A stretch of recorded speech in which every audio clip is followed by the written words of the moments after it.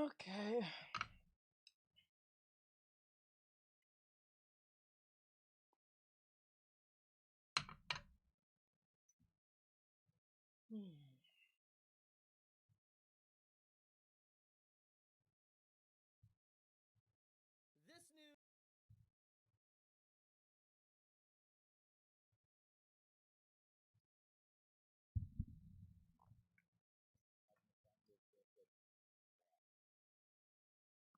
I have to make sure everything's working.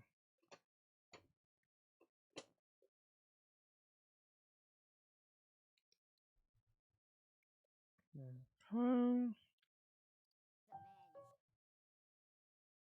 He thinks the guns. Okay. Discord. What was I doing? Oh. Let's switch over here. There we go.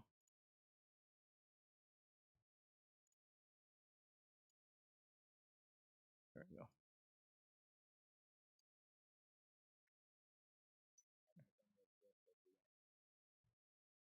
Alright, let's see what this video is about. So it says worst dad of all time.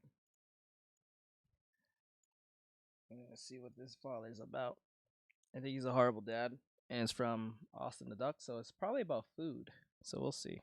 It's gonna hurt him, and he doesn't pull Go the on. trigger. Go on. Go on.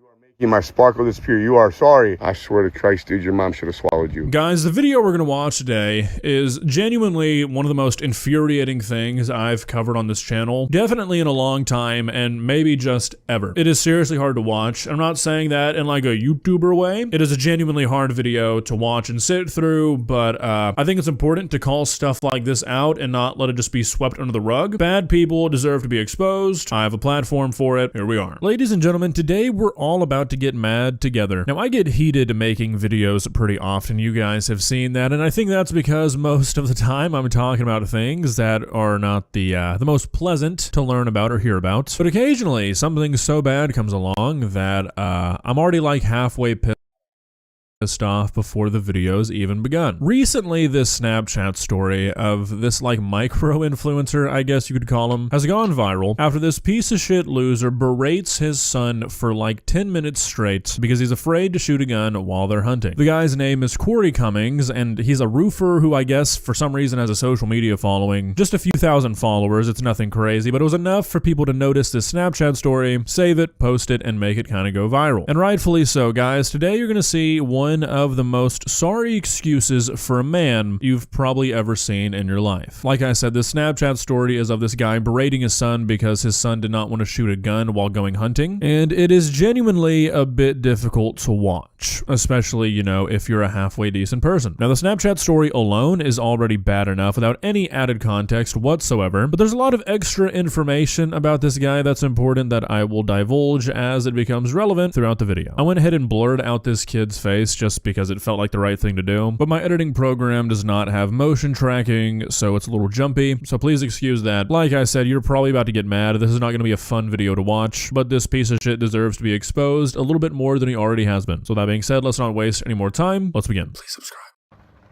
Now I'm actually taping.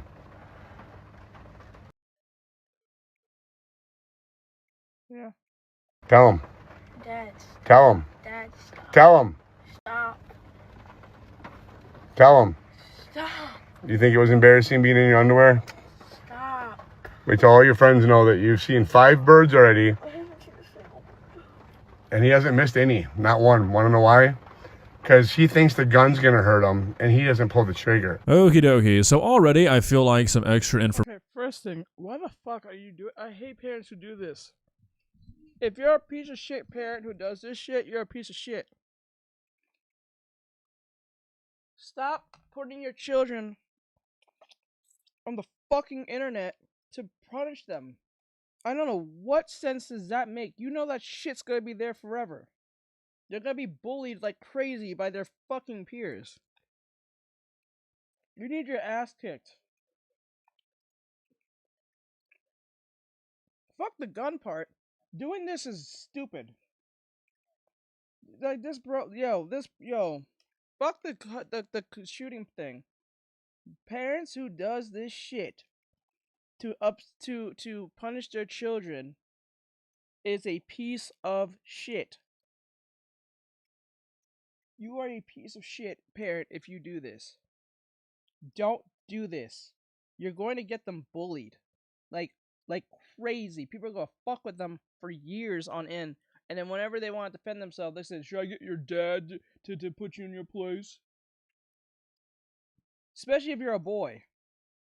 They're gonna your male peers are gonna fuck with you all day, every second, every chance. Your ops and your friends are going to fuck with you on a constant, bringing up your video that you didn't even post up. It's your punk ass parent who did this. Whoever does this as a parent, you are a piece of shit and you need to lose your children. This is evil.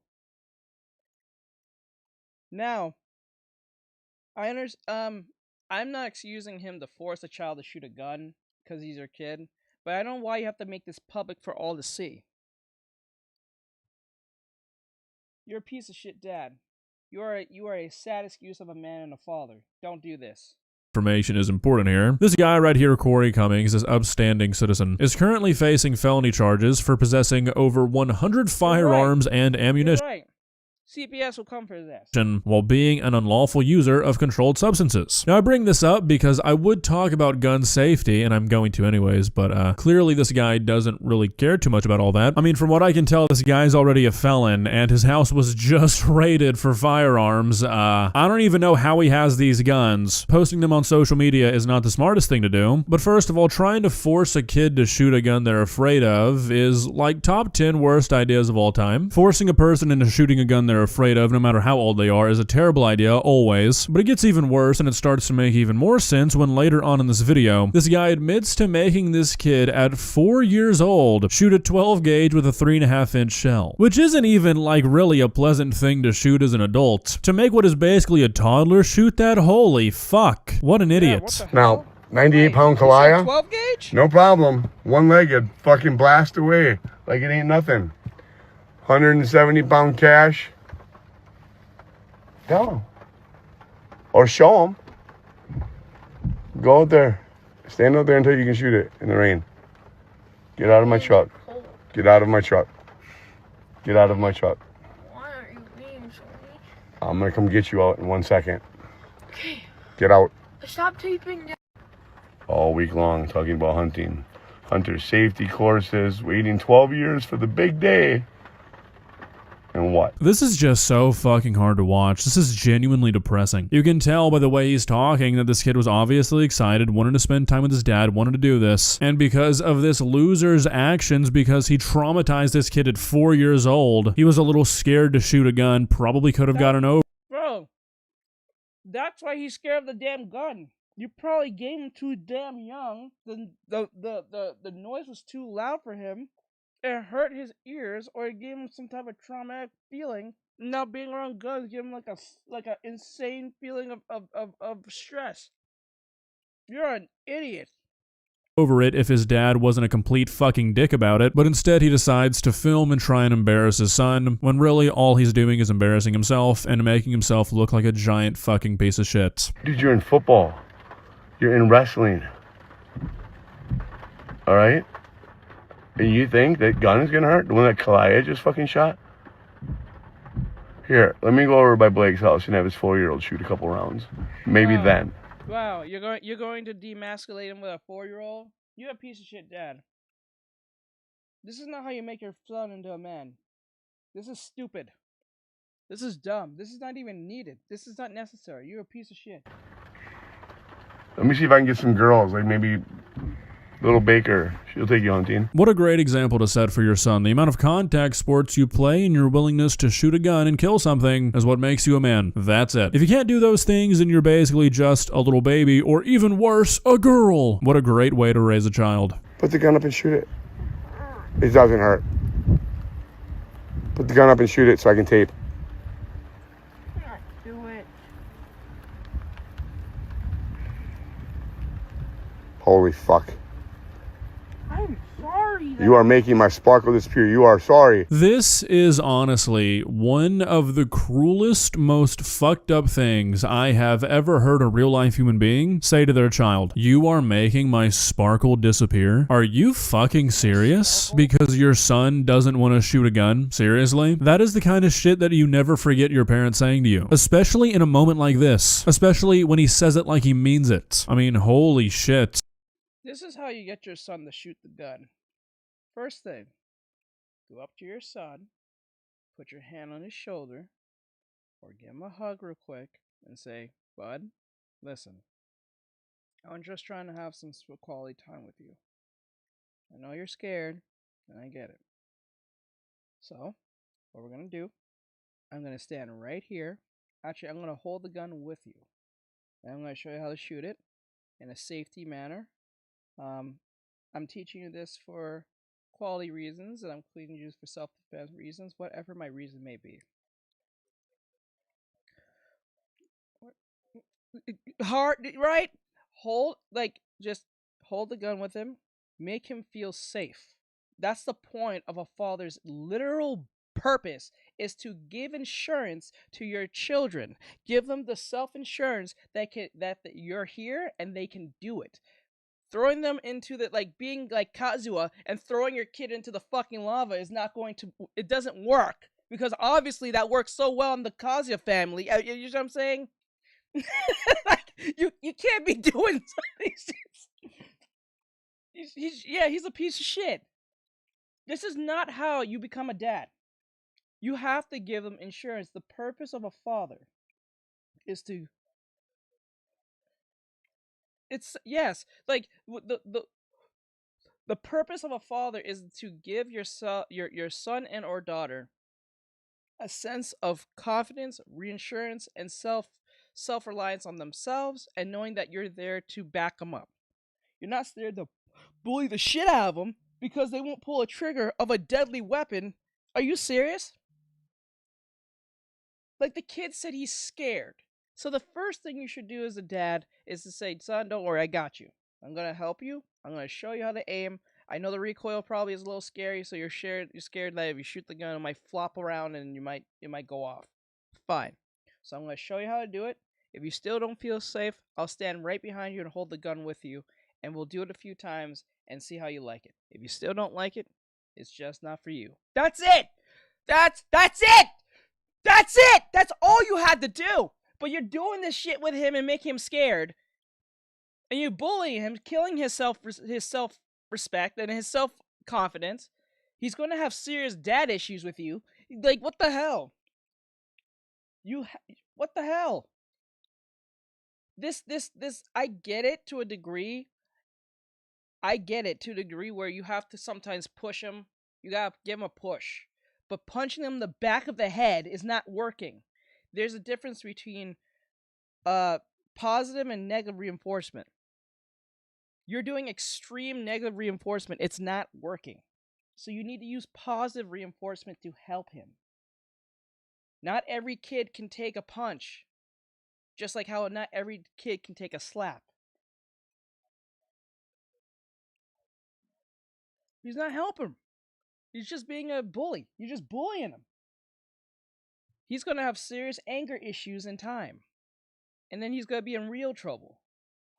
Who cares if the kid doesn't shoot a gun? This guy's probably not smart enough to realize his son doesn't actually want to hunt. He just wants to spend time with his dad doing something he knows his dad likes doing. Would have cost this guy nothing to say, "Okay, you don't have to shoot the gun. You can just watch us. It's no big deal." Because you're not listening to me. When have I ever been wrong? When have you ever been wrong? Dude, you have 4 Yeah, that when people say things like that, you know they're a piece of shit. DUIs, and I'm pretty sure you caught one of them while in a school parking lot. You've also been accused of trying to hire a hitman and stalking people. Who the fuck does this guy think he is? When have you ever been wrong? It seems like you are horrifically wrong like once a month, dude. Why does he even have custody of this child? And getting a girl in your life, 0% chance. Bro, just because he doesn't shoot a fucking gun doesn't mean he can get no pussy. What is wrong with y'all? Everyone's different, dude. That doesn't mean anything. Shit, a lot of girls don't give a fuck if you can shoot a gun. Most girls don't give a shit about that shit. Yeah, they want a man that's manly or like has some testosterone in him. But you don't have to shoot a gun. There's many ways to impress a woman. You don't have to do that. He can work out. That shit's wild. How you gonna protect somebody when you're gonna run away from a gun? You're scared to even hold it. So wait, Scared to shoot it. Wait, bro, bro. You said how are you gonna protect someone if they have a gun and you're not gonna shoot? I'm like, bro. So you're telling me I should run out a gun with someone with a gun? You know a gun does like what the hell? Oh, I'm from South Dakota. Are you gonna be voting Democratic this year? Oh my god, dude. And you gotta bring politics in it. That's your problem. You're gonna, bro. No, that's no. Look, you Republicans are going to lose the favor of the people faster than the Democrats did. Like you're gonna lose. Like this is where Republicans are gonna lose the literal like majority vote next time there's a thing if this happens more often. I'm telling you. You're gonna end up like the Democrats. Why they lost the vote too, but faster. My fucking god, holy shit. You heard it here first, folks. The ladies love gun violence. It's their favorite thing. You should teach the kid to box first. Yeah! Teach him how to box! That's more better than teaching him how to shoot a gun. Look, as a young man, you're more likely to be in a fist fight than a gunfight.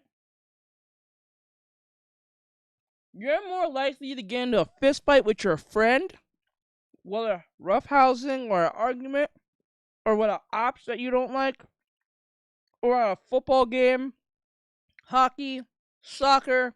You're more likely to get aggression with fists than a gun. A gun is a last resort type weapon. Most cases, this boy is not around anything like that. I'm assuming. So, instead of teaching him how to shoot a gun, teach him how to box. Teach him how to defend himself. Put him in karate. Boxing, karate, kickboxing, UFC. See if he likes it first. Don't even just force him, but see if he likes it. See, like, you can tell a lot about your kid based on the things they're interested in.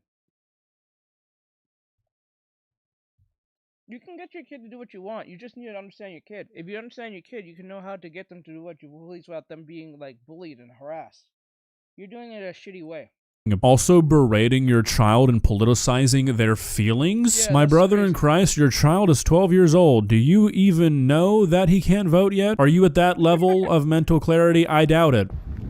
Then shoot that fucking gun. Shoot that fucking gun. Not everyone is meant to be a parent. Not everyone is meant to be a parent. This is why I say, I think children should not be a human right. It should be more of a privilege. I think this will knock out a lot of people, but that's a good thing because the people who have these in place. Sorry, I'm eating, but like the people who have this in place, this will prove who really wants children and wants to protect them. Number one, you need to be married. Number two, you need a steady job. Number three, you have to have a certain type of income. Number four, you have to have a house. Number five, you need a car.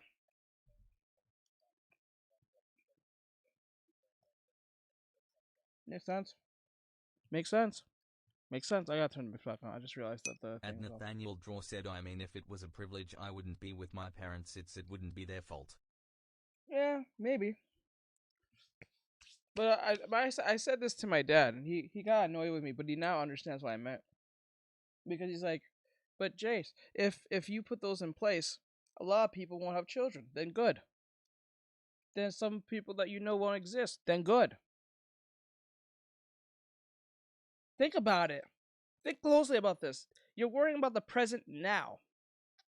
The majority of a lot of people who are born to parents that ain't shit, or they don't like, or they are stuck with, wish they was with a different family, or wish they was never born.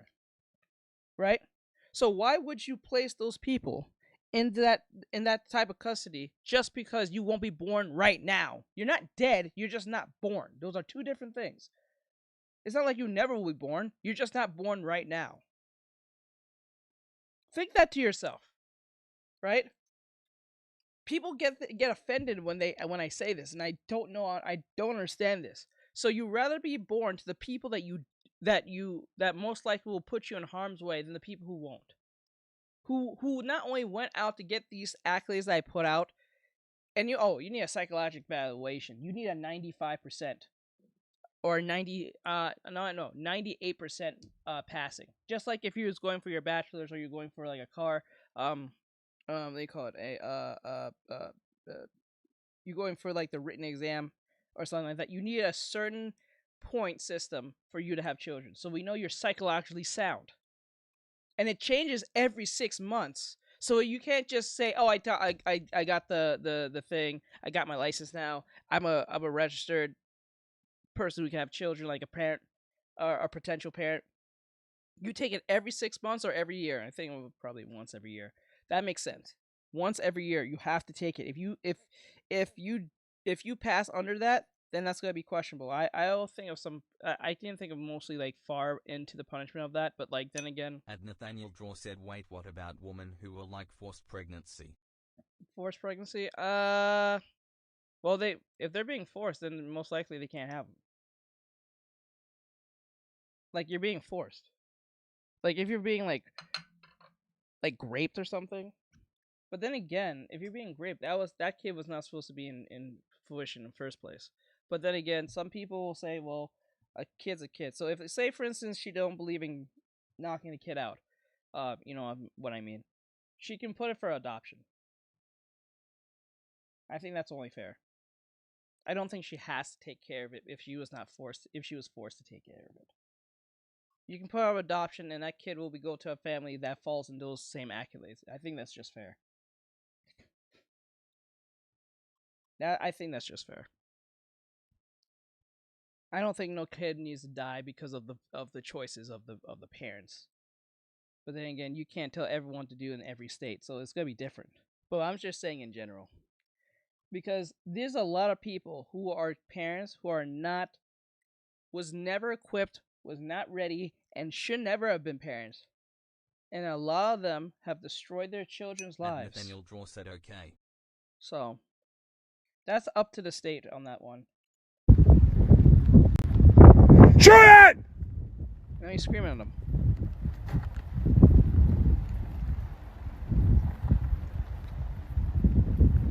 Put it on your shoulder and shoot it. Yes, I'm gonna. Point that gun at me, boy. It's not. I'm not worried you're gonna shoot me. That's for fucking sure. I'm gonna beat your fucking ass. Shoot the gun. This is stupid, yo. He should shoot you. No, don't shoot your dad. But like, again, you're making him scared. You're gonna make him think you're gonna beat him. What are you gonna think he's gonna do with that thing? And Nathaniel Draw said he's abusive too. Yep, that's crazy. Yeah, I'm scared. A grown man who cannot recognize that he's not doing anything good for his child as his child runs away from him yelling, "I'm scared," does not deserve to be around their kid. Really, this guy obviously needs to be in fucking prison, but he definitely does not need to be around his kid. I mean, imagine the kind of shit this guy does behind closed doors if this is what he's proud of, if this is what he's posting on social media and defending. This is not a safe environment for this kid. You know, 70% of what we worry about in life never What's up, bro? Hey, Tori. even happens. This is that 70%. You're worried about something that's not going to hurt. There's nothing to be scared of. Just because you were 4 years old and I had you. The dad forgetting what's going on. Oh, you think you're a big man with a gun, huh? Remember, you don't need. The irony in that, right? The irony. You think you're a big man with that gun, but didn't you just say if I didn't have a gun, no, I shoot, I won't get no pussy? Is that what big men do? You. Sometimes we gotta pay attention to the shit we say. We gotta pay attention to the shit we say. That's crazy. You shoot a 3.5-inch fucking mag, ounce and 7/8, fucking load. Wait, what did you say? Wait, go back. I'm sorry. Go back. This fucker said. Hey, Okay? Mom. It's nothing to be scared of. You're worried about something that's not going to hurt. It's nothing to be scared of. Just because you were 4 years old and I had you shoot a 3.5-inch fucking mag, ounce and 7/8 fucking load, okay? Yeah, you are not equipped to be a dad. You are an idiot. You just said that out loud like that was not a problem. Okay.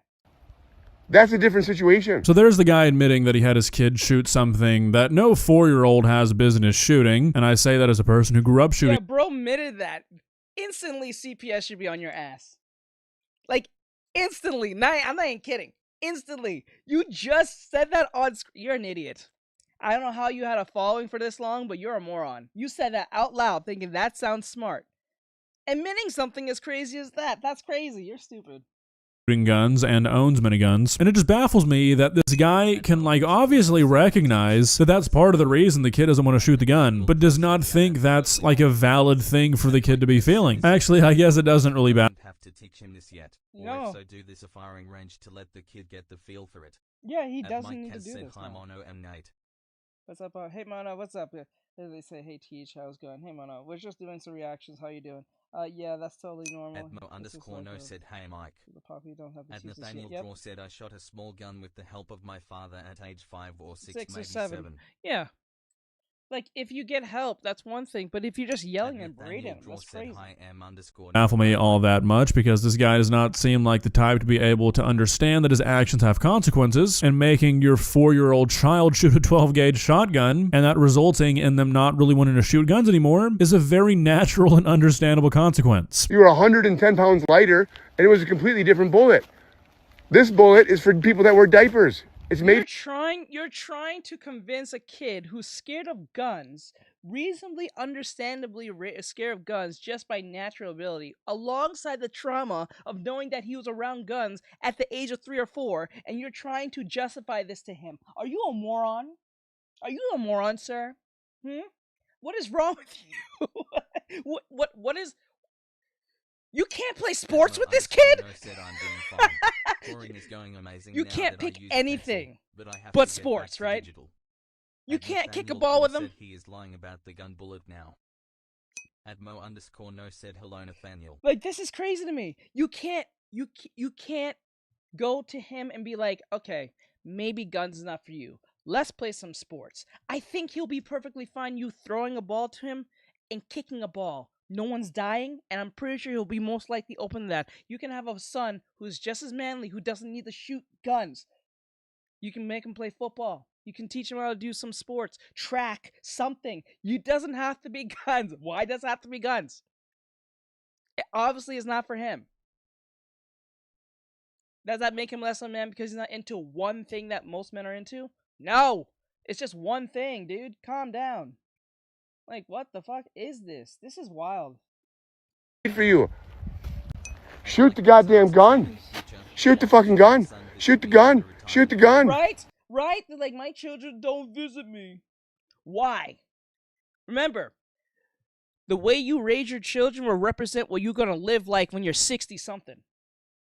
The results of how you treat your children at the times you are normal and not having any life-death experience, you have no dementia or anything like that, will represent what the results will represent what's going to happen to you in the future when you're on your own. Draw said, I remember when I didn't want to kill a rat as a kid and my family honestly loved it but still told me to kill it as a...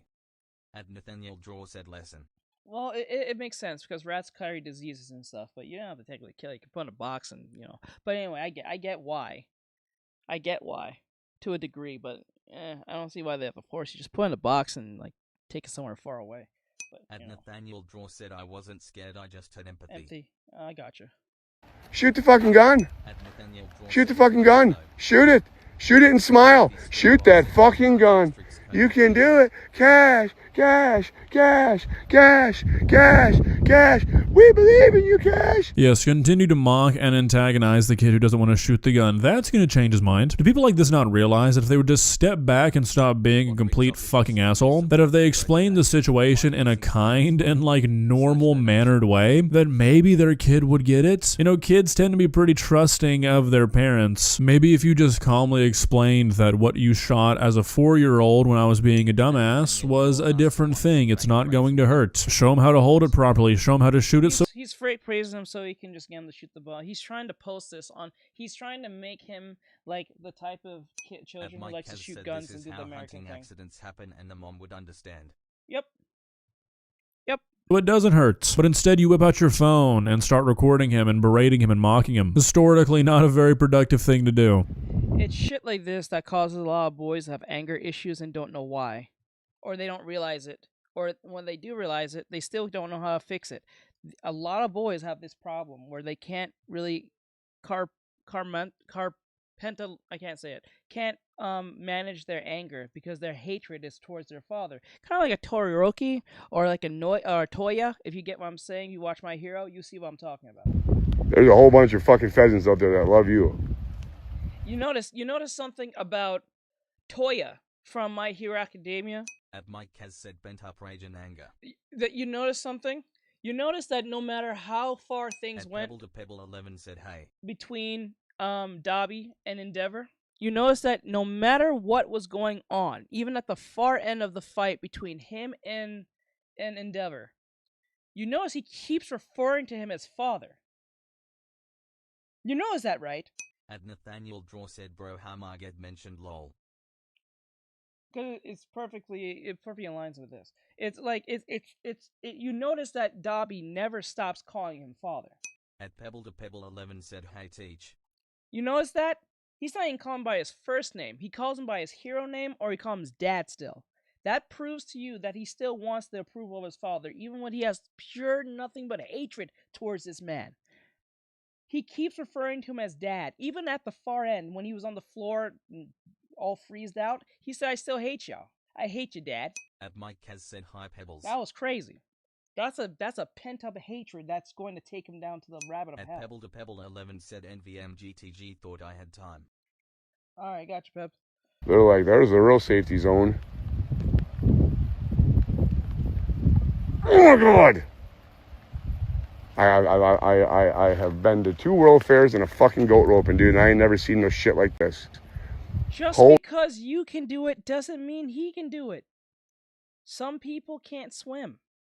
Some people can't go up on heights. Some people can't go up a flight of stairs. Shit, there's some people who can't leave the house. Not just because you can do it doesn't mean they can do it. Nathaniel Draw said it better be a rubber bullet. It better be. Holy fucking Christ. I swear to Christ, dude, your mom should have swallowed you. And somehow... Oh my God. There it is. Okay. In the same video, you have doubled down and made yourself look even more like the worst father on planet Earth. Now you have not only looked your 12-year-old son in the eyeball and told him that he made your sparkle disappear, you've also told him that you wish he didn't exist, that you wish his mother swallowed him. What a great guy you are. You should do fucking parenting workshops. I feel like with that, we've probably seen enough of this. This is not exactly a very enjoyable thing to watch or record, so I'm not going to drag it out any further than I feel like we need to. The rest of the video is him obviously just still trying to get the kid to shoot the gun. He finds a bird, tries to get the kid to shoot the bird, and then he proves at the end that he hasn't taught his son anything, and it makes a whole lot more sense that his son is afraid of guns because he doesn't really know how to operate one. He tells him to unload it, and the kid has absolutely no idea what to do. So, I mean, this is just a terrible, terrible fucking situation. Did you teach him how to even unload it? Zero said, how's your Friday going? It's going pretty well. It's going okay. In every way Recorded so the dad wouldn't be on the business end.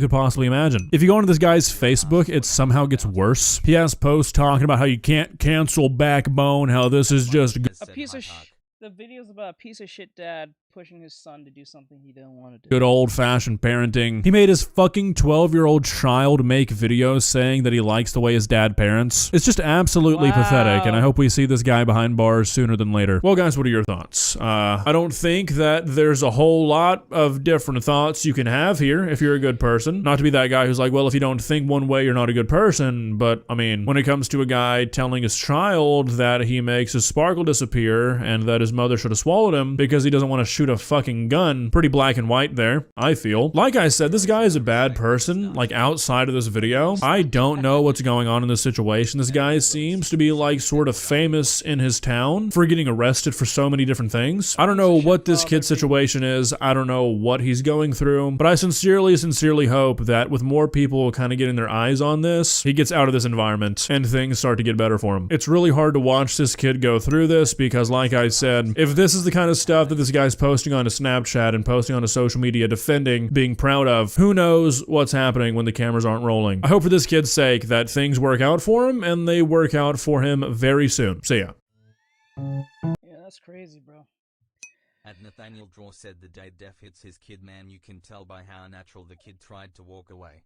Yeah. At Mike Kaz said hi Lily. Yeah, you're right. At Okay. Lil Willie 67 said something. So we all heard, I'm pretty sure we are all familiar At Mike Kaz said doing good park just baking cookies. with the DoorDash girl. I think we all know about that. The DoorDash girl who said she went to a house, she was supposed to drop off the food, she somehow opened the door, or the door was open, the dude was knocked out. I think it was a black guy. He was asleep in his house. He was, I think, on the influence of drinking or something, and I think he passed out sleeping in there with his pants off. And then she called it SA. I was like, bro.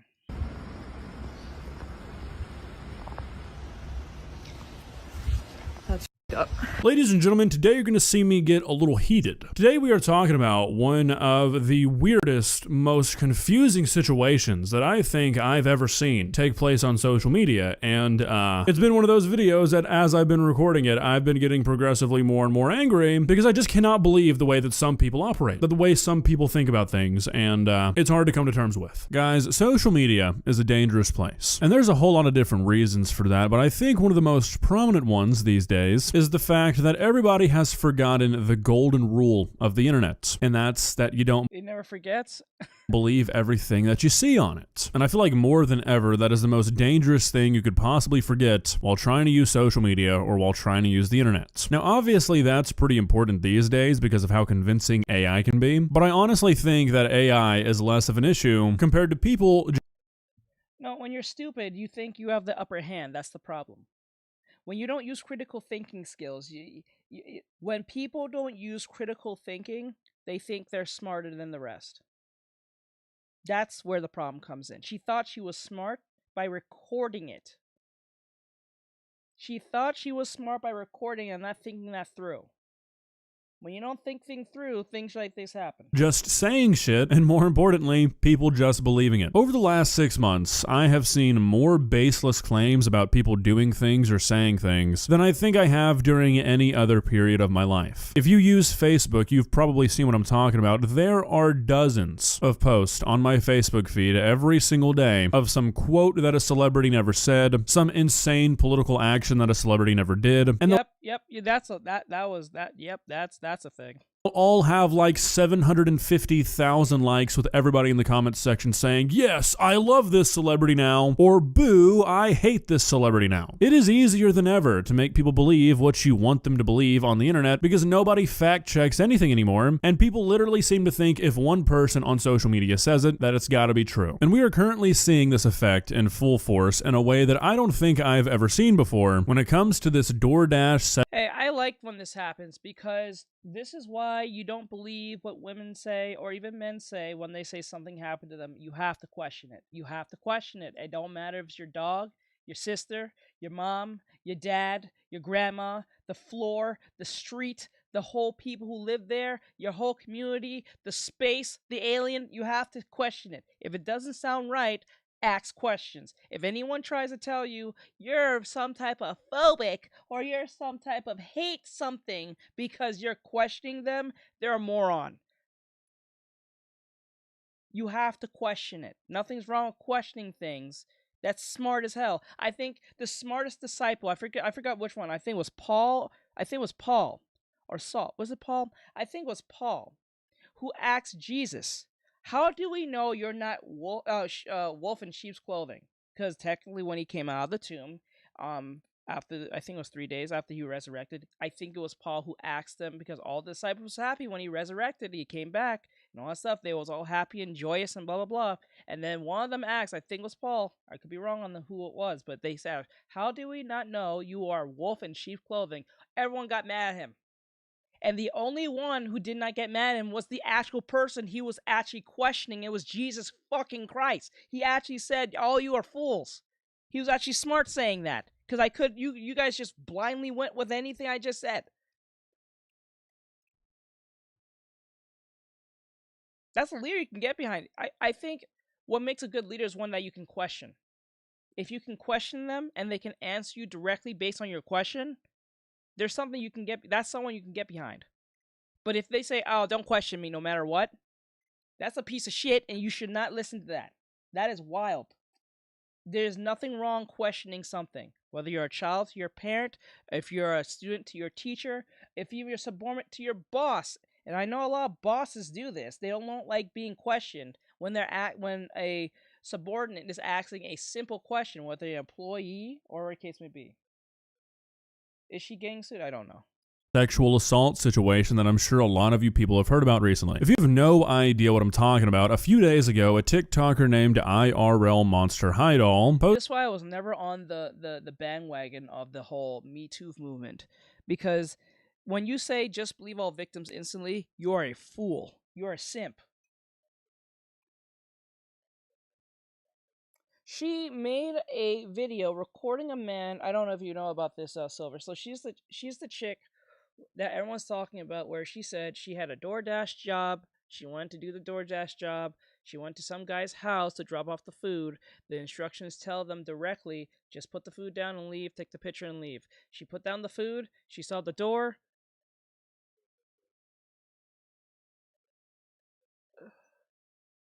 Instead of throwing it at me. Ah. It was that one? No, I'm talking about after he resurrected. I think that's before. I think that's before he got on the cross. What was it? So like she put the food on the deck on the deck or whatever, or the porch, whatever. And then I think she saw the door was cracked open. She opened the cracked door, or I think it was already open if I remember right. And then she took her phone, saw a dude sleeping. He's sleeping in his own home, not aware that the door was unlocked, or I think it was unlocked. And she opened the door, looking through the door, and then she sees the man sleeping in in the nude, in his birthday suit, most likely. And she said she was SA'd because she saw this.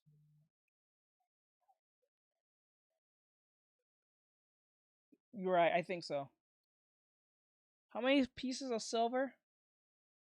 Was it 7? Yeah, and she said she was SA'd, and then she went on TikTok saying that she was SA'd on thing. Now she lost her. Is 8? Is it 8? I don't know. I think this, because when you get robbed, anyone can. I think being robbed is better, because being robbed, if you survive the robbing. I got you, bro. I think being robbed, because at least when you're being robbed, you can get empathy from everyone. But when you do something like this to someone, you should go to jail. I think it's felony when you make up lies like this. Posted a video of her walking up to a house to deliver a DoorDash order and filming the inside, which had a man on his couch, either asleep or pretending to be asleep, with just a hoodie on, no pants, no underwear, cock and balls flapping in the wind. Like I said, she posted this video onto TikTok. It obviously got a lot of traction, and it resulted in her being fired from DoorDash and people being split right down the middle on who is in the wrong here. Correct. No, in through his door, his front door. His front door was cracked open. She looked in and then took the phone and recorded him.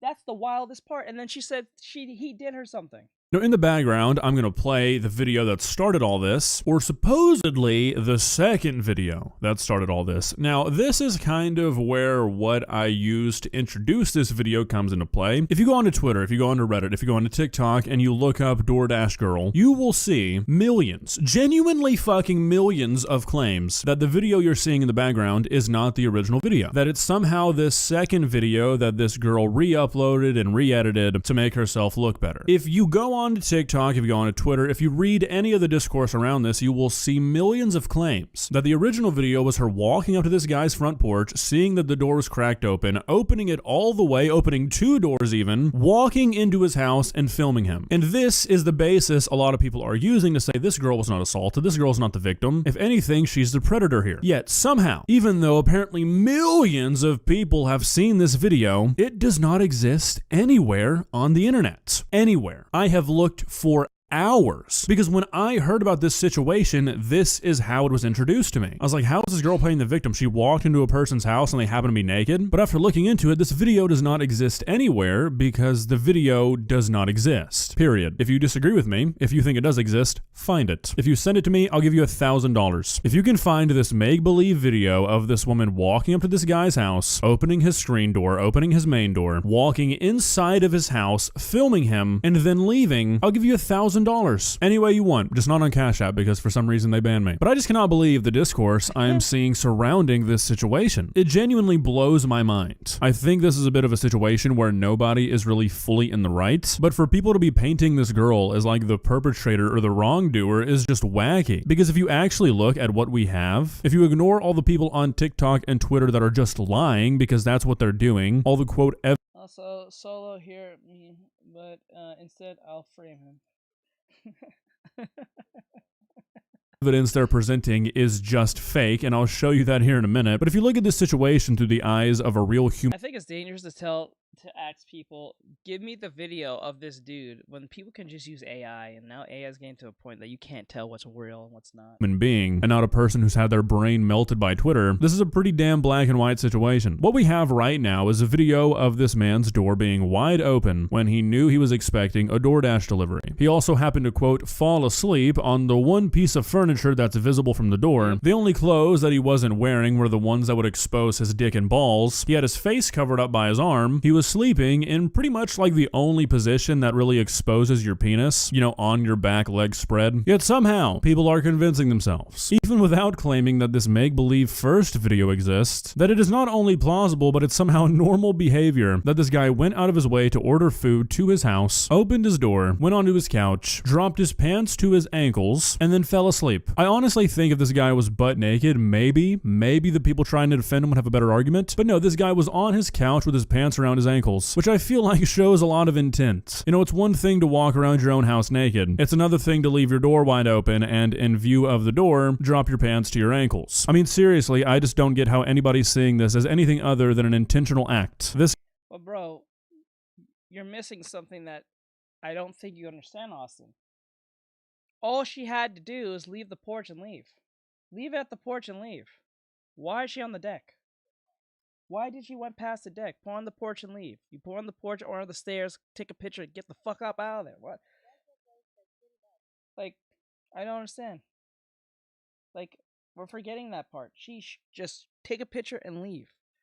This guy wanted this woman to see his dick. People being weird and sexual to their delivery drivers is nothing new. I mean, do you really think it's more likely than a man just deciding to be a creep, that a young woman, and not to sound like I'm fucking Andrew Tate here, but like a young modern woman would walk up to a house that presumably she thinks a man lives inside of and take it upon herself to walk inside, open multiple... Yeah, she didn't go to the police for this. Yeah, No, I'm sorry, Austin. I gotta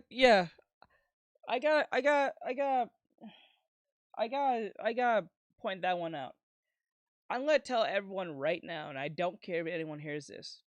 If you've been essayed or you've been attacked or anything to that extent, and you go to the fucking internet and not the authorities and don't make a police report, fuck you. I hate it when they do this. It happens to a bunch of streamers. Dude, or like, say a dude who's a streamer will be with his girlfriend. Things go left with them. Then she has a whole documentation. Don't know how they be doing this. Doing a whole 38-page documentation on how terrible he is as a boyfriend after things go left. Instead of just going to the goddamn authorities. Why do you guys go to the authorities? Or at least make a police report to prove that you went to the authorities. It's one thing if they didn't do anything and you have a police report. It's another thing you just go to the internet.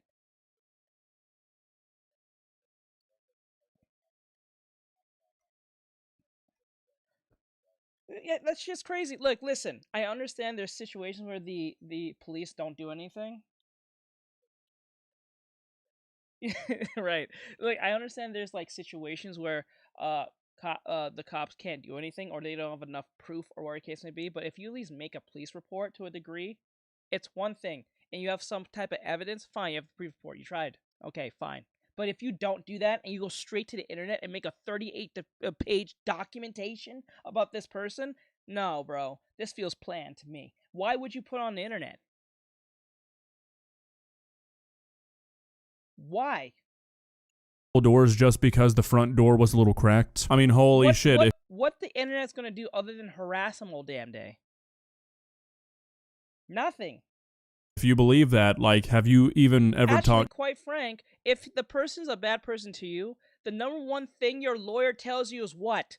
Do not say any fucking thing to anyone unless it's to me. So when you girls and boys do this, when you put your shit out there on the internet, you screwed yourself out of a court case. Why are you posting your shit? Every lawyer tells you this. Do not say anything to the authorities. Don't say anything to your friends, family, anyone. Because whatever you say can screw us in court. Right? To a woman. And I'm not even saying that as a joke, like seriously, if you cannot fathom that it's more likely that a man's just being a weirdo than it is that a young woman would take it upon herself to basically break into a man's house, see that he's naked, and then whip out her phone and start filming, holy shit, that is a gold medal in mental gymnastics. Now look, don't get me wrong, I'm not here to say that everything this woman did was right. This video should have never ended up on TikTok. That is a non-negotiable. I think there is a really big issue that people have these days where they want to go to social media first before like any other there it is. See, even Austin says it. They go to social media first before going to the actual authorities. Form of reports, like before going to the police, before going to DoorDash. Christ. They're like, okay. Anyone who does this, I totally don't take you seriously. I don't care you're even the victim. I don't care if this man did the most insane thing to you. Once you go to the internet for some form of, I don't know, sympathy validation, burn in hell. That shit is stupid. Okay, let me make sure that TikTok sees this shit, and that is a real big issue, but that doesn't mean that this woman is still not the victim of something. She called it sexual assault. Is it sexual assault by definition? No, it's not. I think a lot of people are using that term against her, which I don't think is all that fair. And because bitches like this is too stupid to think, it ruins other women who are actually trying to get justice for themselves. That's what happens here. Stupid people who are on the internet should not be on the internet. Because they do stupid shit like this. Her using the wrong term or like a more extreme term does not like immediately invalidate the fact that a crime was committed against her. A lot of people want to say like, oh, well, he was in his own home. That doesn't fucking matter at all. You can't invite somebody to your front door and be butt naked and be like, oh, well, I was in my own home. That's on them. No, it's not. That's like putting up a sign saying trick-or-treaters are welcome on Halloween night and opening your door naked. Intent matters. You cannot invite somebody to your front door, which having somebody deliver food to your front door is definitely doing, and then leave. But wait, you're assuming that he invited her in. How do you know this? You're assuming that she invited. It may not make sense to you, but it doesn't have to make sense. It's what's truthful. That's the difference. Just because Austin said the dude probably did all these things, probability doesn't mean it actually happened. It's just a more likely what happened. Well, he's assuming that the dude came out.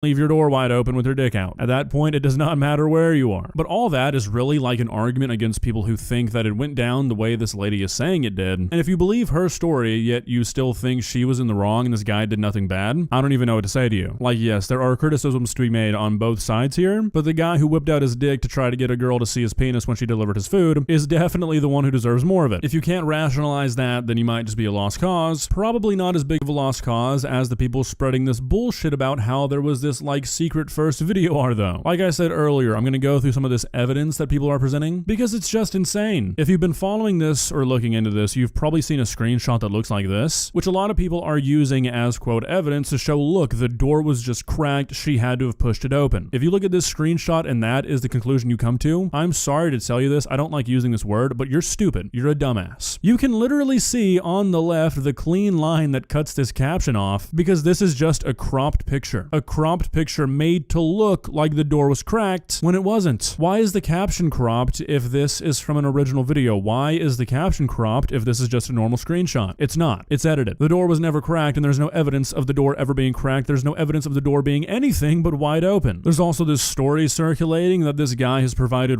Ring doorbell footage to the police that shows that this girl opened the door. I see crop circles. She actually looks inside. Or, yeah, where is there a Ring doorbell in this frame? Can you find me a Ring doorbell anywhere on this property? I've seen dozens of comments saying this guy was just drunk. How the fuck do you know that? Who is this guy? What's his name? How do you know anything about his situation? Again, if you— But how do you know that he invited her in? Like, just as much as how do you know he was drunk, how do you know she invited her in the first place? you can find me any of this evidence, if you can find me the original video of her pushing open the door, if you can find me this Ring doorbell footage that's been provided to the police that you somehow know about, if you can find a video of this guy saying, this is me, I can prove it, look, I was so drunk, this was a huge mistake, I will give you $1,000. But my wallet will be safe because it does not exist and you are making shit up. Never in my entire she wants him arrested for having life have I ever seen anything on social media balloon. Yeah, but yeah. You know what? That you know what? I respect that.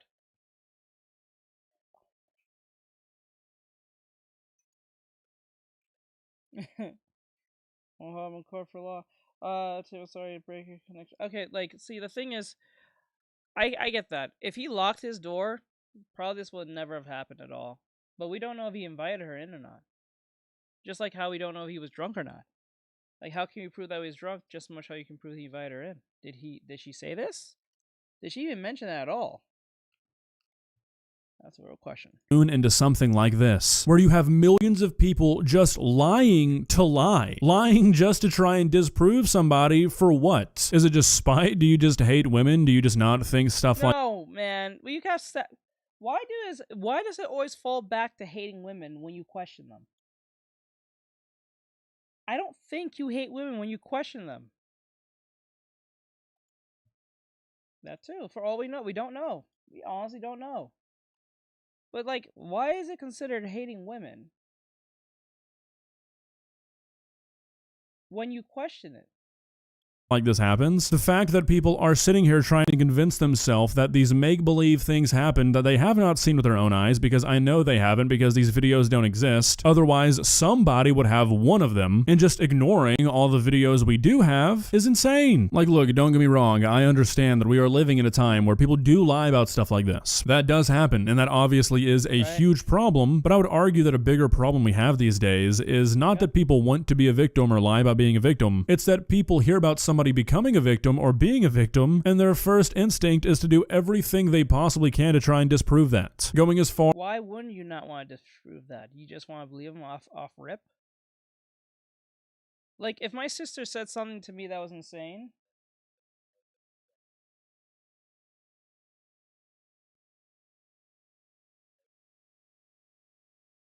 huh?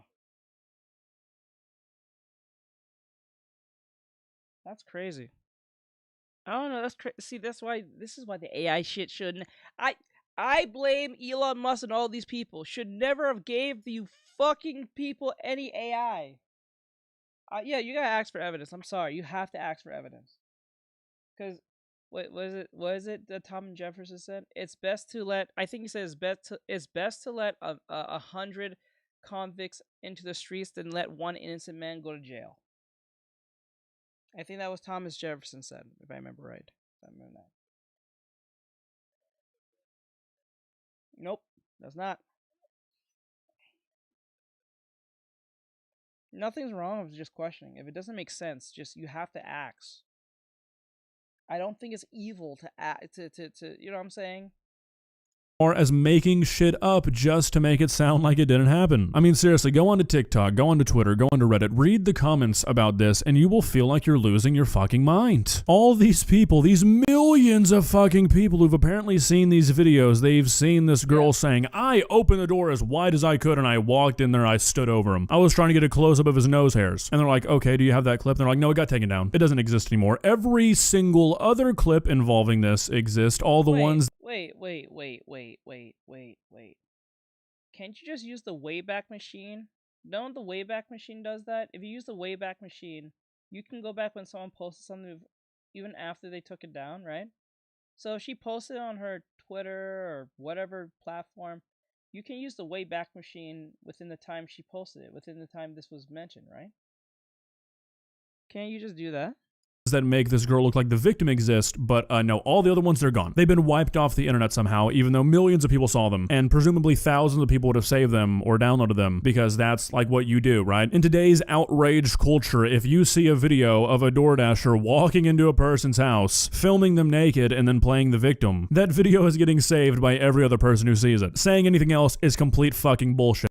So this idea that they're just all gone, they've all been wiped off the internet, they'll never be recovered, it's like, holy fucking shit, do you hear yourself? You might ask. What is the Tory says? What the fuck is bro on? There are people with the video of her saying. I'm not sure. He's saying there's people. He's saying there's no video, but there's people that are saying there is a video. This is weird. Does the video exist or not? What the fuck?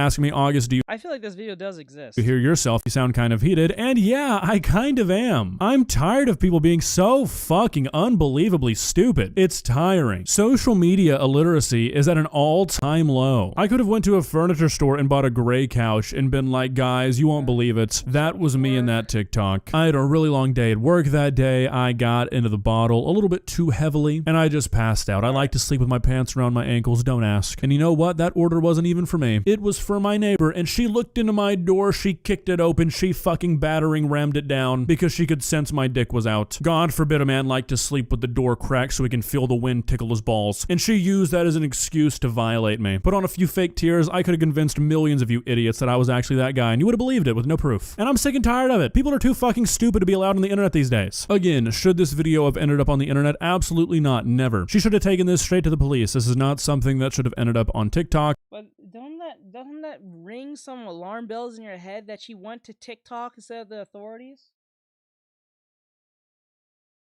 That I find that very weird that anyone will go to the internet for what? What does that do? It does absolutely nothing.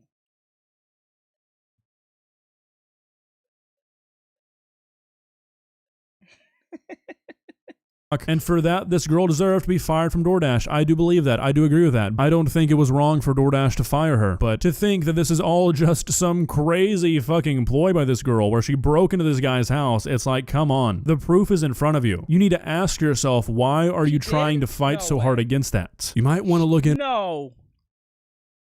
Well, guys, what are your thoughts? Like I said, I mean, if I'm wrong here, prove it, please. If I'm wrong, I'll put my foot in my mouth, I'll delete this video, hell, I'll even donate to the dude's legal fund. If you can find me these videos that are like mythological entities at this point already, please do it, because I don't believe they exist, because I'm pretty sure they don't. Like I said, I don't think anybody in this situation is fully in the right, but there's definitely one party who's a hell of a lot more right than the other, and for some reason, it doesn't seem like the greater internet can see that. It's very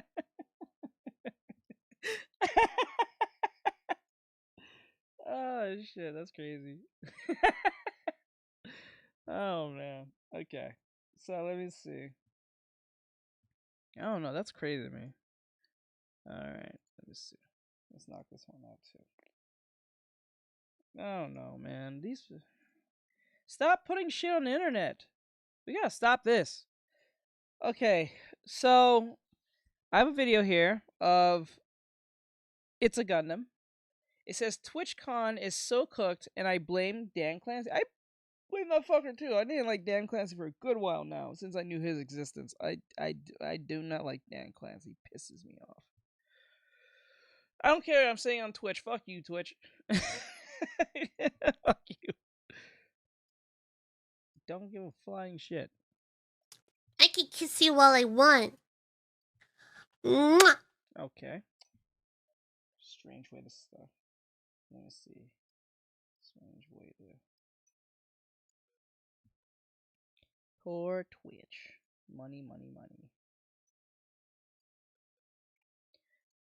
I can kiss you all I want. Mwah! What are you gonna do about it, Mwah! Huh? There's nothing you can do. Mwah! There's nothing you can do. You can't escape it. Mwah!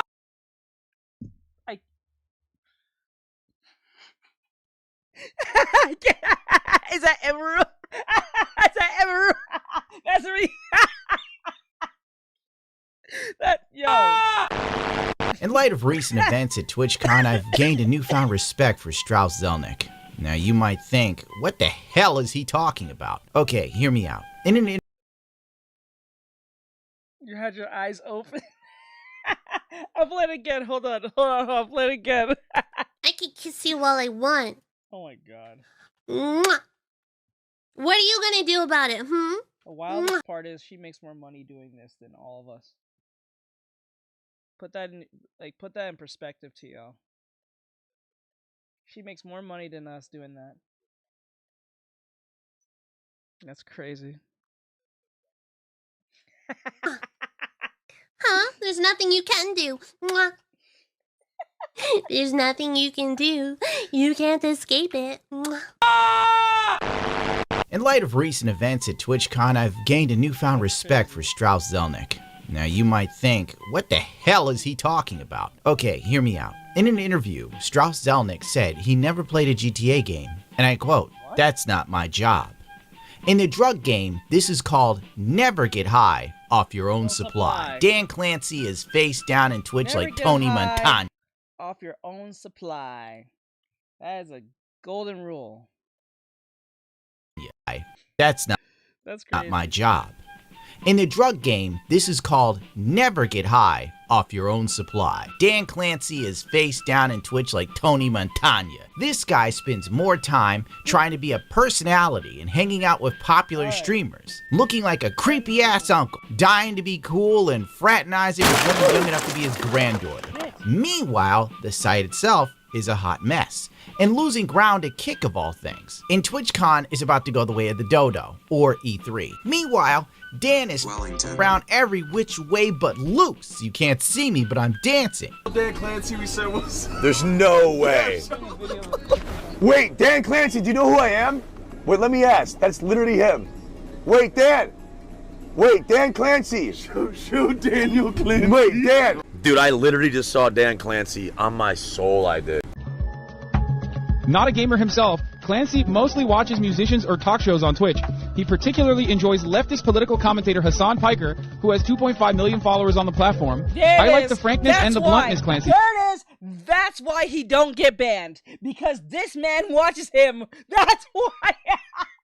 There it is. Now we know why he doesn't get rid of Hassan Piker. Because he likes the man. He said he's comfortable saying what he believes.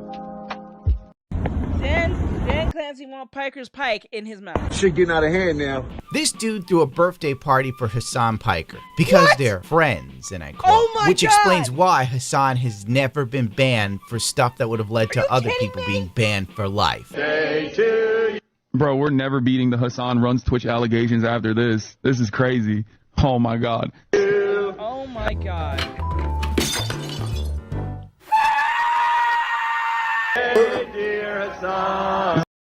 Dan Clancy should be fired. Dan Clancy, if you ever see this video on Twitch or you even hear me, you should be fired, sir. You should be sick. You should be fired instantly. It was up to me. If I was the board of directors for Twitch, I will fire you almost instantly with a smile on my face. Actually, I'll fire you and ban Hassan, and yeah, I'll ban Hassan in front of you and fire you right after. Yep. This is crazy. This is wild. Congratulations, Dan. You're on. You're on the list. To say Twitch was having a PR nightmare was an understatement. Hassan Piker is being dragged through the coals over zapping his dog. Days after that, Twitch puts a trans diaper furry fetish channel on its homepage. Then, TwitchCon goes nuclear. Things came to a head on October 8th. Oh yeah, I came across this. This somehow went up on my feed. What was this? I saw the character on their what do you call it? Their thumbnail. But I didn't click on it. Now I'm seeing them again. Who is this character? What the hell? 18th, when the Twitch streamer Imaru, I don't know anything about her, and I'm not gonna lie to you, I don't care to know. Well, anyway, she was assaulted during her meet and greet at TwitchCon.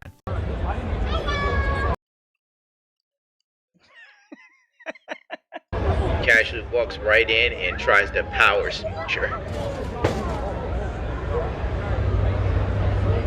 Whoa. I don't know about you, but when I see this clip, all I can hear is DSP singing Kiss from a Rose as he swoops in. Baby, I compare you to a kiss from a rose on the grave. The more I get to you, the strangers in blue, yeah. Now that your rose is in blue, a light hits the gloom on the grave. But I can't hit those anymore. I used to be able to sing that song perfectly. Subscriber die!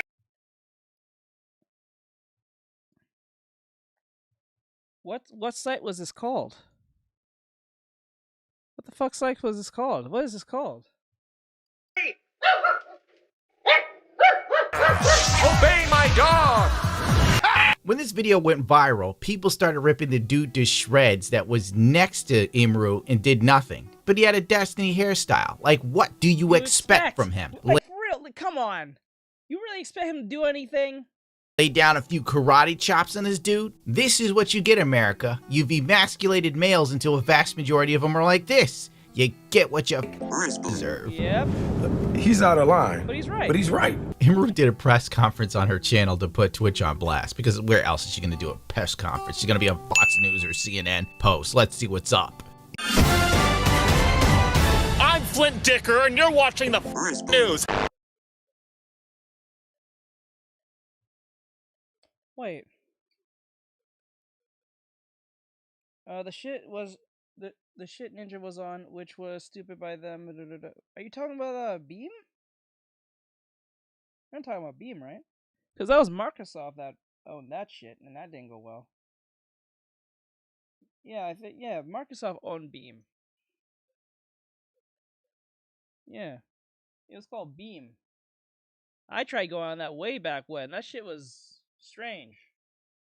I looked at that shit, I was like, this is not going to last. I kind of looked at it, and I was like, this is something about this feels very not real. It was owned by Microsoft, if I remember right, because it was in the Xbox app. It was built in the Xbox at one point. Negligence around the event, and I'm not happy with the way that they're handling it now. And I'm like, what do you mean? And she's like, well, I asked them, you know, like, what are they gonna do about this? And you know what they said initially?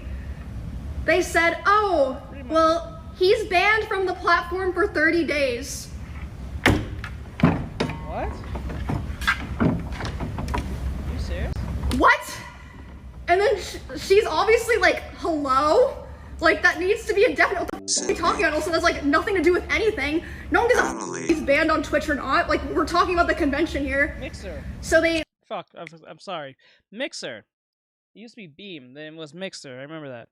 But it was not Twitch. That was Microsoft, and they paid both. I think it was Ninja. I think it was Tim the Tapman. I think, and it was not Tim. It was like Faker or something. They asked three big streamers who was in the gaming scene. I know Ninja was one of them.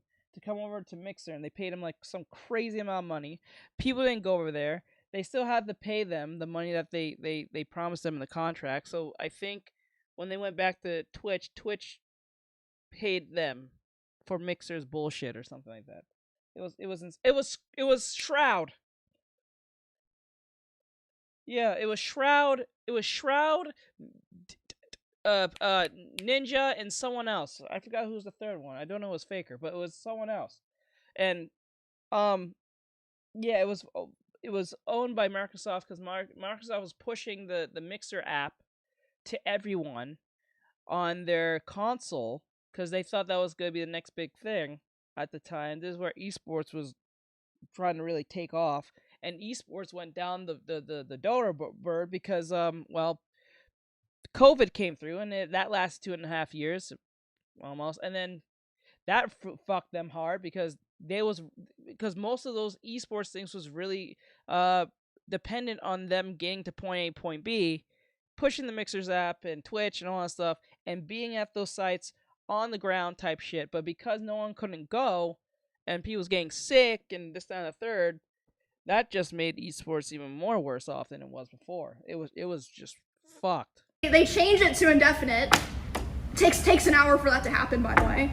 These two people are the head of security for Amazon and the head of risk for Twitch. The head of risk? That was who?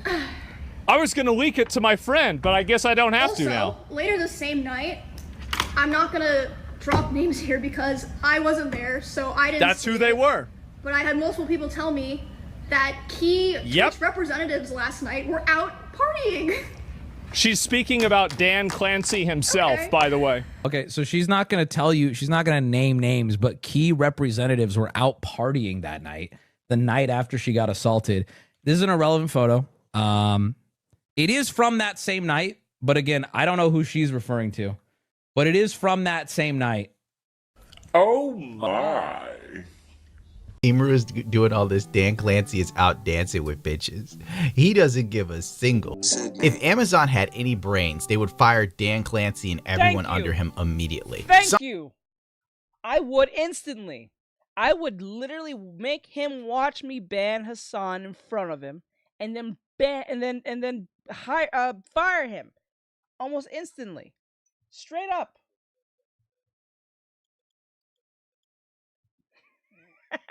Somewhere down the line, shit is gonna come out about him, and Twitch is gonna be a wash. It's gonna be over. Everybody will come out and be like, yeah, he's like really weird and touchy-feely. Thing we do need to make sure we do, we got to keep attracting younger viewers that, grow up on TikTok, when they're 8, 9, 10, 11, 12, even though they shouldn't be. Why the f would he say that? Be like when Epstein got taken out, and all of a sudden he went from being the go-to guy to everybody like, oh yeah, he was always a piece of garbage. It's even more is apparently Imru had her own bodyguard, but he's been banned at the venue due to a similar incident, but he held on to a Imru stalker until police showed up in the past. So much for upping security. I had a security guard 2 years ago where there was a guy following me around TwitchCon, and he asked him to stop multiple times. My guard asked him and the guy wouldn't stop, so he grabbed the guy, but he didn't hurt him. He was just holding the guy until the con security came. And then for some reason they're like, yeah, because your security guard touched him, he's permabanned from the venue forever. Oh, on top of that, the other wildness is that Twitch was holding people's shows hostage or something. So I had to cancel my meet and greet because of the stuff, but in order to, I can't cancel my meet and greet and not cancel her show because of the fact that the reason I cancel my meet and greet is I don't want to be in the same place for 2 hours. Because of people being weird. Okay. And then I'm under contract with them, so I can't cancel one and not cancel the other. Interesting. Oh. I'm sorry, I kept my meet and greet because I wanted to keep my show. Surely it'll be fine. I'm sorry, Emmy. I'm sure everyone will be nice. Surely it'll be fine. I'm sorry, Emmy. I'm sure everyone will be nice. Why would you do that? Why do you need the TwitchCon show? Why do you need any of that? Why do you need this? Why do you need this? I don't get the point. Why do you need the TwitchCon, honestly? this. Do they pay you to do that stupid show? Because it looked like trash. Yeah, I don't they do. Why am I quiet? I'm not quiet. care. I'm saying it. Most of these TwitchCon shows, everybody gets on stage, look like a retard, proving that they have no stage presence, talent, or ability. If there isn't a camera lit well on them and they just sit there and collect donos and read chat, they can't do a damn thing. Black Boy Max, and today I present you guys with next big streamer. Clap, clap for me, clap for me. And so, can you imagine how many lives this is going to be saving? Extra Emily slipping and falling on like bubble juice. And I'm supposed to sit here and pretend it's a show. You're good, you're good. The internet was outraged that Twitch decided the move to make was to pretend like nothing really happened or put out some platitude emails. You Dude, you have me on mute or something. That's you. know how it is. The safety and security of all those attending TwitchCon is our highest priority. The behavior displayed by the individual involved in the incident yesterday involving the high-profile streamer, Don't matter.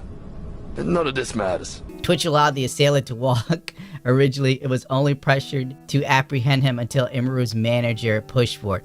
Asmongold urges women to avoid TwitchCon 2025, criticizes Twitch CEO over safety Most likely. concerns. Asmongold warns women not to attend TwitchCon after Valkyrie and Cutie Cinderella dropped out citing safety fears.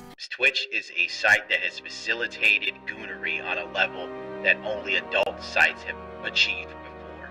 Instead of nipping it in the bud and going, hey, we only do gaming here, they just kept letting things escalate till the site itself became baby's first cam show. And now we're wondering why there's a bunch of weird stalkeristic freaks that are roaming the halls of TwitchCon like doy. Anyway, Dan Alright, later, bro. Take care, bro. Thank you. Schneider, Dan Clancy, Dan whoever he is, did an interview with Taylor Swift. That was an absolute PR nightmare. Take a listen.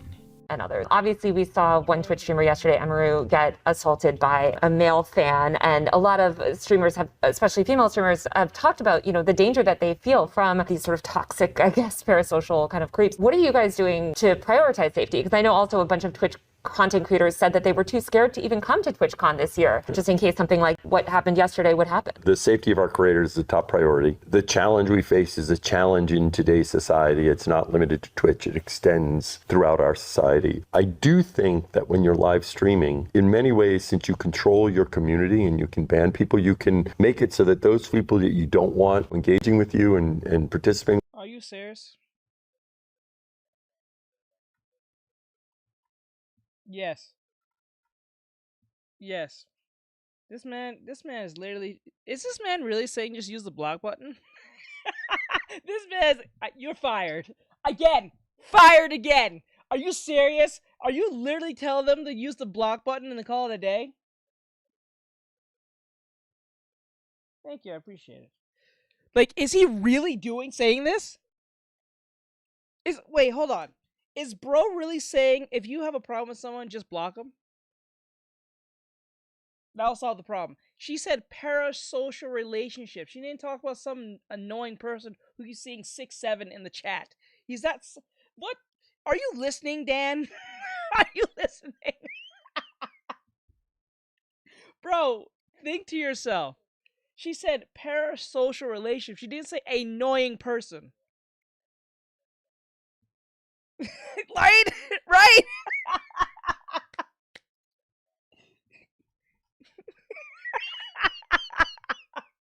It's just like, what is this? With you aren't there. Okay, it's very different. When I use other short form content and people say all sorts of stuff, well, I can't stop that. But when I live stream, they basically don't bother me. I see. I guess Imaru should have just banned that guy from reality. Now, what happened yesterday obviously was something that we care deeply about, securing this environment. We're looking very closely at everything that happened there, and I care deeply about Emmy. She's a friend of mine. So, She's later a this... friend of yours?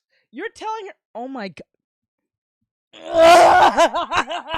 This man's gonna make me into the Joker. Are you serious? Are you serious? Oh my god. There's no way they're friends. There are no way you're friends. You will not get rid of someone like Hassan, who actually asked for the death of a certain amount of people, but you will definitely tell this bitch to literally hit the block button because some man ran up her and kissed her on camera? Are you kidding me? You threw that idiot a fucking birthday party, but you won't save this girl? Are you an idiot? Right? This is stupid. This is making me mad. Oh my god, the incompetence. Jesus Christ.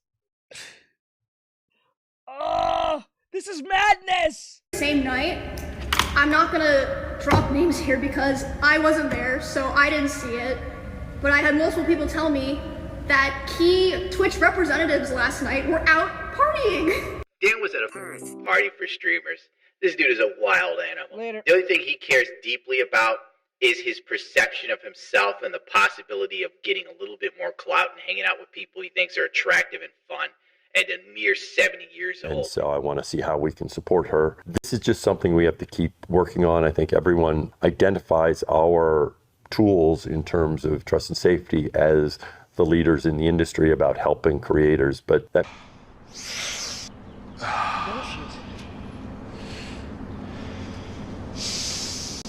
Horseshit! means there's always more work to be done because that's the world we live in now. Demi had posted earlier today that I guess this fan was allowed to cross multiple barriers at TwitchCon. Why should streamers trust Twitch to keep them safe at TwitchCon? Because I feel like simultaneously this man's going to be on fucking Congress. This man's going to Congress. You know that, right? He's been summoned to Congress to stop this bullshit.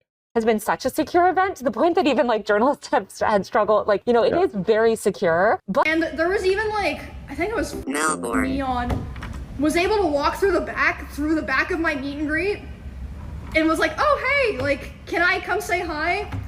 And it's like, what the f? Melbourne. Like, oh my god, it was just horrible. you know, it is very secure. But here's this man that just walks up and is somehow able to bypass all these things. So why should they trust the platform when slip-ups or, you know, issues like this have happened? Well, I mean, as you know, I think you toured some of what we do in terms of security. The reality is, even as you do a lot in terms of security in today's world, there are challenges that can present themselves, especially when someone is putting themselves out there, right? And so, you know, we try to work very closely with each creator about what they want to do and I'm sorry. I kept my meet and greet because I wanted to keep my show. what works for them, right? So I don't want to get into any, you know, specifics or details, but part of that. Fired. Bro. Thank you, Elbero. Thank you, Elbero. Hell, thank you, Clank. Hey, Elbero, what's going on, bro? Clancy is like 80 years old, doing partying with a bunch of 20-year-old retarded clout goblins. Grow up, you degenerate. Imagine you're 20-something at a party and this walks in. I know, right? And not only it walks in, it tells you that he's friends with Hassan Piker and Pokimane, and That's he can do not what? Flex. That is not flex. I don't give a fuck if you're Kai Cenat, I Show Speed, Mr. Beast, Logan Paul, whoever, Neon. I don't know, Moist Critical, Markiplier, PewDiePie. If you tell me you're friends with Hassan Piker, you're probably a horrible individual. Wonders for your career. Needless to say, the internet was pissed off at this, like really pissed. I haven't seen people this mad since Hassan zapped his dog. Speaking of Hassan, of course he had to talk about the current events. Hassan, I saw Cutie saying, I don't really want to go to TwitchCon because I don't feel safe. And everyone was saying that they were stupid or overreact. Not everyone, but a lot of people. Yes, a lot of motherfuckers saying that.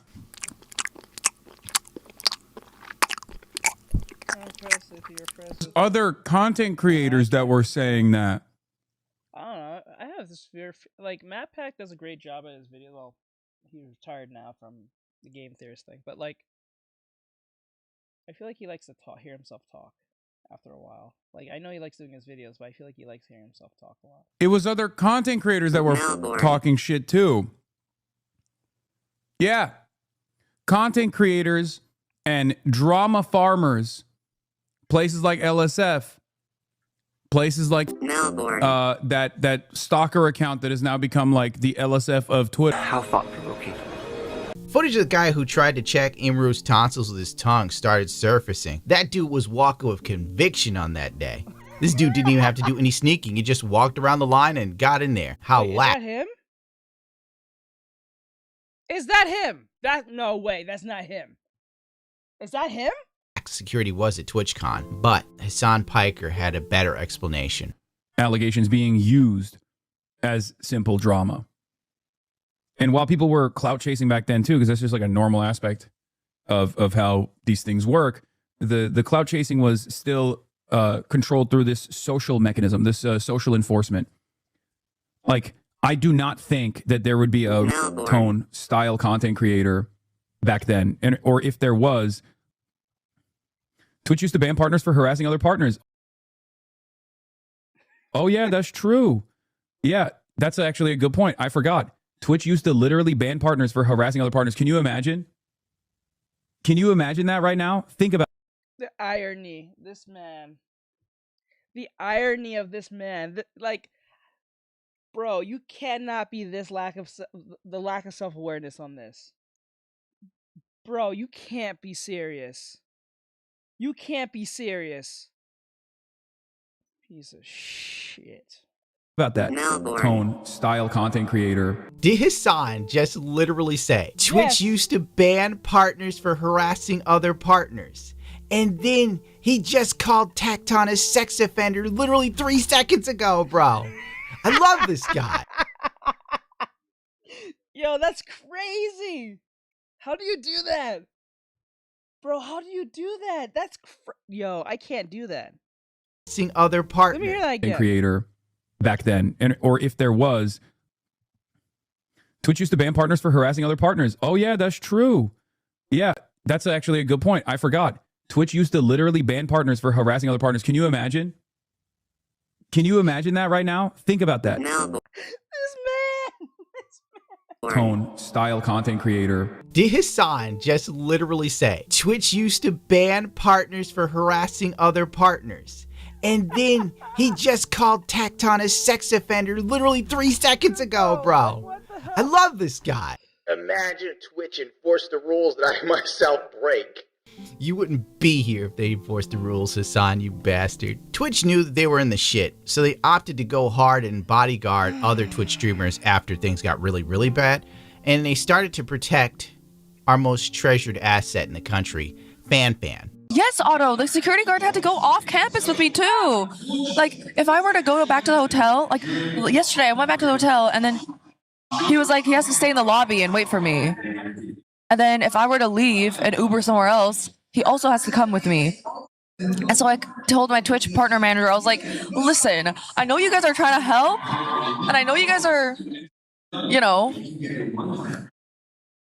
I know. Who the hell even is FanFan? Who is this? A war veteran shows up and asks Dan Clancy about platforming streamers that have sympathies for terrorist organizations, taking a wet dump on the country. Hello, Dan. I've been streaming. We all know what that means. On Twitch for 9 years. I've been a partner for a long time. But another thing that I am is I'm a U.S. veteran, served in the Army, employed to Afghanistan. Veterans are a protected group on Twitch. So I was just wondering, I've heard comments about the United States deserve 9/11, PTSD, veterans deserve that. When are we going to start holding other streamers accountable for stuff like that, regardless of social status? Yeah, first of all, thank you for your service. Thank you for the question. Really appreciate, what you've done. He's pissed off. He knows. He knows who we're referring to. I want to see what he says. All that, and you use certain examples, and some of those examples led to enforcement, right? It's always a very tricky process. Because part of what we need to do is have a set of community guidelines, and we do have a team that works very hard to consistently apply them. Bullshit artist! The views of individuals aren't necessarily the views of our platform. We're at a time where people sometimes can talk in hyperbole, right? Unfortunately, and this happens on all sides. What, I don't even, this explanation doesn't mean a damn thing. It's some nonsensical whataboutism or some shit like that. Well, it happens on both sides. Yeah, but specifically, one side seems to get to do whatever, whenever, and it's fine. Get out of here, Dan. Sakura revealed that he heard Dan Clancy was hanging out with young women at TwitchCon. Ooh, this is juicy. Told that she was sick and that she couldn't see any more people, but she was completely fine. And then they also threw away the gifts the viewers got for her. And I was like, what the fuck is going on? Yeah, I've heard like this one was crazy. I heard Dan Clancy was out a lot of nights with young girls around him, which whatever, man. If that's your thing, that's your thing. But like, it just felt like this con felt so weird, man. Bro, what the fuck are you talking about? Okay, let me put something in perspective. When you say the word young, are you talking about girls in their 20s and or 30s? And he's like 80? Was he supposed to hang around a bunch of old bitches? Who's in their diapers? Is that what you're trying to ensue? Listen, I don't like Dan Clancy, but I'm not technically defending the man. But you have to put something in perspective. This man has money. Is he supposed to hang out with old bitches whose dentures are flying out of their fucking mouths? Is that what he's supposed to hang out with? The man's a millionaire or some shit. He's going to hang out with bitches in the vicinity that's going to be wanting to be around people who are millionaires. Not old hoes. Let's just call it for what it is. I don't think it's weird for someone like Dan Clancy to hang out with 20 or 30-year-olds when he's like 70. He should be a grandfather, married by now, but he's not, apparently. If he is, then his wife should be pissed. But if he's not, then... right? Think about it. Like these old hoes. Like, if this man can party like that, and he's in his 70s, more power to him, I guess. More power to him, I guess, in that sense. He sucks as a CEO for Twitch, or what you want to call him. But then again, if he can party that long, or that much like 20-year-olds, or 30-year-olds, or even 40-year-olds, I ain't stopping him. He ain't doing nothing wrong. Now, if he essayed someone, that's a difference, but I don't hear him doing no Bill Cosby nonsense. He's an idiot, but he's no Bill Cosby so far as I hear it. Whatever. Like, Remember, those are grown-ass women. If they're in their 20s and they want to hang out with Dan Clancy, that's their prerogative. I don't give a fuck if you think it's weird. They're weird to hang out with an old man knowing that he's weird. Remember, a cult leader doesn't exist if you don't hang out with him. Or you don't follow him. I mean, last year I told myself I don't like bitches will go where the money is. Like TwitchCon. Remember, Nicole Smith married her 70-year-old husband. And so many people were like, why do you like TwitchCon? And I'm like, well, how long do we have? But even more problems end up popping up. And really, I think that this is going to be one of the last TwitchCons that people go to. The attendance this year was terrible. I think you're allowed to go up there, Mr. Clancy. Of all the people, I think you can go up on stage. And he was like, oh, I want to say hi to my friends first. And he keeps walking, and he immediately stops by 3 19-year-old e-girls. Is that Knox?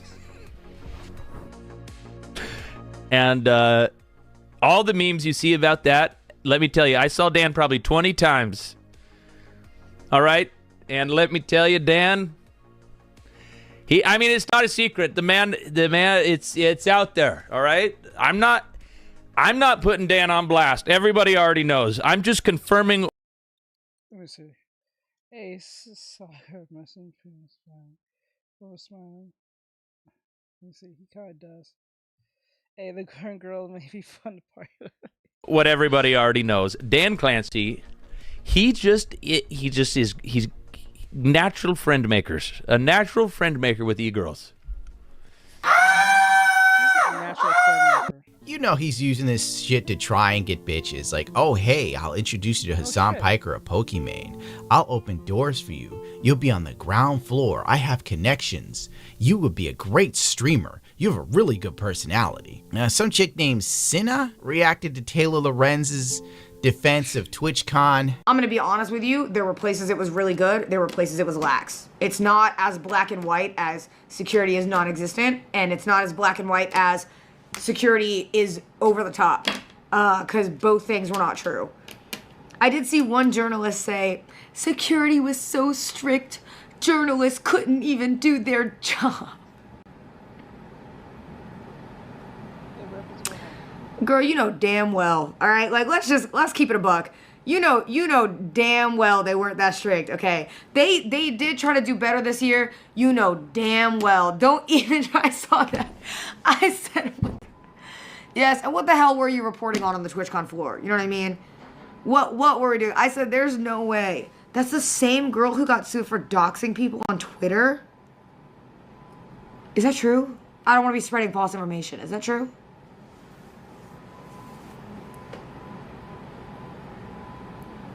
Did she really? Uh-oh. What are you talking about, Dan? Most of you fuckers are doing the same and worse. So this is funny and hypocritical. The address on Twitter, GG. Taylor Lorenz is a complete moron. You can safely ignore her. Well, I don't really know her, to be honest with you. I just saw that tweet and I laughed and I said, oh my God, you poor journalist.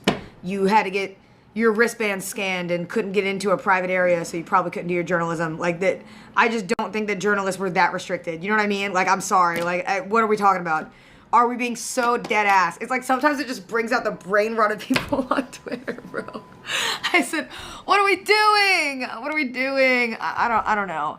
I don't know anything about her though. I have no idea if the other thing is true, so I just don't really care. This then led to Taylor Lorenz getting upset and having the oddest response to this whole thing. Note that the accounts that are pushing this clip, by the way, these accounts are weaponizing an attack on a woman streamer to further an ongoing misogynistic hate and harassment campaign against me for my reporting on gender-based violence. I don't know how misogyny and weaponized attacks go into all of this. You had a bad I don't know how the fuck that makes sense. take on TwitchCon. Cindy didn't agree with it, and hell, most people didn't either. Video clearly shows the lack of give a damn by Twitch staff till it was too late. It's not that deep. There isn't some red pill community out to get you over Twitch. By the way, Imaru took matters into her own hands and she's pressing charges against the guy that tried to check her tonsils with his nostrils. And I think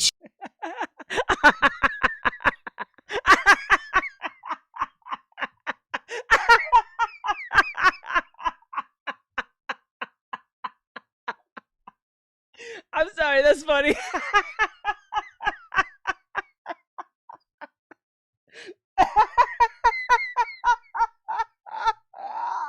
she needs to sue Twitch as a whole. You see, if Twitch isn't accountable here, then nothing, and I do mean nothing, will change or be done. Dan and everyone working under him at Twitch has to go. He is a trash leader pretending to be a Dollar General Hugh Hefner, more focused on trying to become an influencer himself, and it's all going to come crashing down one day. It's not a matter of if, but when. And overall, all of this is just simply Tuesday for me, because Twitch is a dumpster fire, an absolute dumpster fire. It's sad to think that there was a time where you look at Twitch and think, oh man, this is kind of fun. Everybody's just playing games, you're sharing your passion. This is why I really don't care about the situation. I'm glad that am I glad that having a girl take care of themselves, lovers and sips? No, but I don't care, to be very honest. Yeah. Now you got to complete with psychotic, politically motivated freakazoids glued to their chairs and screen. Then you got to compete with girls painting their boobs or rolling around in hot tubs, figuring out ways to be as naked as humanly possible while trying to sell spicy content on the side. And you wonder why the site and the people that go to TwitchCon are a little unhinged. Ugh. We're coming for you, globalists. I called this out a while. Okay.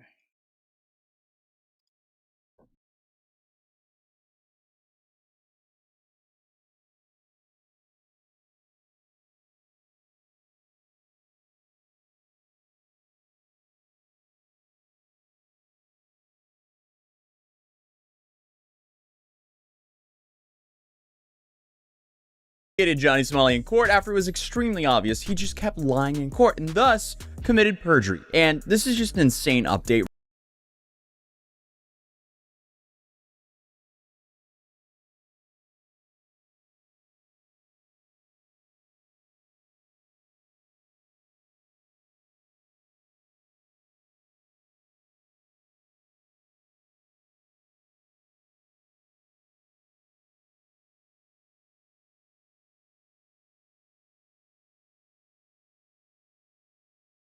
Oops, sorry about that. So yeah, so this video's about Johnny Salami. I don't know what the fuck his name is, but the dude is going to be going to jail. I think he's facing 30.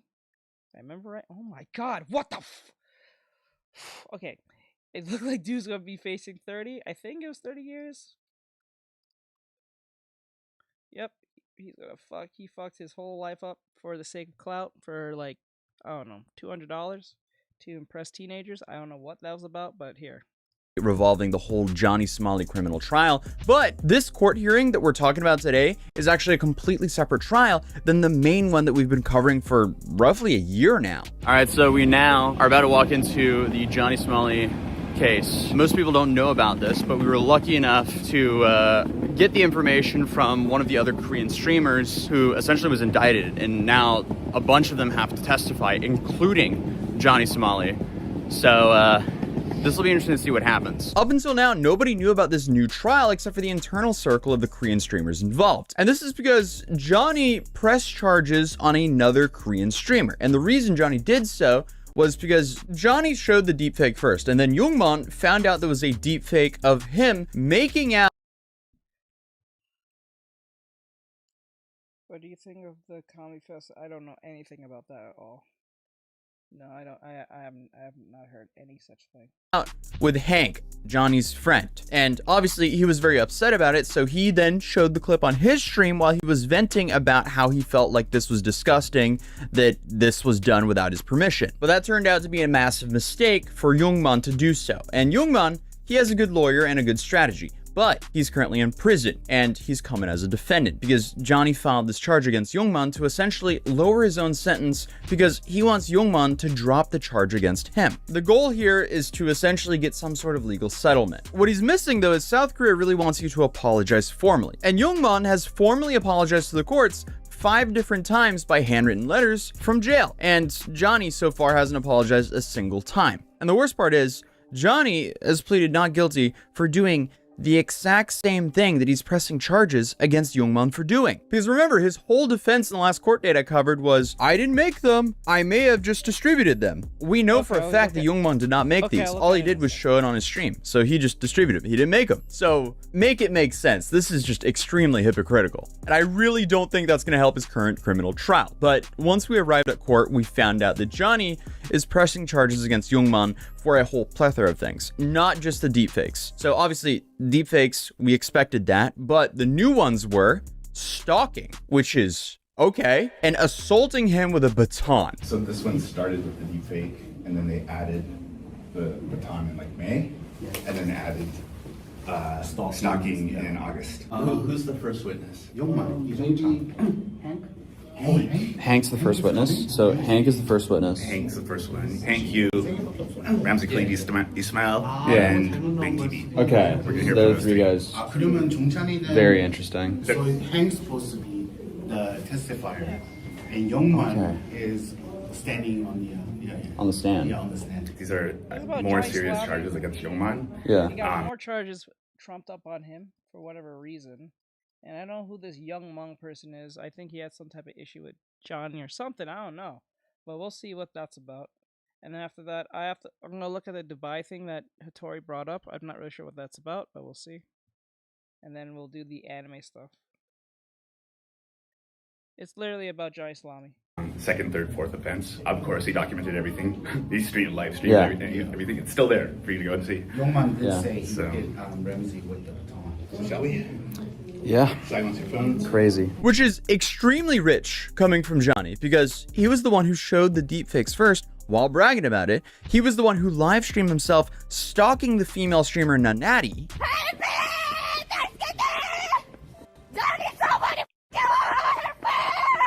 And of course, Twiddledee and Twiddledum here were the ones who brought the baton to the fight. Youngman. Don't pause, don't pause. That's a baton. Youngman picked my a baton up and chasing me. So, on October 22nd, the people who testified were Hank Yu, which is, Johnny's only friend here in Korea, Johnny Somali, or Ramsey Ismail, and Bang TV. Quick lore dump. Bang TV is a Korean IRL streamer who is one of 4 people involved with trying to stop Johnny from harassing the citizens of South Korea for content. This South Korean streamer clique consisted of Dagun, who infamously punched Johnny, Youngman, who is the man involved in the trial right now, but also is currently in prison for throwing cinder blocks through the courthouse windows while Seoul was under martial law on December 3rd, 2024. Clearly that wasn't a great idea. And then you have 2 other streamers by the name of J Company and Bang TV who are currently not wrapped up in any legal trouble. But Bang TV was called as a witness today as he witnessed what happened revolving the alleged baton incident. So we got to court, went into the courtroom, and I was getting ready to make a little sketch, and then we found out that Hank and Johnny, they felt humiliated about the deepfakes, and they requested privacy for their testimony. They can do this because on this specific trial date, What bear girl? Bear girl. they are the victims. Oh, we found out that they're in what protection? Yeah, they're witness protection. Yeah. Because young man is so scary. Yeah, basically they want it, for the safety and like the security of the witnesses. They're sequestering everybody. So they're keeping them separate. So it's also a good thing because they're going to keep them separate for us. Yeah. We'll just watch the show. So. Interesting. So we just found out that Johnny's actually getting 60,000 won to testify here. So now the guy actually has an income. 60,000 won is roughly, what is it, like 40 bucks, 50 bucks? He makes $50 a month. 45. All right. Then spend it all at once. You have to pay. He probably paid to Hank right away. No, Right. It goes to the Soju Fund. Straight to the Soju Fund? Awful. I think the last trial, everybody came, so I think they try to make it private. Because How many Johnny people is came? the victim, and therefore the victim can ask, I don't want this to be open because it's so embarrassing to me, even though he's the one that put it on camera. So that's the situation. You a clout chaser for who? Cloud chaser for who? What do you mean? Free Israel. Support the IDF. That's all? You're an anti-Semite. I'm a Jew, and you are being anti-Semitic.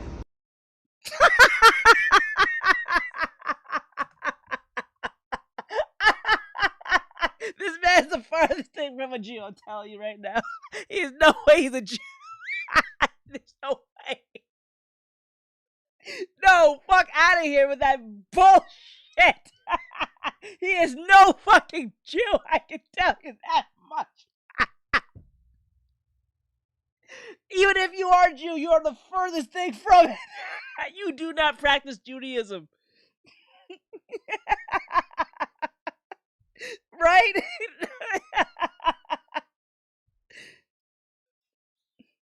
Dude, he said he was black.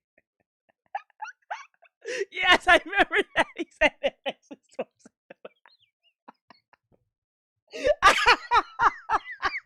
And one thing I can at least tell you, this man has brought the world together just to hate him.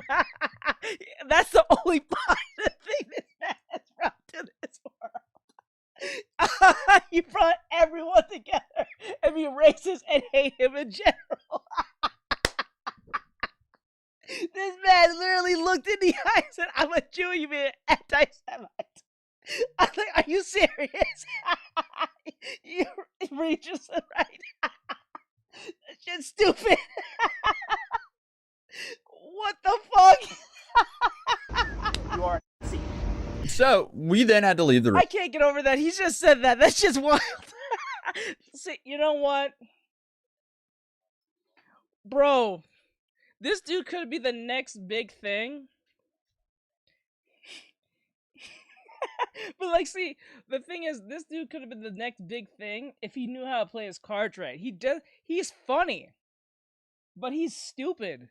If he was smart and funny, he would not be in this situation. But because he's stupid but funny, he could be the next funniest, like, Jesus Christ. He could have been like, in general, like, I wouldn't say like Joji, like Filthy Frank, but something close to that, or like a iDubbbz or something. He could have been like that, like old iDubbbz, not the one that's now. The iDubbbz now is asinine stupid.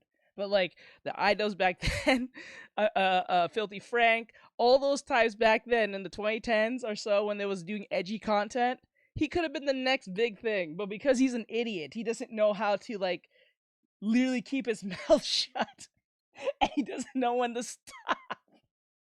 He said, "I'm a Jew. You're an anti-Semite." I can't get over that part. Oh my god. To me, he's worse than Gideon, and I don't like him either. I get it. He's like, I'm black and I don't like him. He's like, well, we all don't like him. It's like, this is equivalent. You know what? This is equivalent where everyone, I think Dave Chappelle said it a long time ago. He said, you kind of notice something about he said Juicy Smollett. You call him Juicy on purpose. He said, you notice what the Juicy Smollett case, you notice a lot of black leaders was very quiet about his case. Very, very quiet. I wonder why. Because they could smell the bullshit that was coming. It was too obvious that no one came to his aid. Bro, you know you fucked up hard as a black person if Black Lives Matter won't come for your ass. You know you fucked up when you know Black Lives Matter won't come for your aid when they're full of crooks anyway. So you know you fucked up hard. This man's an idiot. I can't get over that side. Like, I'm a Jew. You're an anti-Semite. And with the face he made right next to Hank. Jesus Christ. I see why Hank hates this man. Oh my god.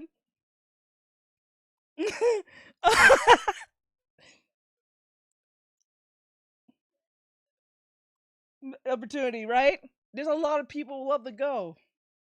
Right? That you could have went there. Like, bro, going to Japan as a minority or anyone from America going to Japan, that's an opportunity just to learn a culture so different from your own, right? And the Japanese people are very, I wouldn't say the word open-minded, but they're very quiet and they're very kind people. They won't fuck with you like that. Like us, like America, they won't fuck with you like that unless you constantly keep fucking with them. And he's a perfect example of constantly fucking with a culture to the point that they have to do something to you. Have to.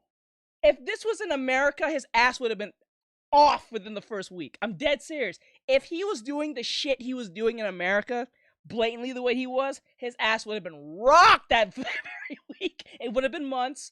Not for him to go to another country. He would have been either 6 feet under or he'd be in jail or worse. Either one of those things. Dead serious. It's embarrassing. That is embarrassing. That you're Jesus Christ.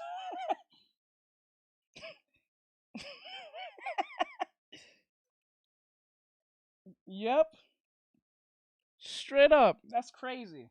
Room. But that was fine because thankfully we were still able to find out exactly what was said regardless. Here's the TLDR of Johnny's testimony from our legal connections. They said, in quote, "It was so bad it could have been possible to acquit. He lied countless times. Repeatedly said that he didn't know / didn't remember to things that he clearly / probably knows. He avoided questions about having distributed on YouTube before Youngmun. In quote, saying, police already verified I didn't make it. And then he fell back on the whole I didn't make it excuse over and over again. Because for some reason, he really thinks that production versus distribution is still relevant here. He then says that in November, Youngmun made false accusations against Johnny. This is why he apparently filed the charge, which also admits transactional nature here. He also falsely claims that Youngmun distributed first. He then lied to his lawyer on March 27th.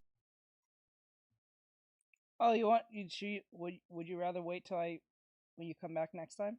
You said something about a bear. I was not too sure you was referring to. I don't know if you're referring to this. Are you referring to this? All right, bro. Yeah, bro, you never lied to your lawyer, bro. He's literally your key to get the fuck up out of there. All right, I got you. All right. Said that both Youngmun and Bong Bong distributed. Lie to your lawyer. They're literally there to save your ass. That's the whole point, bro. Yeah, they're gonna probably charge you a lot, but then again, do you want to go to jail and be in the same bunk room as Bubba? right? Bubba who likes to take advantage of the new guy. You want to be bunk mates with Bubba? Like, no. So I think you're gonna pay top dollar. Don't lie to your fucking lawyer. Are you stupid? Like, there's many of them are under oath and they ask you, did you do X, Y, and Z? And if you say yes, they're not going to tell the authorities. They have to somehow walk it back and think, how can I make this seem like you was in the right? The booty master. Baba the booty master.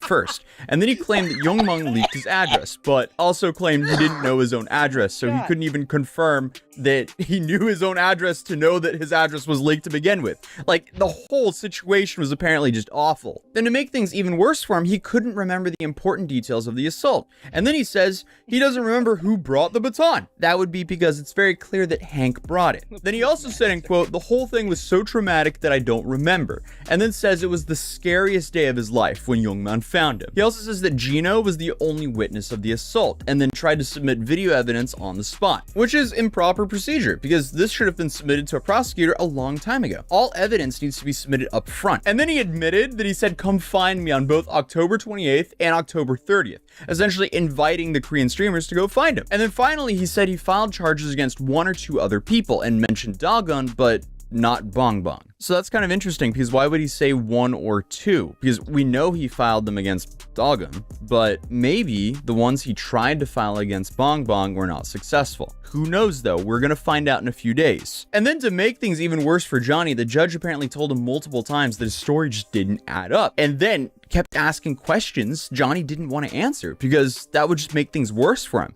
So obviously that was a massive train wreck. But here's the notes from Hank's testimony. So Hank says he didn't know who Youngman is, but accused him of creating deepfakes. He then also asked the judge why it took a month for him to sue, and then told the judge that the Korean law isn't fair to Johnny, so he doesn't trust the Korean criminal system, and thus it's not fair to Johnny. Why is every time when someone is clearly an idiot, they always think everyone's out to get them? thinks the case is not serious. Because obviously that's extremely relevant information when you're testifying. Like, dude, nobody cares what you think about Korean law. You're here to testify about this case. Get on with it. He also didn't give a straight answer when it came to the production of the deepfakes, and then stated that he had a desire to reach a settlement and essentially wants money. Which, you know, makes sense because it's not like Johnny is a cheap person to be harboring. And then he admits that he's only in this case because of Johnny. And then said in quote, "If Ramsey doesn't want to press charges, then I don't want to either." So that's interesting. You know, Tweedledee and Tweedledum, they did their thing. And it actually seems like it kind of worked out for them in the short term, because they also kind of kneecapped themselves by doing this. But then they called Bang TV to the stand. And here he says that Youngman showed the deepfake to Correct. You have to look at yourself. Stop looking at other people. explain to viewers I know life is not fair, but you have to make it fair as possible for yourself. the crime committed against him. He then confirms that Johnny attempted to flee to the US after he was attacked. And then on October 28th, he challenged YouTubers to come find him, which obviously mitigates the accusation of stalking. And then he told the court why this group of streamers were actually tracking down Johnny, because Johnny was harassing elderly, the Statue of Peace, he was trashing Korea, and he was treating Koreans like animals. He then explained that he never saw Youngman hit Johnny with a baton and saw no injury to Johnny. And when it comes to the deepfakes, he thinks that Johnny produced them, but knows for a fact that Johnny distributed them first. And our legal connections believe that the case against Youngman was crumbling, because the deepfake had circumstances similar to Bong Bong. Because Johnny seemed very malicious by showing the deepfakes. Both Bong Bong and Youngman were like, "What is this? This is awful. Why is this a thing?" Then for the stalking, Johnny said, "Come find me," which is a massive contradiction when, you know, he's claiming he's being stalked. And then for the assault, Johnny couldn't remember details. He failed to properly submit video evidence, and then they were the ones who brought the baton. So overall, it's an extremely weak case. But then the court called Johnny and Hank back to reach a settlement, because Johnny wants mutual withdrawal of charges, and Hank then backs down from demanding money. And Johnny says that he's willing to put this all behind us. And this is where they ended up settling this case, which ended up being a win for both parties in this particular trial. I even have the translated text of the initial settlement here, where the agreement says all their names, do not wish to pursue punishment for all criminal cases that have occurred between them. Obviously, this must be formalized to go into effect, but there's nothing really stopping this to do so. And we heard one legal opinion that Hank and Youngmong will still have to testify next week, but the odds of that happening are probably going to be pretty low. This is because in the last trial, he ended up pleading guilty when it came to the Lotte World incident, and then they ended up canceling the witness they had from Lotte World that was going to testify against him. But as of right now, Johnny is facing 2 deepfake charges, which are heavy-hitting charges, carrying a max of 7 years in prison for each charge. Nice. But with one... No! Give it to him! He needs it! He needs it! I want him to go to jail. I want him to go to jail. I'm gonna look at the camera right now. I want him to go to jail. You need to go to jail, sir. You need to go to jail. You need to. This is not because I hate you. You need it, sir. One of them being dropped, that's definitely a big win for him. But in doing so, though, he did commit perjury. So that could be a very nasty trade-off for him, which can heavily backfire. Because now he's openly shown that he will happily lie to a judge. For Youngman, though, it absolutely does not make sense to risk fighting this case because he's already in prison.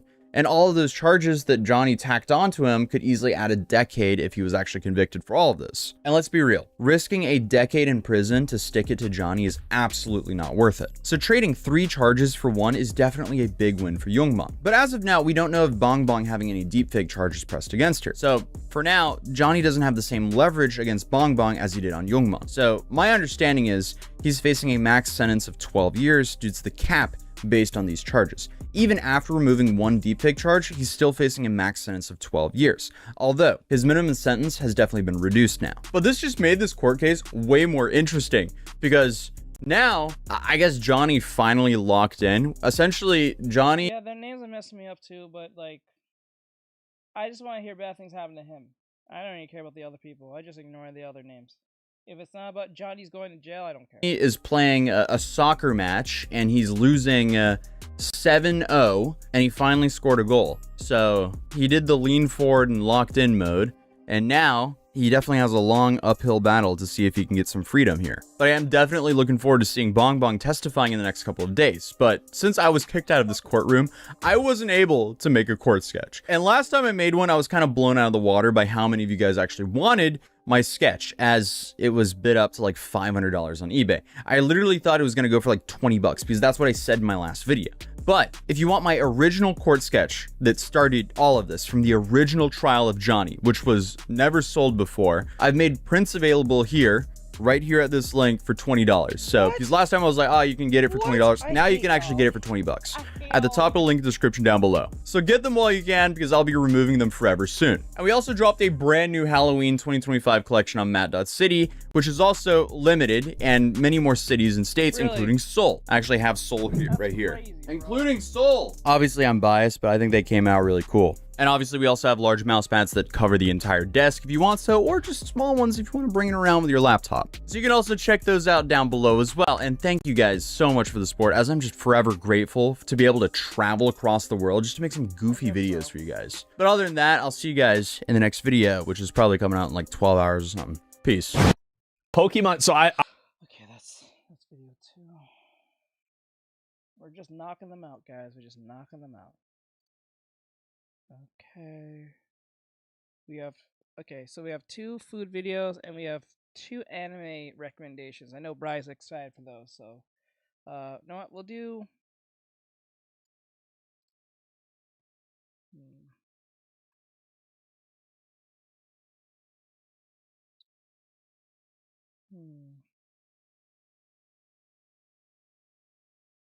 let's see.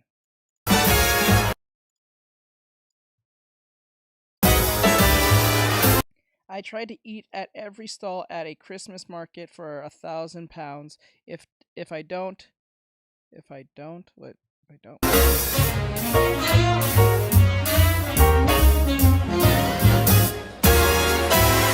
all right, been on the road a lot this year, so it feels good to be back in my hometown of Leeds in time for Christmas, albeit briefly. And today we're going to do something a little bit different, a little bit fun, a little bit old school, a little bit festive, get you feeling all Christmassy. We're going to try and eat one item from every single one of the food vendors here at Leeds Christmas Market. Is it gimmicky? Yeah. Is it contrived? Yes. Is it corny? Yeah. But that's what this time of year is all about, right? Complete all, or £1,000 to charity. 1,000? What, 1,000 to the Stroke Association? Yeah. Is that what we're saying? I'm telling people to download the song. I suppose that is the least I could do.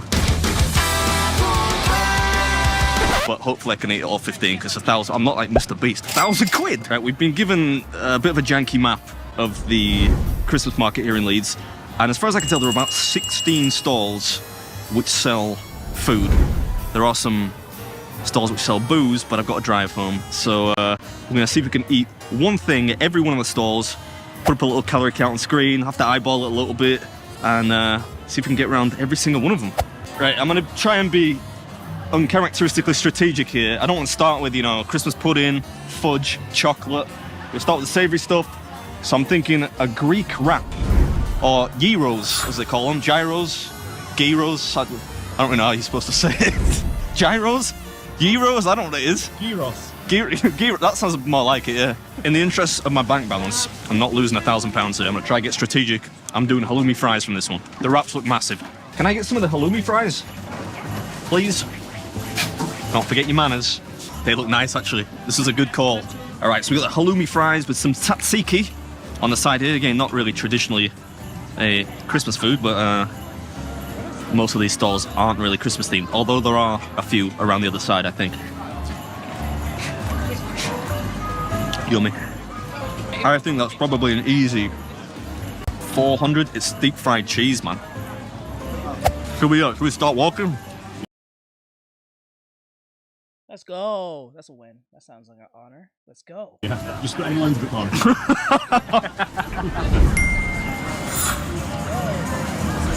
Hi. How's it going? Could I get one of the pork cheese sausages, please? Have you seen the size of these?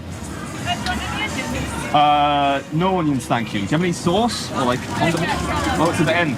Mustard on a hot dog, you reckon, or ketchup? You guys got a picture with you, can I? Yeah, of course, mate. Yeah. What joke time are we doing? You alright? I'm alright, man. Good, good. Oh. Hot. I'm not sure I'm going to quite manage 15 of these, but we'll give it a shot. You can taste the cheese in there. I got a cheesy pork sausage. I would say probably 480 for the sake of making these round numbers. That's probably on the low end, mostly because I'm not Eric the Electric, so you know, we'll keep it keep it accurate. Right, you actually put in wrap or potatoes? You have to put in wrap. All right, cool. You all right, man? Yeah. If I smell like feet, it's the cheese. It's not me. Well, there's lots of people around here. I don't know. I don't.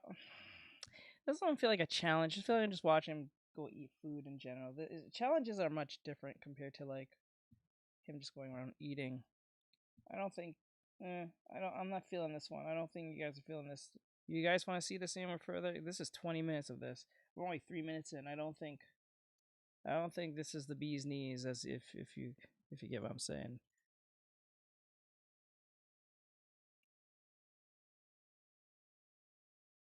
Are you talking about the drawing? I'm gonna knock this one out. I don't know. I don't feel like you guys are gonna enjoy this. Okay, here's one. Here's something a little bit more interesting, a little bit more premise. The dude's just walking around eating Christmas food. It's not that serious. I don't even think it's like it has to have a hook. You know what I'm saying? Like a video needs to have some form of like hook that works. SpongeBob forgot the Krabby Patty. So let me see. Did we see this one? I don't remember. I feel like we saw this, but I'm not sure. I remember the first time I gained consciousness. This is like I tried every famous cartoon food. I think we've seen this.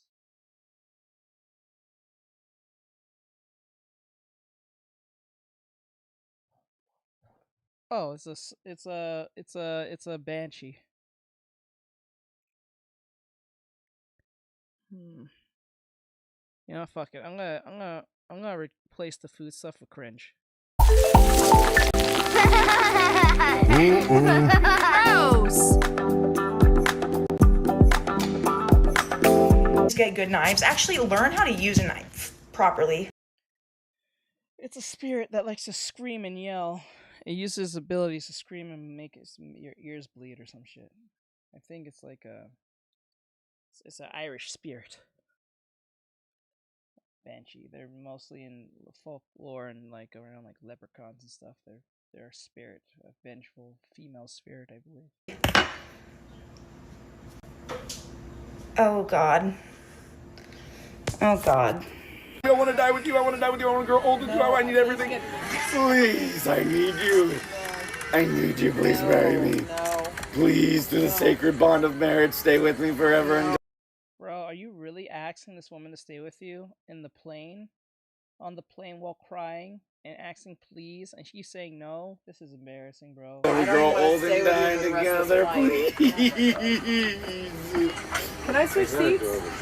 Yeah. Hit it in my whip, that bit nasty.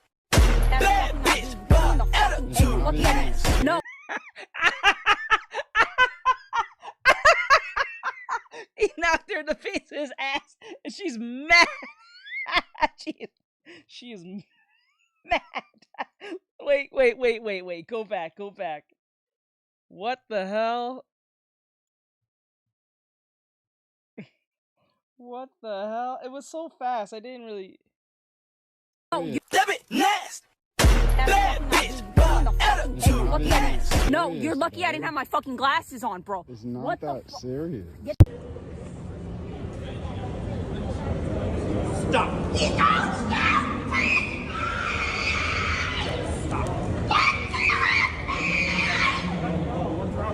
That is my sister. We keep telling her to stop because Dad can keep up and she.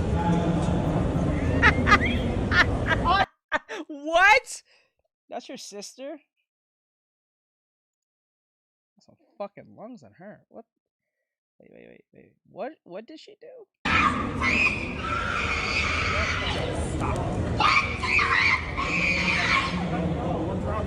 That is my sister. We keep telling her to stop because Dad can keep up and she. Stop what to me?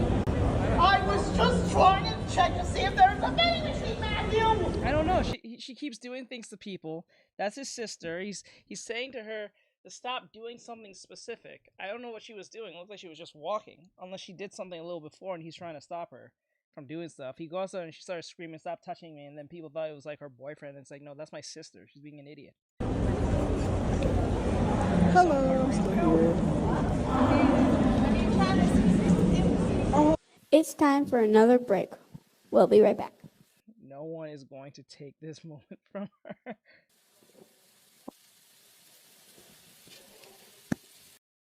Dagging? What is dagging? What is that? What is dagging? Dagging? Dagging, if I'm reading it. Is that the word? Dagging? What is dagging?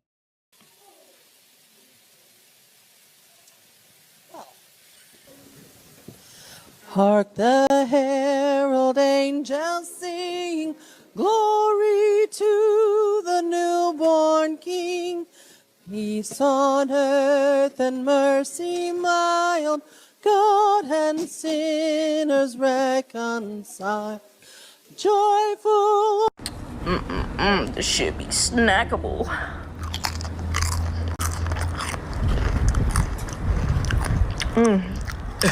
Why you shit on the ground? Because they pushed the button that made me shit, and it caused my back. I have diabetes. I'm calling the police.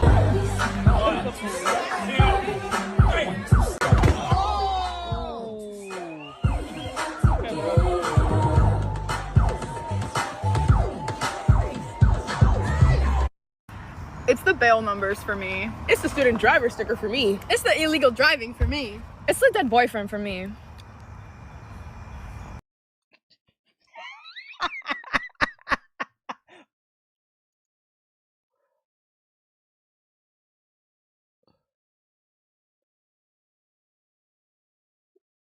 Why would that be a problem? It's not like the dude probably chose to end his subscription.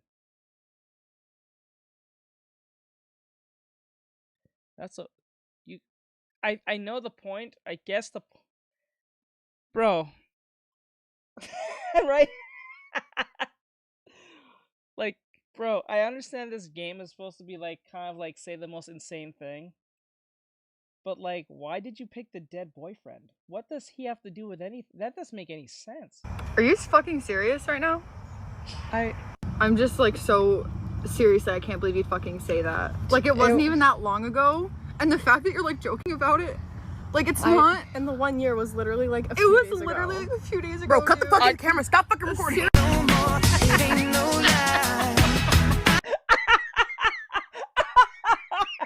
She's still recording. You know she's sick. She's still recording. She knows she said the wrong thing, and she's still recording. You sick bitch! How dare you? Oh man, let's watch it again. Seriously, I can't believe you fucking say that. Like, it wasn't even that long ago, and the fact that you're like joking about it, like it's not. And the 1 year was literally like a it few was days literally ago. like a few days ago. Bro, cut the dude. fucking camera. Stop fucking recording.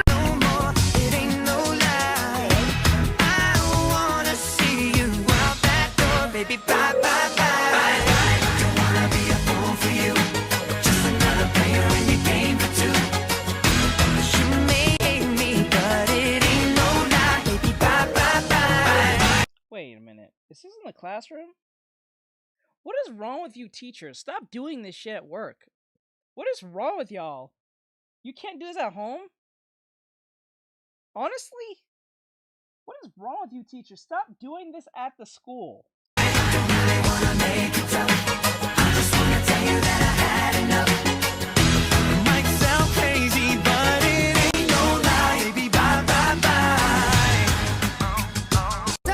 Like, it's one thing at your house, you want to show off your moves. I can't really blame you. Do what you please. But when you do this at your place of work, and I notice a lot of teachers do this. They do this all the time. Stop doing this at work. Stop this. It tells parents that you're not professional. Nothing beats a Jet2 holiday. And right now, you can save £50 per person. That's £200 off. Look, first tattoo on a 12-year-old boy. Is that illegal? Ain't that illegal? Isn't that illegal? Isn't it illegal to get kids tattooed at a certain age? Don't you be 18 plus? What the hell? Actually, a 12-year-old trans. Psych. This is. This is his mom. There it is. There it is. There it is. The mom. The mom. There it is. And he's 16. So all you haters, don't report me. But look, when you want that clean. I'm pretty sure it's illegal. Y'all know. The mom was quick to mention that it was transgender, not even the one that mentioned it. So that tells you who's the groomer here. Where to come?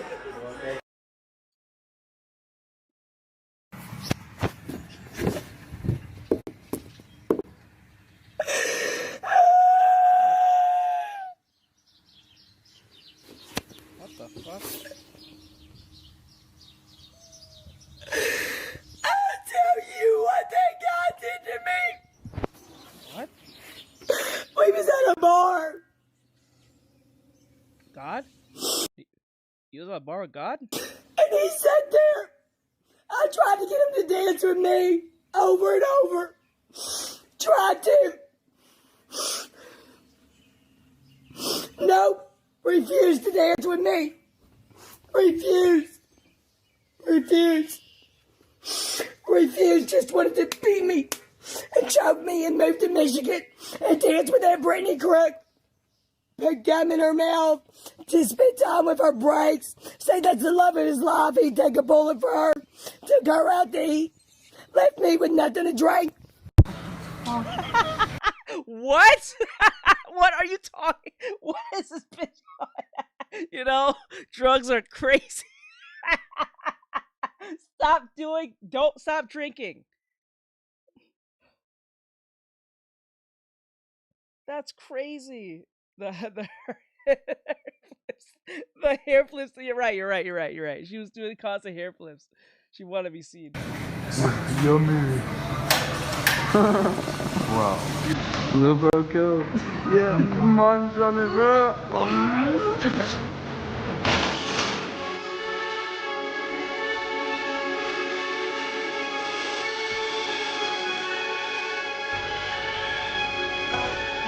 just happened? I can't get these up.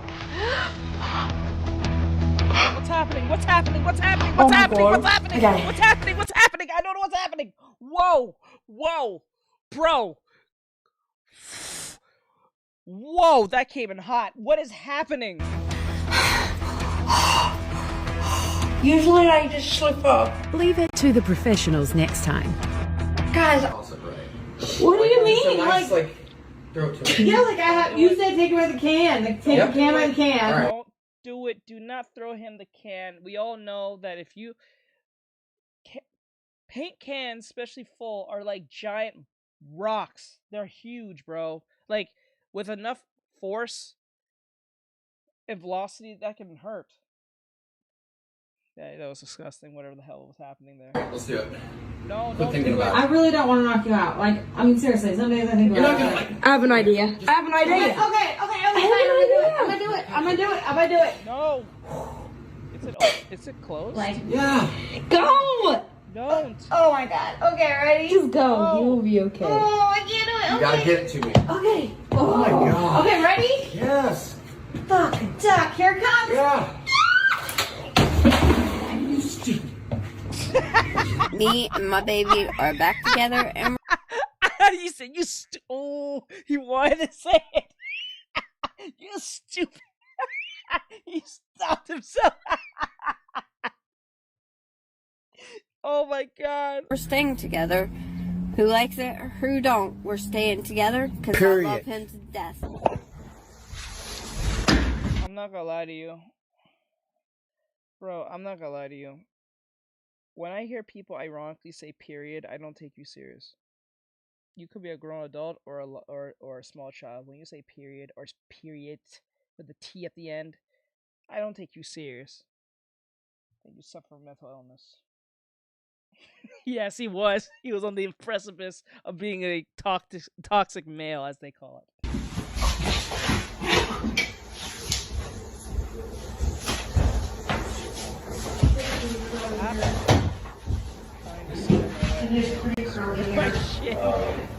Derek, we need to freaking. I see you, bro. Oh, I just fucking know myself so bad trying to scare you. Go back to when I didn't have health insurance. So I asked my dad to remove my cast. Wait.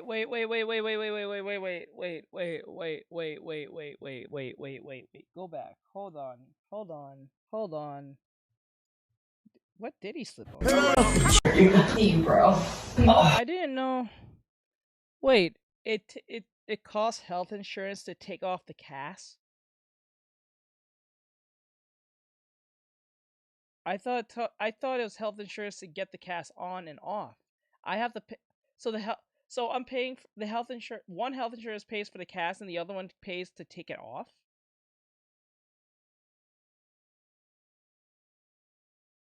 What? What?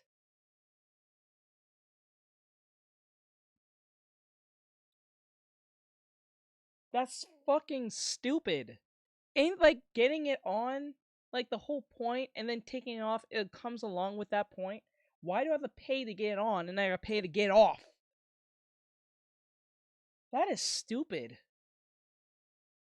What? Oh my god. I just fucking know myself so bad. No, what did you do? What did you hit? Did you hit the bed? Together because I love him to death. Oh. Him to death. Ooh. You hit the bed. The bed thing. You know you guys what I'm talking about. Oh my god, and he hit the shin. I would be Peter Griffin right now, just on the floor.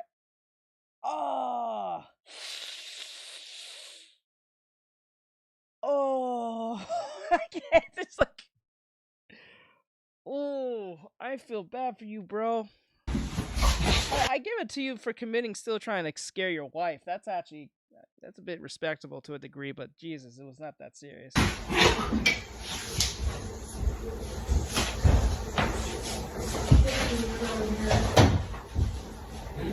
And there's pretty curly hair. Derek, we need to freaking. I see you, bro. Oh, I just fucking know myself so bad trying to scare you. Go back to when I didn't have health insurance. So I asked my dad to remove my cast. Oh, that's not good. Turn on. What the hell? What the hell? What the hell? No! Did you kiss his tooth? No, that can't be real. I don't think this is real. What the hell? What are you doing? What are you doing? What are you doing? What are you doing? What are you doing? What are you doing? Can you see that? Ho, can you see that? That is fucking filler coming out my motherfucking lips. What? What? What?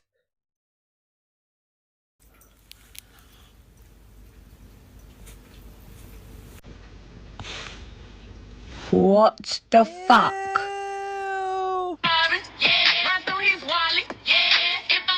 Bro, I can't. Like, bruh. That is disgusting. You know what serves you right? You shouldn't put no stupid filler in your lips. Is dude trying to give himself a tattoo by manually?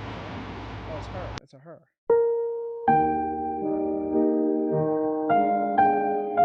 He's gonna jump. Is he gonna jump? Oh, there it is.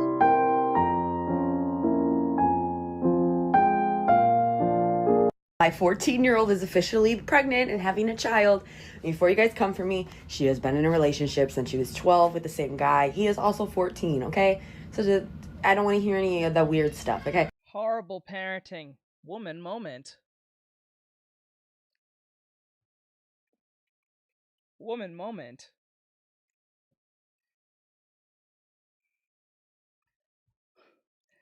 She really just said that on the internet and thought that was smart to say. You're a horrible parent. You're a horrible parent. That's horrible parenting. You're a horrible parent. So at first I was a little taken back when she said that her and her boyfriend were trying for a baby because she's 14. And I was like, girl, like, you can't handle a baby at that age. But she knows I really love puppies and I really love kids. And we talked about it and we sat down. She said, this must be rage bait. Come on, this has to be rage bait. This can't be real. This has to be rage bait. There's no way you just said that. You're the mom. I'm pretty sure you're I'm pretty sure you're a teen mom yourself. Only a teen mom will say this. Right? If that's bro.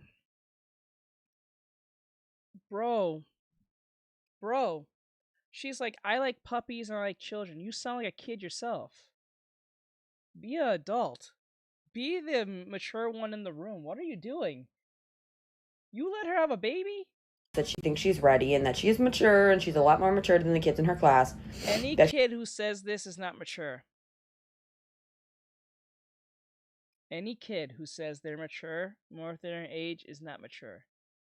Saying that just in that in general tells me you're not mature at all. You think you are, doesn't mean you are. Right? She's been with him for 2 years and that they think that they're ready. And I brought up the concern, like, hey, you're in school. How are you supposed to go to school? And she said, well, Mom, you love kids. You can watch my baby during the day.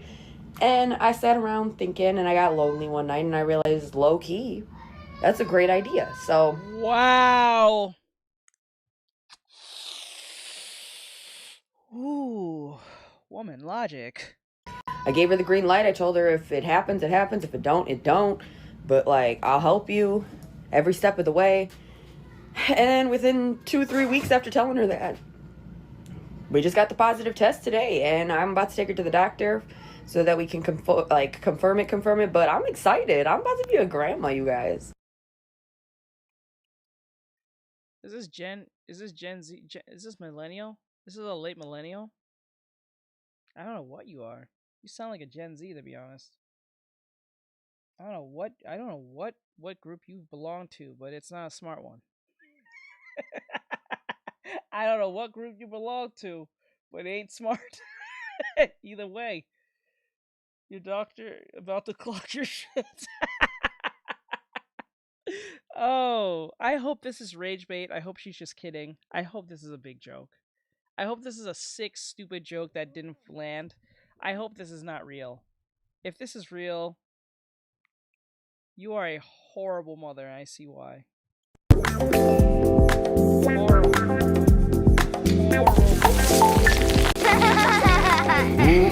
Gross! The grief is good.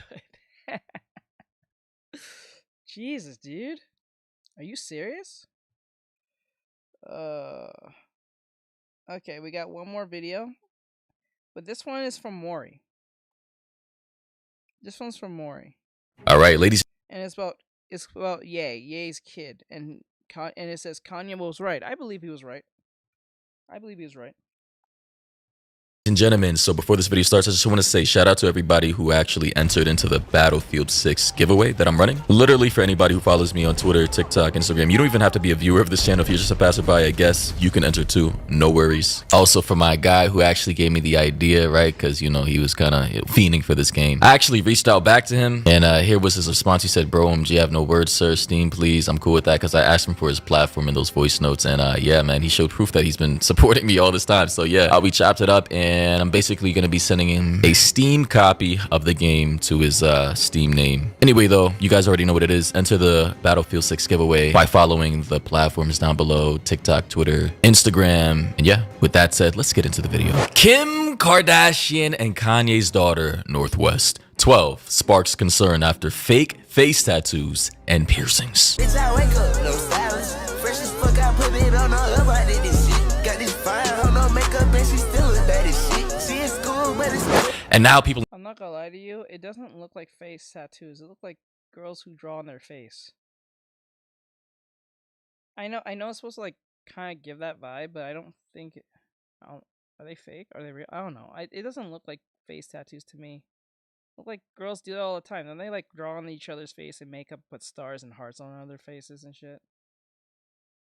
I don't know. People in the comment section are saying, a kid doing kid shit and y'all bugging out. It's ridiculous. Another commenter said, we owe Kanye a sincere public apology. He's been right about everything this whole time. Someone else said, give him back to Kanye. Kanye was right. And by the way, ladies and gentlemen, this video, just for your information, was posted to Kim and North.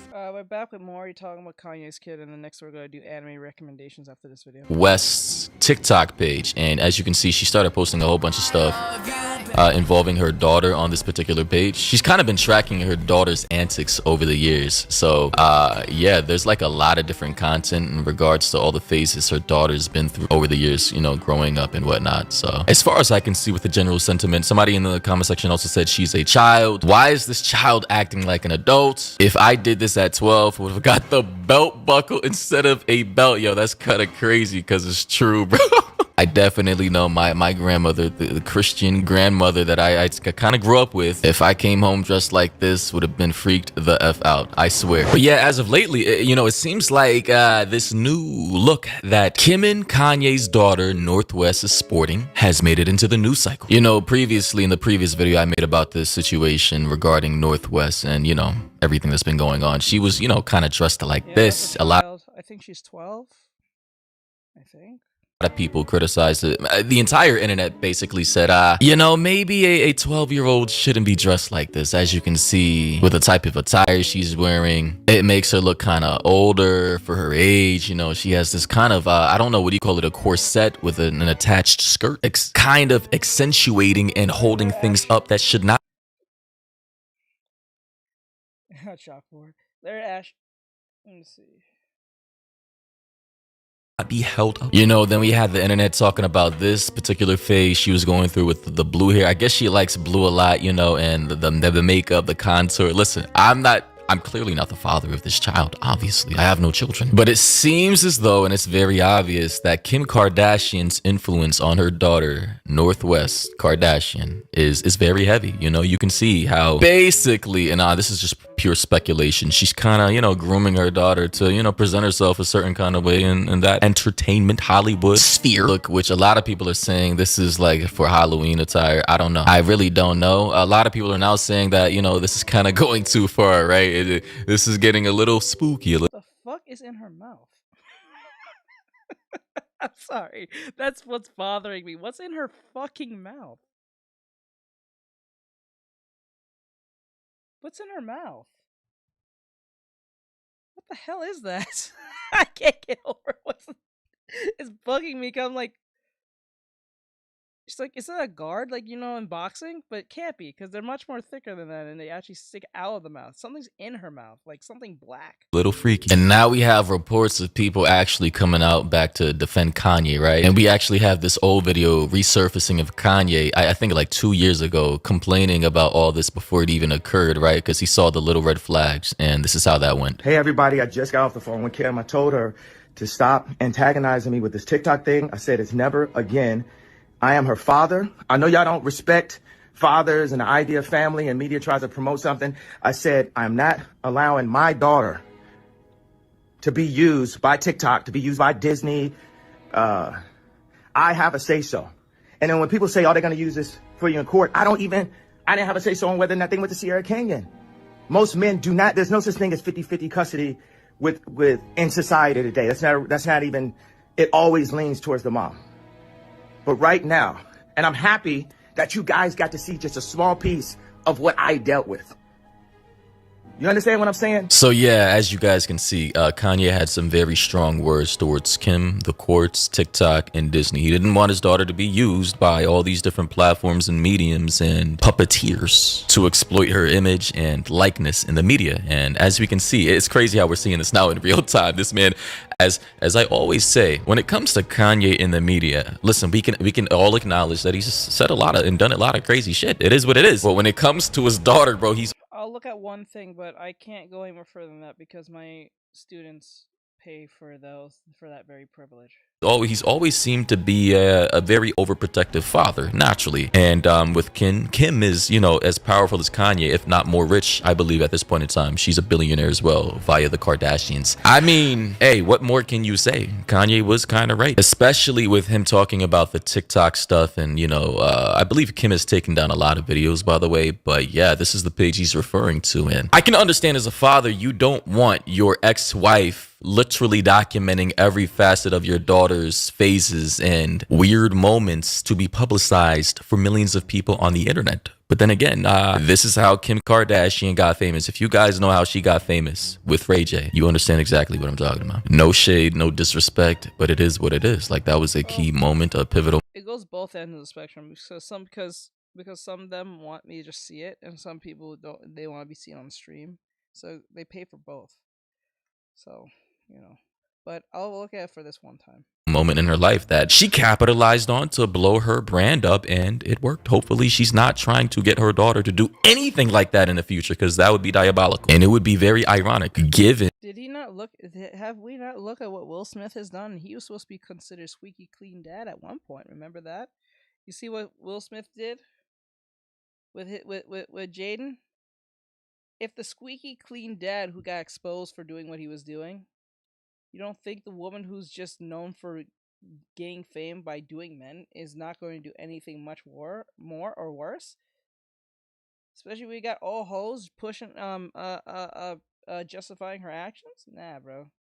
Best believe you're gonna see something wild with this woman. Kim Kardashian's own mother, Kris Jenner, was apparently the one who brokered the deal between Ray J and Kim Kardashian to kind of get that out there, to make that go viral. It's pretty diabolical stuff, I swear to God, but if you know, you know. Here we have another person on Twitter saying she's just a Molly Santana fan. Y'all gassing it, and I really had to search up who Molly Santana was, and apparently it's this woman right here that you can see Northwest with in this photo. I also found a video of this Molly Santana girl, and she does have this particular look that I see a lot of, like Asian-esque rappers, you know, people who have like Asian ancestry rocking like these black teeth. Apparently that's a significant cultural thing in certain communities. But yeah, you can see, you know, she has like the alt rock, like alt emo type look that a lot of like, that's super popular nowadays with like people like Lil Uzi communities, you know, people see Northwest with in this photo. I also found a video of this Molly Santana girl, and she does have this particular look that I see a lot of, like Asian-esque rappers, you know, people who have like Asian ancestry rocking like these black teeth. Apparently that's a significant cultural thing in certain communities. Black teeth?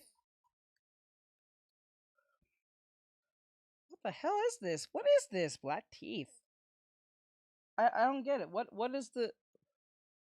Is it Asian thing? This is an Asian thing? I don't know about this, bro. This sounds weird. Sounds very weird.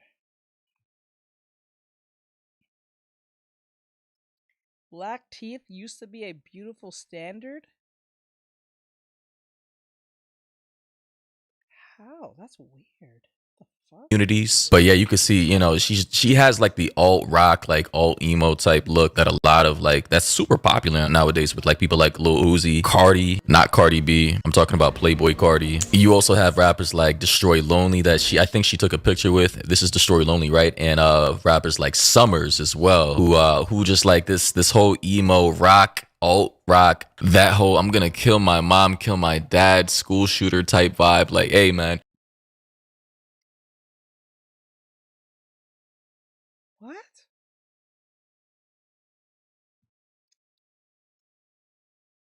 I want to kill my mom, kill my dad, school shooter type vibe?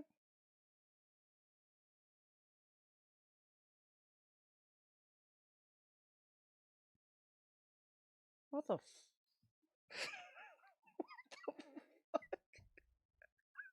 Bro, I'm hearing some what is this?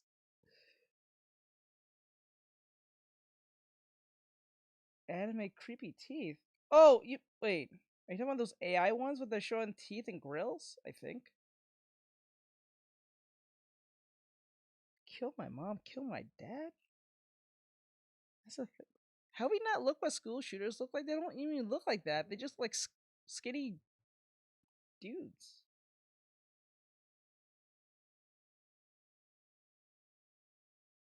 Oh no, that's a weird one. if this is what people want to dress up like, they can go for it, man. Hey, people, this is what I love about America and modern society. People are free to express themselves in any way they want. It also actually That's not always a good thing, Maury. reminds me of this guy that I follow on TikTok by the name of Baby Goth K. I know at first he looks very androgynous.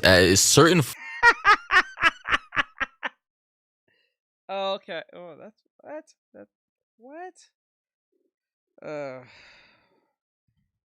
We are walking down a path of Satanism. Satanism is here. I swear to God. Like, I'm not that religious, but like, when you see the signs, you see it, bro. Like, this is baby way they some strange walking towards Satanism, like slowly as the years go by. want. It also actually reminds me of this guy that I follow on TikTok by the name of Baby Goth K. I know at first he looks very androgynous.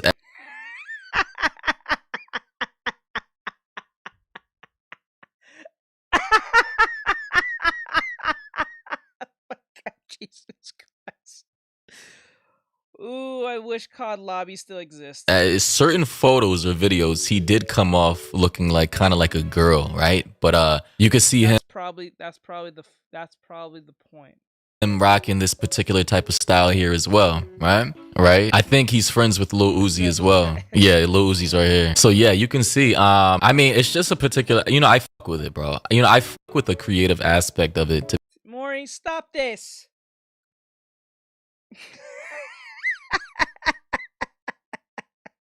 Be honest, and honestly, this is nothing new, by the way. Obviously this style stems from emo grunge of the 90s and I believe the late 80s, right? Midwestern emo type stuff that I Wait, this is the part I don't understand.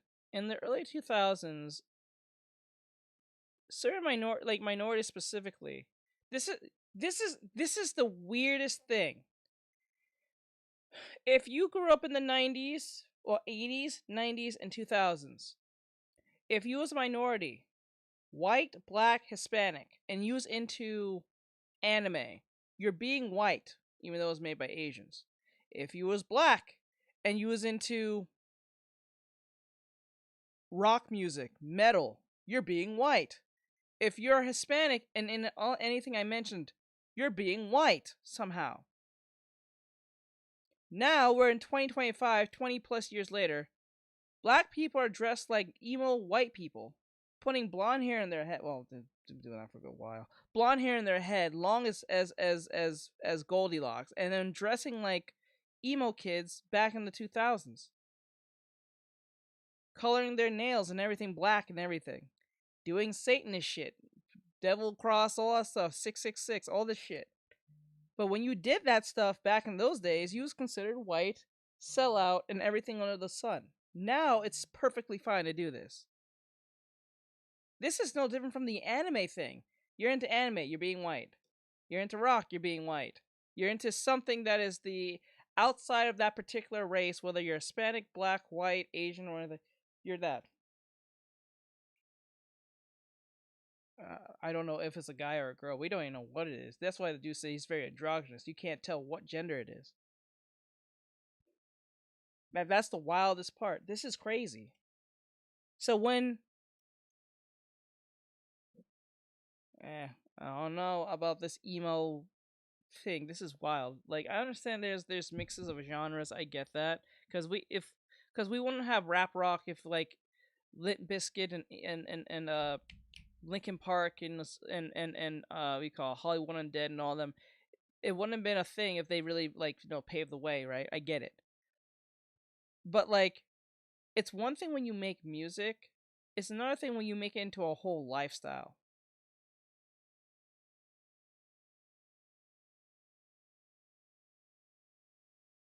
And yeah, this is weird. This is weird. Because if you was in any genre outside the race you was in that particular race. So if you was white and you was listening to rap music, you're trying to be black. If you're black and you're trying to watch anime, you're trying to be white or Japanese. But mostly they will say white for some odd reason. If you was Hispanic and you was into anime, rock, specifically metal, or I don't know, you was into, what was the sport called?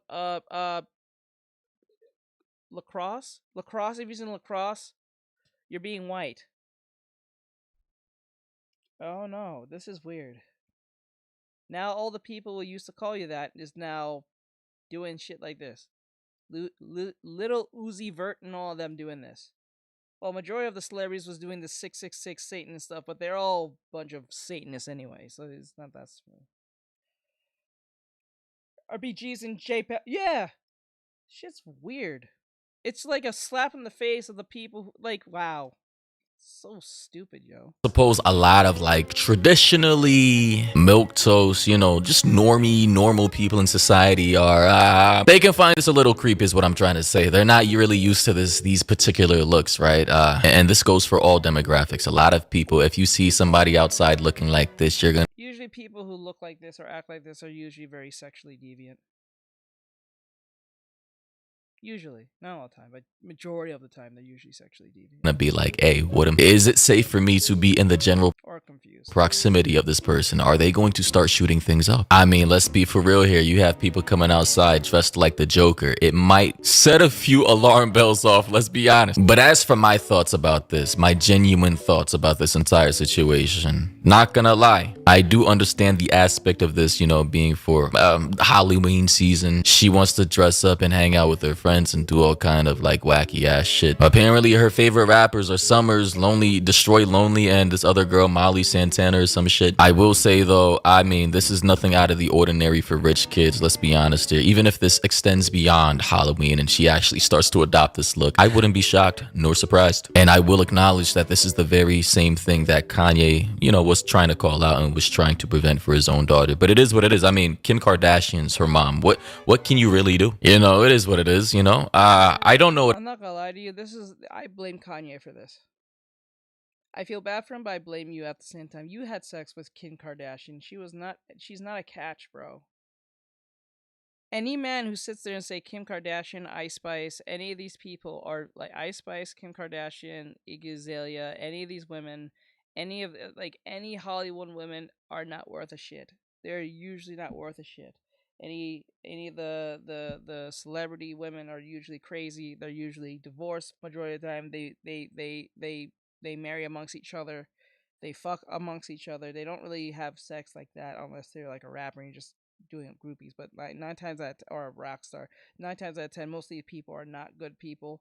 Most of these people are not sane. Most of these people have insane relationships that would make you question your whole sanity. Like look at Will Smith and his wife or ex-wife, whatever you want to call it. So, the frozen a bad word? I don't know what that means. Like these people are horrible. These are horrible people. Most of them knew what. Well, fuck, I don't care. Anyway, so the point is like it doesn't even matter. Like most of these people are horrible, horrible people. What else to say, bro? Because I'm so used to all the shenanigans and the tomfoolery of society that none of this really shocks me, you know. And I don't know what Kanye is gonna do, because obviously Kanye is very adverse to media exploitation for himself, right? This is why Yeah, but no. She knew what he was. These celebrities are very much aware. They have contracts with each other on how they do their marriages. So even if she was being manipulative, don't matter now. Yeah, he's a grown man. He knows what most of these celebrities have like lawyers and people know they write contracts and stuff amongst each other with some insane like demands and shit. Like it's wild. You'd be surprised on how most of these celebrities are very much aware of what's going on. They just pretend to play stupid. I'm not going to get into Kanye, but he doesn't want the same thing that happened to him in particular ways that happens to his daughter, right? And I understand that as a father, you want to protect your daughter, but what can you do? If you have no power over the situation and you can't control how she dresses. Meanwhile, you have people in the public who are criticizing your own daughter for dressing in a particular way of which you probably didn't approve of. As a father, then I don't know. I'm just like, I don't have the answers. I really don't. But hopefully it's just a phase. Hopefully. Bro, you don't have the answers, but you got common sense. Use your common sense, bro. You know, this is just a part of spooky season attire, and she doesn't actually start dressing like this year round, 24/7. For Kanye's sake, obviously. But ladies and gentlemen, let me know what you think about the situation. Also, for the Battlefield 6 giveaway, be sure to follow the instructions. Follow me on. Nah. All right. So with that said, we're gonna go to the next one. That was Maury on the whole Kanye thing. So I'm gonna jump out that, knock that out. Now we are doing all the fun stuff. Now this is from Kumo Bear. This is his name. I don't remember I did a video on him. Maybe I have. I didn't even notice. But this is from Kumo Bear. He has 14.7 thousand subscribers. And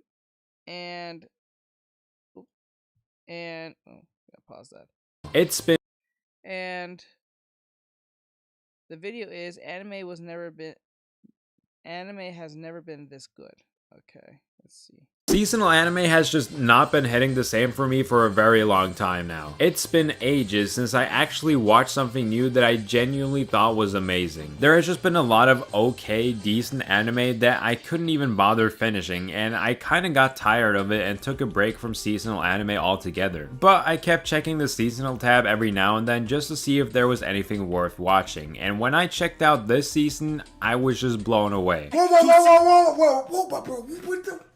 There was so much fire stuff that I was just like, damn, I kinda gotta watch all of these. What I noticed most of all was that there was an anime that had gotten a ridiculously high score, which was Takopi's Original Sin. So I figured, okay, if there's any of them I'm gonna start with, it might as well be this one. Now, I already knew about some of the topics this show would tackle, which kind of put me off just a little bit. Because oftentimes I find that media that tackles touchy subjects like the ones displayed here sometimes gets praised simply for including those subjects or themes, and people will automatically say said story is good instead of judging it based on how well it actually explores those themes. But luckily I can say that after finishing the show, not only is it legitimately good, it's also just not really sad. To me, this story was never about sadness or how bad the characters had it or the things they went through and how bad they were. It was about happiness. Sure, there are a lot of sad things that happen, but that's not the point. The story is ultimately about how to achieve happiness. The show tells you this before you even start, because the show never tries to bask in this sadness or stay there for too long. Whenever there's a scene like that, it's quickly followed up with a very lighthearted scene with happy upbeat music and a completely different tone. Almost like the show is telling you that, okay, that scene was kind of dark, but let's move on now. We just have to show you that so we could deliver our message more effectively. And I must say that not only does it deliver that message very effectively, it's also a really good one.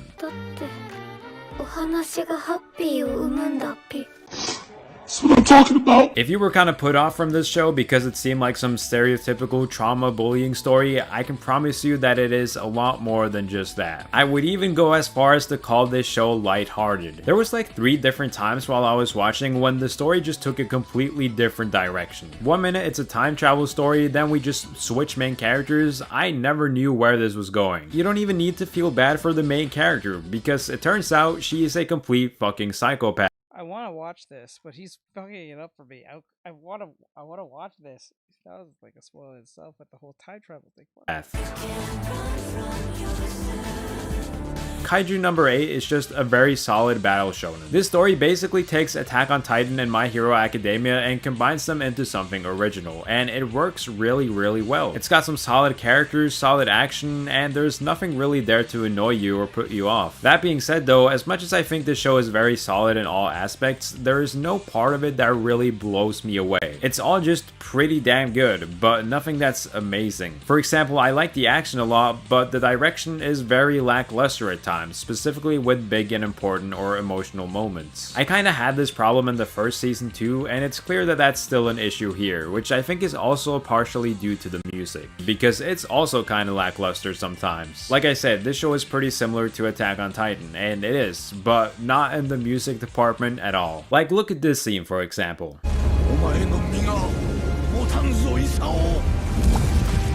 I think this could have worked much better with something like this.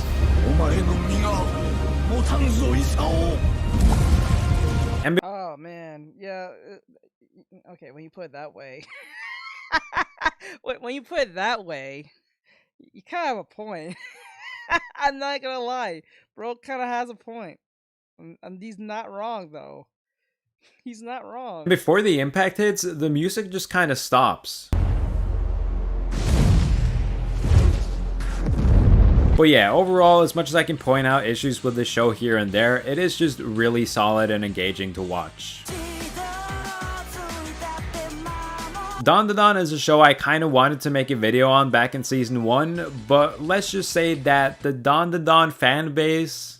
The Ku Klux Klan! But man, season 2 just hits, bro, and I think the whole arc with Gigi is for sure the best the series has been. I mean, just look at this dude's character design, bro. This shit is peak. I love the final fight they all have because it feels like it's paying off the whole show so far. We get literally every single character to show up here in this fight. Everyone! Every little side story we did in season 1. Oh, they still on that whole black thing. You guys gotta let that go, bro. That shit dead.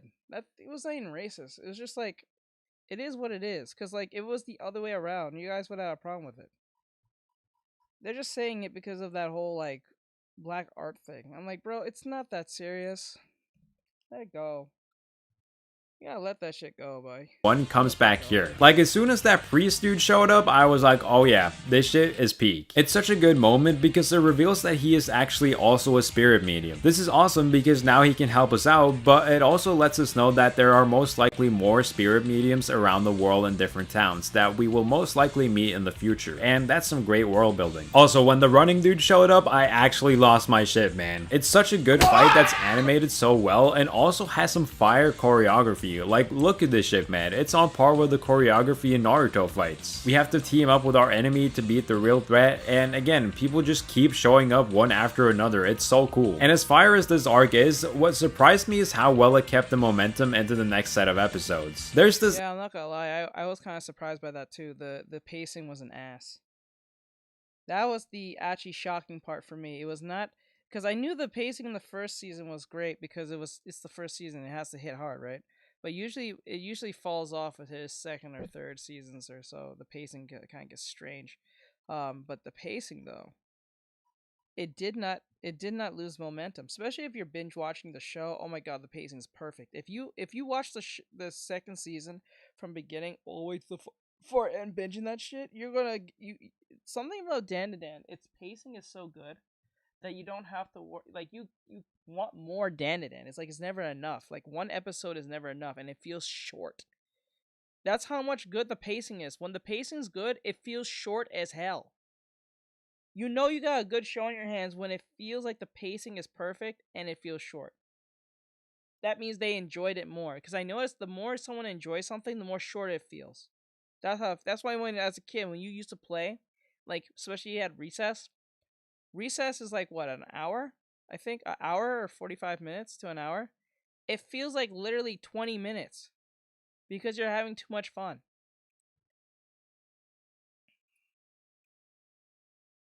Yeah, episode 6. Is that the latest episode? Yeah, that felt that was fun.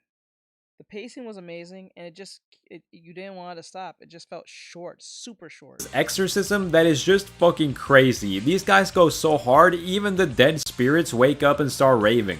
Yo, I'm not gonna lie. The metal part when they was bringing the spirits to life, that was funny. That was actually good. It was not annoying at all. I thought it was gonna be like cringe, but I was like, oh, this is guy going hard.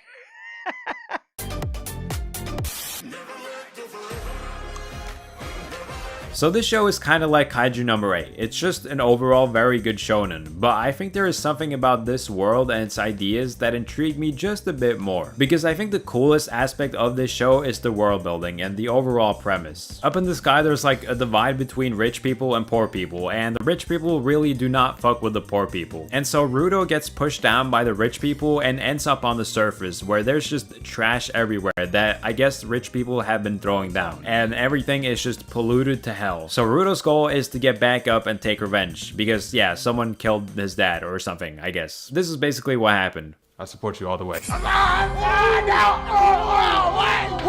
that? Who is that? The world building is just so good. I love learning more and more about the world, especially so because you feel like it's alive. Like they go to meet the boss, but he's out on a mission. The villains are actively taking steps to achieve their goals. The trash beast starts mutating or some shit in ways never seen before. Again, the world just really feels alive, and it feels like there's so much stuff about it that we still don't know. I'm also surprised about how quickly it was able to establish the main cast. We get like 4 episodes in and it's just like boom, here we got this Kakashi type of dude, this guy who's teaching us how to use our powers, this chick who's just a fucking beast. I don't know. Engine doesn't remind me like Kakashi. He just feels like his own dude. He doesn't feel like a copy of someone. Like he feels like a wise frat dude. He's not an idiot. I don't know. Not frat dude. I think that's the wrong word. He reminds me of a bro. He reminds me of bro. He reminds me of He reminds me of Kamina. Without the whole bravado. He kind of just wears it, bro. He got drip too. Like it's like he has that aura, but he doesn't have to tell you he's manly or anything like that. Like how Kamina does it. It's like Kamina personified, but in a chill manner. That's how it feels to me when I look at Engine. When I see Engine, I don't think like he's trying to be cool. I just feel like he is cool. He knows what he's doing. He knows he's self-aware. You know what I'm saying? He's not an idiot trying to be cool. I don't know. It don't feel that way to me. You know how like All Might's his thing? Kakashi's his thing? Even Gojo is his thing. He's more sillier. I think out of all the mentors right now currently, like from either Izawa or you think of All Might or Kakashi or even Gojo, I think out of all of them, I think Gojo's and Engine, I think Gojo is the most silliest one out of all of them. I literally think Gojo is the most silliest one out of all of them. But Engine feels like his own dude. He doesn't seem like a carbon copy of anyone. His design and his whole like everything about him doesn't remind me of like any other like mentor, like big brother figure type individual. He just feels like his own dude. this guy who doesn't have any powers but is just hella chill, and they're all really likable. Like in just a few episodes, it's already made me genuinely care about 5 whole characters. At first I was a bit worried about this dude because I heard he had the same voice actor as Inosuke, and I was worried he was just gonna be this annoying ass character that's just always mad. No.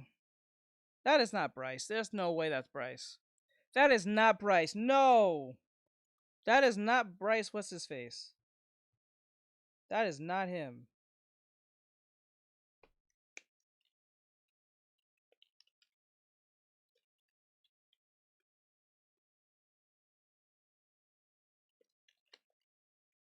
Is it? There's no way. That's not Bryce. There's no way.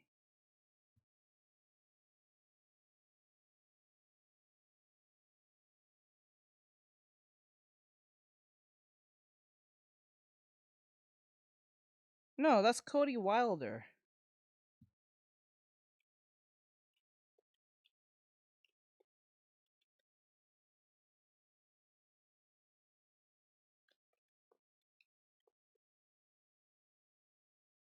Zenka. Voice actor.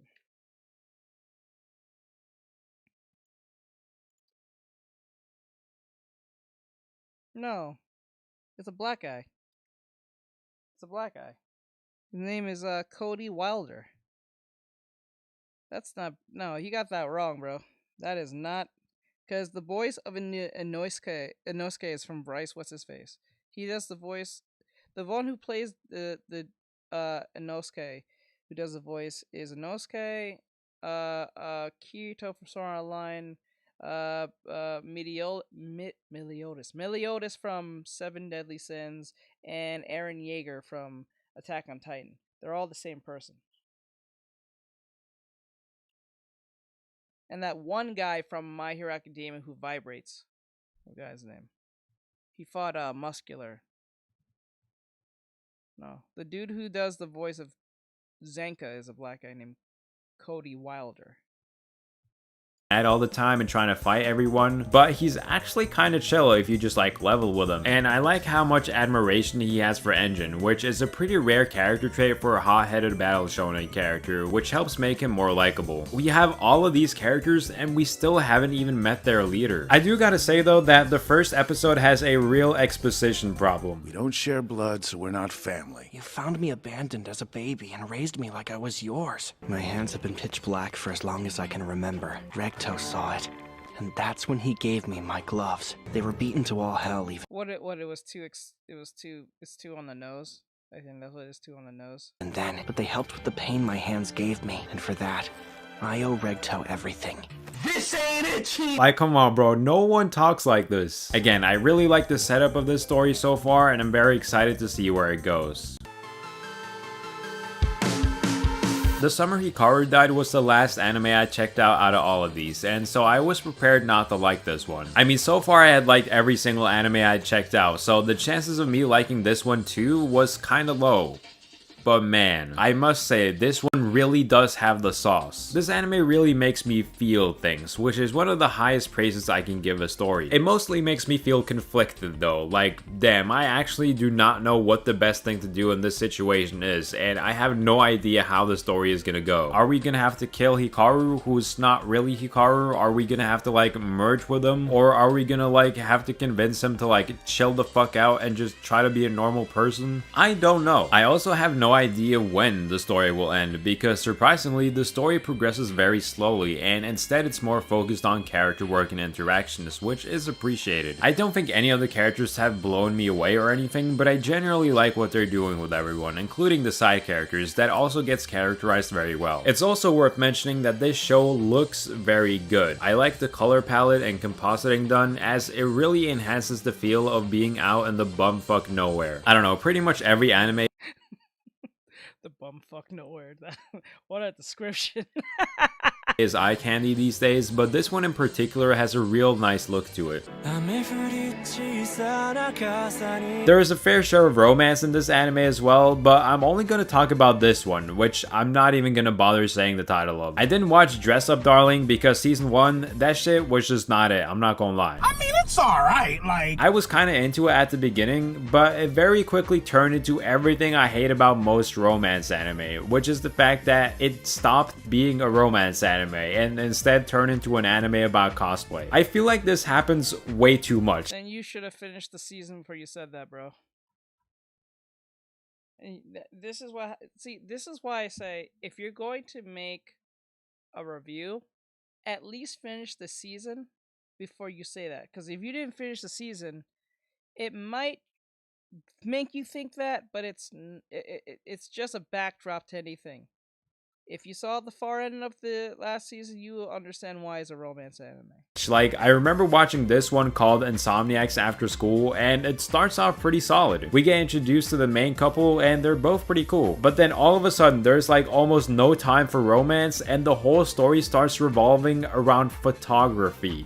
And it is just as boring as it sounds. I don't understand why this is such a common trope for romance anime. It's so strange. I would talk about Bunny Girl Senpai as it's my favorite romance anime, but I am so not caught up with the movies. And at this point, I think I just gotta rewatch the whole thing. But honestly, that's fine because this shit slaps. It easily has my favorite anime couple. For me, I'm very picky with my romance anime, particularly when it comes to the two main characters. What I really hate is when one of them is shy. And I don't mean just like a little bit shy, I mean like Hinata levels of shy, where they just physically just can't even speak. Like, bro, just open your mouth, man, come on. What do you mean by that? It's just so annoying because romance anime in a lot of ways is driven by dialogue, and so if we can't have any dialogue, that's gonna be annoying. In Bunny Girl Senpai though, both of these two motherfuckers are not even shy in any way, shape, or form. None of them could give a shit about what others say about them. In fact, that's exactly how they end up together. Instead of being too scared to express their feelings, they just talk to each other. They're not afraid to get mad at each other or yell. No weird misunderstandings that last like 50 episodes. It's just good vibes, bro. Which takes me to Flagrant Flower, where the vibes are also pretty good. Admittedly, the female main character there is also kind of shy, but it's really not too bad. In fact, she talks surprisingly much, and they just kind of match each other's energy. Which is weird because when she's talking sometimes,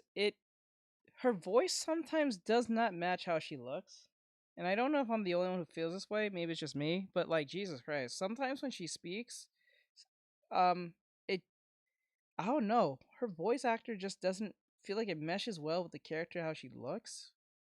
Everyone else works fine. Even the main character, the dude, but like with her, for some odd reason, it just doesn't click for me. Her voice actor just throws it off for me sometimes. At first I was kind of confused though, because like, it's shown that the main subtle, like soft moments, it's fine, but when she's showing like pure expression, it just, the voice range goes out the window for me. I don't know why. character is this guy that's like really intimidating in regards to his looks, and that everyone is like terrified of him because of how scary he looks. But like, he's not scary looking at all. Like, this just looks like the most Chad ass dude ever. Like, this dude could be in like a fucking K-pop band or something. I am so confused as to how people are scared of him, but yes, I get it. I'm confused too. He doesn't look all that scary. He doesn't even look like Chad. Like, look at Chad, and his name is Chad. Chad was like, he's scary. Bro's like yo, bro, like, Chad was 14 or 15 years old, looked like a grown ass man. He was big as his grandfather. Grown man. Like 6'7" or something. At like 14. I'm like, bro. He looks like a friendly Bakugo. Yeah, you got it right. He does. But damn, like, if you put someone like Chad, I can understand. Because he hardly spoke, and he was huge. Like buff huge for like no reason. Jeez. And then they kind of killed Chad's character, in my opinion, within the Fullbring arc. Bro talked too much. He started talking too much. I'm like, whoa, I don't remember you talking this much, Chad. Like, and it's kind of pissing me off, bro. I don't like that you talk too much. We want the main character to be some hot-ass anime character instead of this, so sure. If we ignore that fact, it's actually pretty relatable, especially with the way he sorta lives multiple lives and tries to keep them separate and secretive from one another. Also, I do gotta appreciate this dude's friend group. These guys are absolute goats, man. This is the type of friendship you'll only find in anime. They're all really supportive of each other, but still get into real conflict. The show isn't afraid of making characters have arguments or disagreements with each other in ways that feel realistic. Which brings me to my favorite aspect of this show. The drama. This shit gets fucking spicy, bro. Especially with this bitch right here. てかさ、その髪色何？お気楽なもんだね、お嬢様って。 Stop! Stop! Oh! Stop the video! He killed him! He murdered this nigga! Oh my— Bro, she just gets absolutely shit on left, right, and center, and it's so damn satisfying. It's so sad to see. That's sad, but it's appreciative and kind of sad to see that people are still using Etika videos. We're still using Etika memes to this day. That's crazy. Because this bitch is a hating asshole. もうカオル子には会わないでほしい。 It's always the fridges trying to protect the snacks. And turns out the reason she be hating so much is because she doesn't even like herself. I just be sipping my tea the whole time watching, bro. This shit gets crazy. After watching all of these anime, I legitimately feel spoiled. Like, I can't remember the last time I had this many amazing shows to watch at the same time. And it really has me looking forward to the next season's anime. Hell, there are even highly rated anime in this season that I haven't checked out yet. That being said though, as much as I massively enjoyed all of these anime, I don't think there was any of them that I enjoyed as much as the last seasonal anime I watched, so check out this video to hear why that one was so good. I called this out a while ago. Okay, that's video 1. I hope you guys give a follow to, was it Kozo? I got hiccups. Okay, I'm going back. Fuck it, I'm not even trying to do that. What the hell?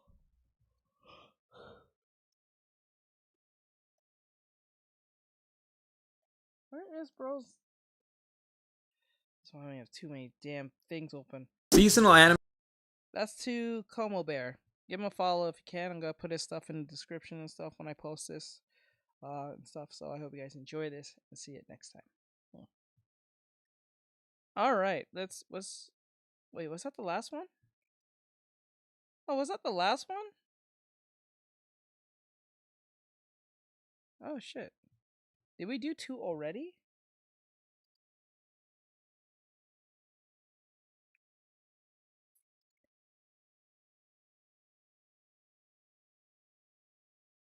I don't know, like, did we do 2 already?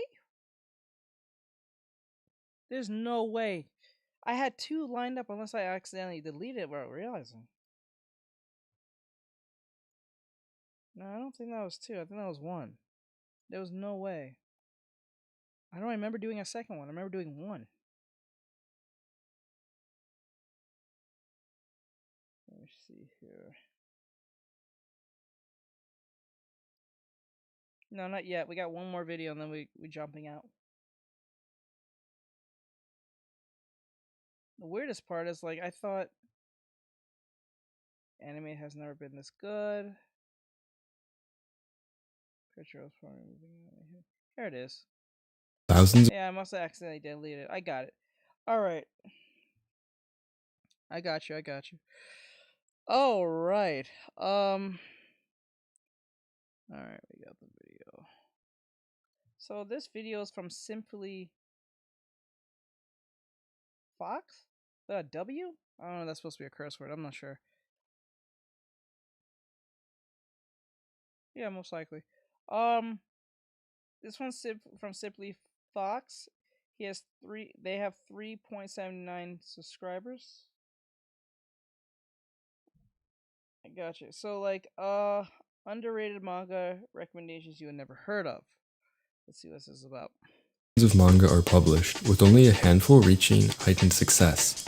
As a result, a lot of good manga go under the radar for various reasons, with the first of these being Goze Hotaru. The stories about— Okay, I know this dude is probably new, making this new channel, and he has 3,000 subscribers. He's gonna probably figure this out, but I'm gonna help him up a little bit. Number 1 thing you never do when you make a video. The number one golden rule you have to make sure when making a video is that make sure that the music in the background is not louder than you. No, it's loud, but it's loud as the music is just as loud as him. That's the problem. Your music should be much lower than you. Always make sure of that, because if it's on the same level as you, it's not like we're fighting to hear you. Like, we can hear you, but we can't hear you like normally. There has to be a medium between your voice or a side chaining. So you have to make sure when you speak, the music is like if your voice is at 80, your music should be at 30 or 35. I can hear the music still, but I want to hear you. That's the whole point of the video. I should not hear your music be at a 75 and you're at 80. No. Big mistake. But we'll run it. We'll still run it. A Goze named Hotaru. So in Japan, there were these women who were usually visually impaired who would travel around I'm pretty sure you can unhear it now. You can hear the music more louder than him now. Country and make a living as musicians. While Hotaru was born with sight, she lost it as she grew up, and after hearing a band of Goze perform, she became inspired to take up the shamisen and become a Goze herself. Unfortunately, when Hotaru asks the Goze if she can become an apprentice, she's shot down, being told she must train her voice, become physically stronger to carry her. See what I'm saying? It's hard to hear what he's saying. The music's louder than him. Stuff while traveling, and to learn a few songs. While most people would be discouraged by these challenges, Hotaru feels invigorated and motivated to keep chasing her dream. Despite this, her grandfather feels the opposite. While his daughter, Hotaru's mother, had passed away, and his son-in-law, Hotaru's father, had gone on a mysterious journey, leaving Hotaru when she was a young child. Hotaru's dad is actually pretty important, but you'll have to read the manga to learn more about that. While Hotaru wants to become a Goze because of her love of music, she also wants to utilize the freedom that Goze have to try to figure out what's up with her father. Where did he go? Why did he leave? Will he ever come back? The story is pretty interesting, and so is the world that Hotaru lives in. It is set in Imperial Japan, but there is also some fantastical elements. I believe that the mangaka, Ko Tosoya, intended to show only a little bit of the fantastical stuff in the beginning, and slowly introduce more and more stuff as the manga went on. Unfortunately, the manga ended early, being axed at just 24 chapters long. Despite this, the manga is definitely worth reading, as the art is very unique and the story is super interesting. So, why was this manga axed? Well, while it was received well in the West, it did pretty poorly in Japan. This is because it failed to find an audience. It serialized in the Jump Plus magazine, which is mostly read by teenage boys, and let's be real, the average Japanese teen isn't gonna care about a blind girl trying to become a musician. Another unique manga in Jump Plus is Maisen and the Man-Eating Apartment. This is the last Jump manga I'll talk about, I promise. So, in this manga, the world has pretty much ended, as the sun has expanded into a red giant, and the last remaining place where humans live is a single apartment megastructure. Inside this apartment, time is infinite, but if you leave, you'll be toast, literally, as the sun will burn you up. Because time is infinite, people are born via recycling, where, when someone dies, they're used to create new life via some H.R. Geiger looking thing. When Maisen is born, she's chosen by the apartment council to be the new landlord for the apartment. The landlord oversees the apartment and tends to all the chores. Oh yeah, I remember this story. That was mentioned by Sufferance, I think. And make sure everything or was it the masked man? I can't remember. Works properly and everyone stays safe. While it sounds like the landlord is like the king of the apartment, the reader will be quick to find out that there are much greater forces at play. Anyways, Maisen has a twin brother named Birdie. While Maisen is a carefree and pretty laid-back individual, Birdie is much more serious and focused. They are a really solid duo, and on their 14th birthday, Maisen and Birdie make plans to celebrate, but when Maisen tries to find Birdie, he is nowhere to be seen. She goes around the entire apartment looking for him, only to find out that he's been recycled. Birdie had been investigating the previous landlord, and when he saw what the previous landlord has seen, the creature that recycles people, the apartment man, recycled him. This leaves so many questions. What did Birdie see? Why was he recycled? Who is the apartment man? As the story goes on, we learn about the world through what was left behind in the past. We see other floors of the apartment, meet characters who have been impacted by different facets of the apartment, and unravel the mysteries of the apartment. As you can see, the art is just amazing. The gritty aesthetic combined with the surreal, dark sci-fi world really ties everything together. It really feels like Mad God meets BLAM! Out of all the manga on this list, this one is definitely my favorite, and I recommend that everyone gives it a try. For those of you who are returning viewers, I have a gift for you, a token token of my gratitude, here's a dark fantasy manga recommendation. This manga, called Truth Weavers, takes place in a medieval world where people who can use magic are seen as monsters. Because of this, they are oppressed and have less rights than non-magic users. How do you oppress someone with magic? That's a weird thing to, how do you get oppressed by people who don't have powers to like, that's crazy. There must be some type of like law or something, some magical law that doesn't allow them to like hurt people who doesn't have magic. Cuz that's crazy. That's crazy.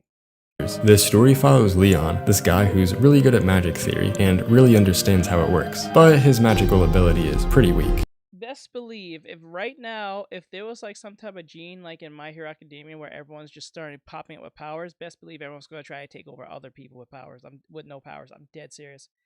I am dead serious. As soon as someone has any form of powers that is actually threatening, you best believe they're going world domination almost instantly. I'm telling you.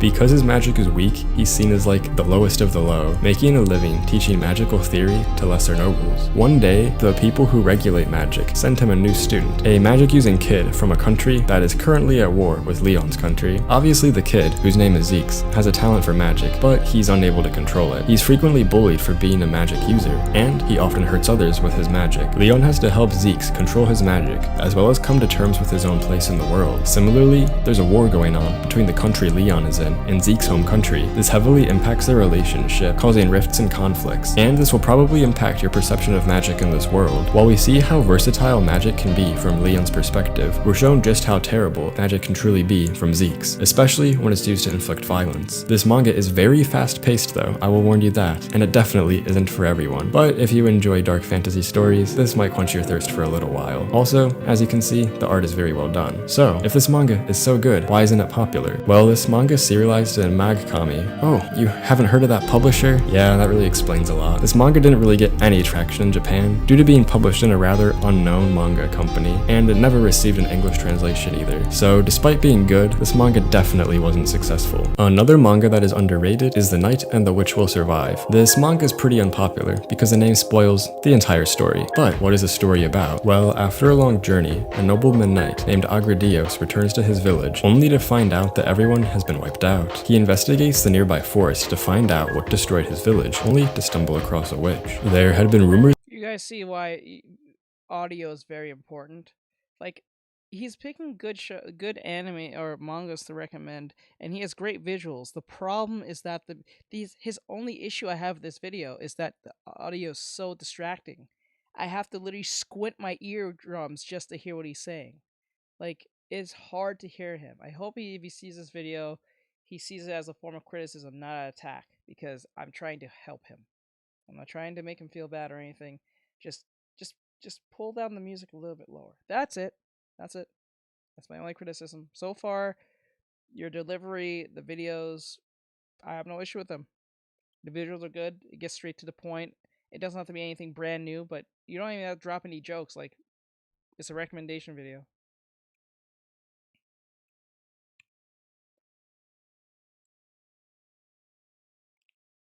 Hello. That an evil witch lived in the forest, so Agredios thinks that she's the culprit. He confronts her and they battle. After defeating her, he takes her back to the village and asks her to revive everyone. The witch explains she can't, she would if she could, and she didn't do anything to hurt the villagers. Agredios quickly realizes that what he did was wrong and apologizes. The witch accepts his apology and they work together to rebuild the village and bring it back to its once prosperous and peaceful state. This is a good story about found family, forgiveness, and loss. Also, there's a lot of really fun action, and as you can see, the art is amazing. Unfortunately, this manga was axed, so the ending is rushed and kinda trash. But if the author had the opportunity to write a proper conclusion, I could really see this story being much more popular. Also, if you really like the art, it's done by Gonbei Shinkawa, who did the art for another manga that I've talked about, The Wolf Never Sleeps. You may want to check out that one as well. Another way this manga stands out is its character design. A lot of fantasy manga have pretty similar character designs, but in The Knight and the Witch Will Survive, the characters feel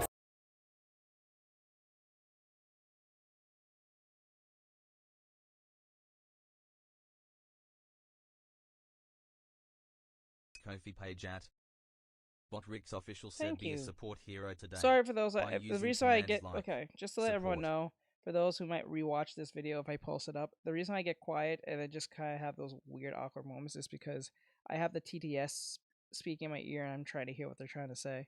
So if I just end up doing like this, it's just dead silence. I'm listening to what they're saying so I can respond. Fresh and unique. Obviously, not really a major talking point, but I still thought it was worth mentioning. For those of you who are interested in this manga, you might go and check out the My Anime List page for this title to get some more information. You'll probably see the scathing review that talks about how Agradeus is a creep and keeps the witch like a prisoner. This is pretty insane considering the circumstances. As I said, Agradeus spends pretty much the entire manga trying to atone for his mistake, so I think you should give it a shot. The next underrated manga isn't even a manga, but an old school manhwa. Gui is about a warrior named Musang and his quest for vengeance. He has a mysterious mark on his body, and his goal is to figure out its meaning, all while countless enemies try to track him down and defeat him, and prevent him from solving the mystery. While the story itself is alright, what really makes this manhwa stand out is the art. As you can see, it's just outstanding. The art is paired with a lot of action, as Musang seems to get jumped every chapter. I don't want to say too much about it because it's an action mystery, but if you like serious art and a good thriller, you'll probably enjoy Gui. So, why is Gui underrated? Well, it's an old school manhwa. No one seems to read these anymore. A lot of people don't realize that Koreans have been writing stories about hype moments and aura farming well before solo leveling. Heck, some people don't even know that Koreans made comics before Never Webtoon came out. I think this is where manhwa really shines. At its worst, I think it tries too hard to replicate the experience of a normal comic, but it's at its best when it does its own thing, when it's really willing to use the format of a webcomic to its fullest potential. Anyways, those are some underrated manga recommendations. I hope you enjoyed this video, and I appreciate those of you who gave support on the last couple videos. Your kindness really means a lot to me. Thank you all for watching. Alright, guys. Alright. Before I end it... Oh, perfect. Actually, first thing, give a follow to... What's his name was? It was Simply Fox, I think. Simply Fox, if I'm saying it wrong. He put a W in there. I don't know it's supposed to be like a cursor or something, or it's supposed to be fancy. But anyway, give him a follow, like, share, follow, comment. Hope to see you guys in the next one, and like I said, I'll see you next time. Alright, before I end the stream, there's a video here I wanted to see. This is an update, I think, of the whole DoorDash girl. So let's see what that's about. And girls, so there's a story going around surrounding this DoorDasher, this woman. I don't even know her name, but she's a female DoorDasher who recently lost her job because, well, I mean, she was doing her job. She went to pick up food, and as DoorDashers do, they deliver food to people with instructions right on the app. And on the app, it said, leave the food on the doorstep, right? So step one, DoorDash assigns an order to a driver in the vicinity. Step two, that particular driver, depending on how many orders they have, will pick up that order and multiple other orders before they are on their way to delivery. Step three, when they finally get to their destination, there are instructions listed on the order, like leave it by the door, or knock on the door, or call me when you get there. Now, in this particular situation, and I've not heard any sensible takes aside from a few creators out there like Abba and Preach, of which I was watching their stream on this earlier, but aside from them, I've not heard any sensible moderate takes on this. And it seems to me this is why I'm a voice of reason in this hellish landscape of extremeness on both sides. Let's hot take, and I know this is going to upset a lot of people, which it shouldn't. But both of the individuals in this situation were wrong. Yes, two wrongs don't make a right. Haha, revolutionary, right? But to get into the meat and potatoes, she approached this guy's door, right? Apparently it was cracked or wide open. There's debate on whether or not the door was wide open or cracked at the time of her approaching this door to leave food on his doorstep. But let me play the footage for you guys so you can see exactly what I'm talking about before I go on my yap session about my entire thoughts in the situation.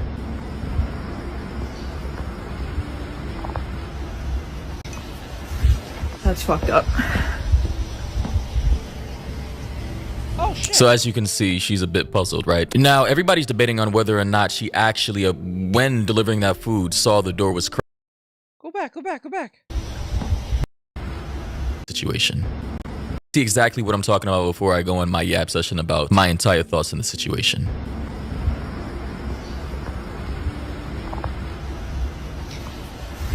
That's fucked up. So as you can see, she's a bit puzzled. If this is the video, this bitch stupid. If this is the video, this woman is an idiot. I'm sorry. She's an idiot and he's an idiot. She's an idiot because as soon as she got to the door, she should have just took her picture and got the hell up out of there. That's it. That's all she was supposed to instruct. Not going more further than that, or the case may be. He's an idiot because he left his door open. If he forgot his door open and he fell asleep or he was under the influence, that's on him. He's an idiot. But if she opened the door while he was asleep for whatever reason, she's more than an idiot. She's a real issue. Then I won't blame him. But if he left that door open somehow and he fell asleep and left that door open, that's his fault. But she's an idiot for even bringing this up. Like, Jesus. Right now, everybody's debating on whether or not she actually, when delivering that food, saw the door was cracked and decided to push it in because she peeped inside. Maybe it was kind of like, being nosy before actually delivering the food. Pushed the door open or not and intruded on this man's privacy. Other people are speculating that the door was already wide open like that. As you can see, she's on the street too, and the man is literally passed out with his pants around his ankle. Now, I'm just going to assume, because there's literally no proof that this man did this intentionally, that he may have passed out from an intense goon session, or he may have been, very drunk. Could have been a Friday night. Bro probably smoked a little Mary Jane, took back a few shots of tequila, tried to rub one out, and before he could complete the job, he just passed out. Like, it happens all the time. And That happens. as far as the door being wide open, we don't know why. Could have been a strong gust of wind. He could just have a shitty fucking lock. I don't know. Or maybe he could legitimately be a creep, a perv. All of that is speculation. There's literally no proof. Now, to put myself in her shoes, to play devil's advocate, since a lot of people are railing against her, I will say, if I were a DoorDasher and I approached this situation, roles reversed, it was a woman passed out on the couch, pants around her ankle, and literally she's just laying there, ass cheeks and all, I would be a little weirded out too. I'll be weirded out and left. I would have weirded out and left. Easy. You couldn't do that. I would have been weirded out and left. You would have had your job. You wouldn't have people on your ass. It'll be a funny story to bring up. And that was it. End of story. End of story. But you know what? You know what I wouldn't do is I would not film her. I wouldn't upload her to the internet. Yep. I wouldn't dox her. I would say, ma'am, are you all right? Is everything all right? If no response, then hey, I'm just here to do my job. I would drop the food down, and I certainly wouldn't touch the door to crack it open, which people are speculating. I don't get paid enough to know what's wrong with you. I put a little humanity in there, saying, "Are you okay?" And he's saying, do you need any help? Do you need 911? No, I'm good. Leave the food out. That's all you had to do.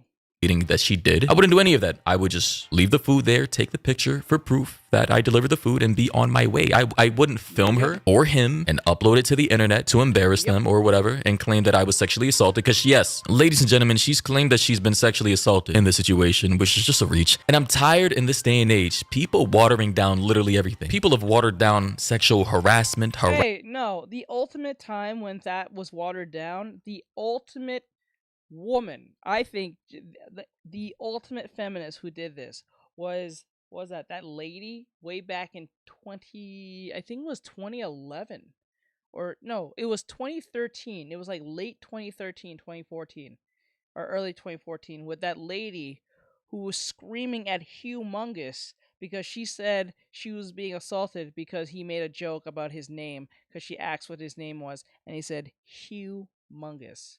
So she thought it was an essay joke, when really that was literally his name. That was literally his name. And because she couldn't take a joke, she literally had a whole meltdown. She had a whole crash out. She crashed the hell out, screaming, yelling, and the man just started walking away. She started following him, screaming and yelling all under the sun. Remember, this is a firefighter, I believe. @_fem0yn1b said, why she hushing the camera? She was crashing and screaming and yelling. It was crazy. It was an Indian woman, I think some kind of feminist Indian woman. She just lost it for some odd reason. As soon as she said, "Excuse me, sir, what's your name?" And he looked dead in the camera and said, "Humongous." She's like, "Are you serious?" I'm like, "Yes, my name is Humongous." She's like, "No, stop playing." He's like, "No, that's my name, Humongous." What happened? Also, sorry for leaving and joining back so much. So pretty much that the lady We found the video, per se. Harassment in general, racism, all the isms, all the phobias. Like, a lot of these words don't even hold the power that they once used to because people just keep using them and labeling them for any situation, basically, that bothers them, offends them, or they feel uncomfortable in. That said, in this video, she actually named the man in the situation. She said a man named Austin orders DoorDash, selects the option to have order left at door, sees his DoorDasher me has a female name, quote unquote, falls asleep on the couch with his pants down and underwear around his ankles and his front door wide open in 59° Fahrenheit. So this is what I see when I have to leave the order. In that situation, again, to play devil's advocate, it is creepy. We don't know his intentions, nor did she. But of course, because of his gender and the time of day and because she's a woman, there's preconceived notions. We all have natural biases running through our subconscious every single day. Unfortunately, that is what it is. So I can understand her perspective from her point of view. But again, the best course of action from that point on forward was to not film that naked man on his couch because you don't know what kind of state of mind he was in. And if you were genuinely concerned, you could have literally just called 911 if you were concerned for his safety, which you likely were not. You could have reported it to DoorDash. You could have just gently put the food down, take the picture back away, report it to all the authorities you want to. And I'm not gonna lie, she's an ugly woman who felt like this was her time to feel like she was validated for her looks, so she said this man SAR'd from across the room with his telepathic powers. That's all this was. Lastly, what you could have done was not upload it to the internet because now she's been fired. Hey guys, so DoorDash just deactivated me 2 days after I reported my sexual assault. Hey guys, I just lost my job. So, like, so let me get this straight. You record a man, you didn't go and make your report first. You went to TikTok, put it on the internet, and thought that was smart to do. DoorDash got a whiff of this, went viral, and then they fired you and you're upset at them. No, I think they did the right thing. You're an idiot. I'm sorry. Stop going to the internet for justice, because that doesn't even end well. That never ends well. You never get actual justice through the internet. It's very rarely that goes well. Right now that justice is falling upon you. Stop doing this. And they won't tell me why. Ma'am, the reason why is because you filmed a naked man in the privacy of his own home. Mind you, at first glance, the situation... It's not. Still illegal because the door was open, but lady, you recorded it. Yep.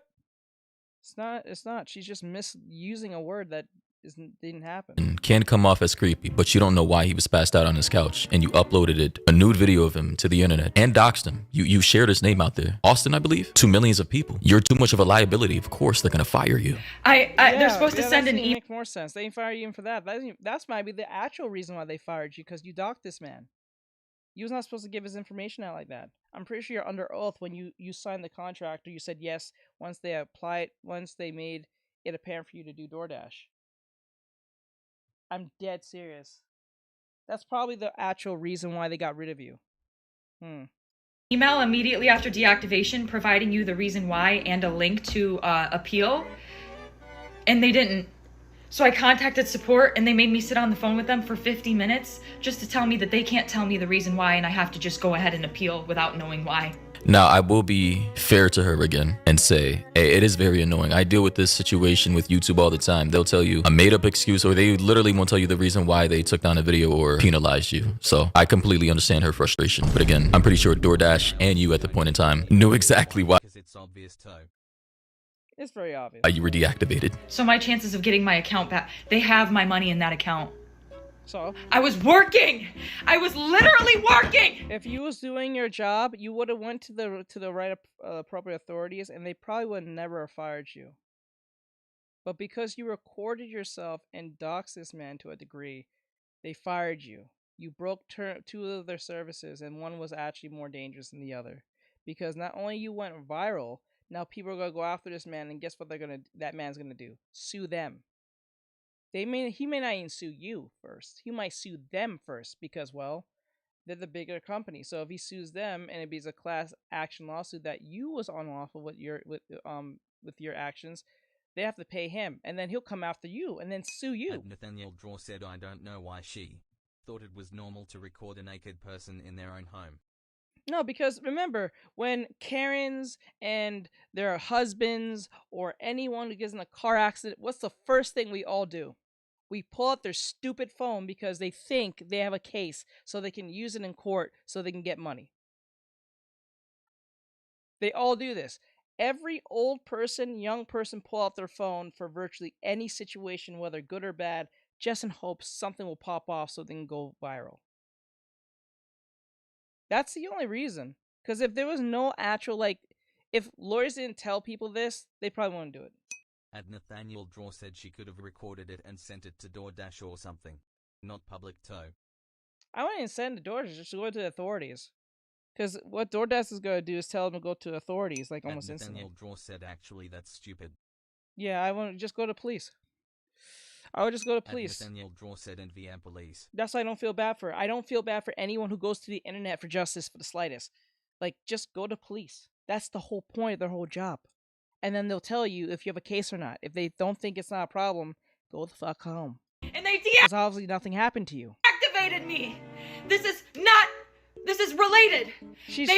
She's trying to stir up problems so she can get DoorDash in trouble. So either she can sue DoorDash or they can settle in court, so they'll give them a lot of money so she can go away. That's why she's making a big stink out of it now. Because now, it's not about she being SA'd. It's about the money that she has made.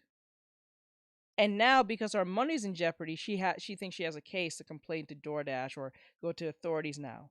But she went to the internet again like an idiot. This is how stupid she is. She keeps going to the internet in hopes that she gets enough sympathy so people can harass DoorDash all damn day. That's how stupid she Nathaniel is. Draw said she complains about the money more. Yes. So what's happening is, even if she lawyers up tomorrow, it's going to be very difficult for her lawyer to give her a case to win when she already posted her nonsense out there. That's how stupid these people are. Punished me for posting about my sexual assault while door dashing. They just fired me. Oh well. And the police are doing nothing. Oh well. I lost my job. And that was my only way to make money to pay my bills. Yeah. You do not sound like a victim. You sound like a disgruntled employee, ma'am. Asks, does she know what an assault is? I don't think she knows. Like, this doesn't sound like a victim. This sounds like a disgruntled employee who's trying to get one over $1 billion company or $1 million company. This chick is crazy, and she's watering down the word sexual assault when there's real sexual assault victims out there who are actively raped, like forcibly, pinned down to situations against their will and their innocence taken away. Now, there are a lot of weirdos out there who want to say what that man did on that couch, him, I guess, sleeping with his pants around his ankles, is sexual assault. They want to broaden the term. Okay, let's play by that logic. Then I guess any form of public indecency is going to be sexual assault too, right? And this will be highly subjective, right? Because I guess a lot of people are now just going to start being sexual assault. People who come outside with nothing but Speedos and stilettos on, sexual assault. Motherfuckers who don't shower on the daily and are constantly assaulting my olfactory senses. Is that now harassment to my... And if yeah, he's right. If we're gonna play it this way, girls who wear skimpy clothing outside in the public, they SA'd me because I saw them half naked.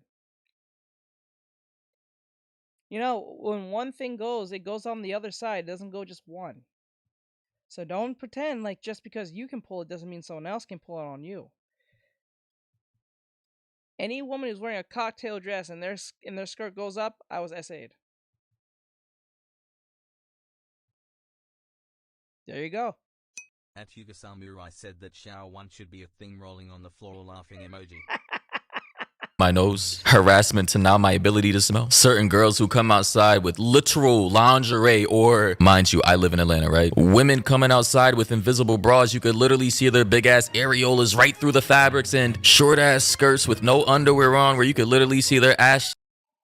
It'll be over something you could just walk away from, yeah. Cheeks and their ass crack, and if they do have underwear on, is basically like a G-string. Is that now sexual assault? Because in my mind, I wouldn't classify it as such. I would say at max, it's indecent exposure, and I wish a lot of people would kind of like not come outside like that, but I wouldn't say personally I'm now have been sexually assaulted. And DoorDash's response was, we've seen tough, sensitive posts, right? So they fired her, well, deactivated her account. Technically, you're a contractor on these apps since you're not of legal employment, technically. Some states have tried to, you know, make ride-sharing delivery people employees, but that's besides the point. They say, we've seen some tough and sensitive posts over the past few days, and we want to clear the air. No one should ever have to experience sexual assault, harassment, or abuse. And DoorDash never deactivates someone for reporting it, full stop, point blank period. We take these reports incredibly seriously. I don't think DoorDash is going to stop you from stopping a criminal from doing something to you. What DoorDash is going to do is stop you from being a nuisance because they don't want to be liable for a class action lawsuit because you're an idiot. Those are two different things. They're not going to do that. They can obviously know a difference between you being a moron and you being a victim. Right now, ma'am, sir, you are not the victim. You're a disgruntled employee.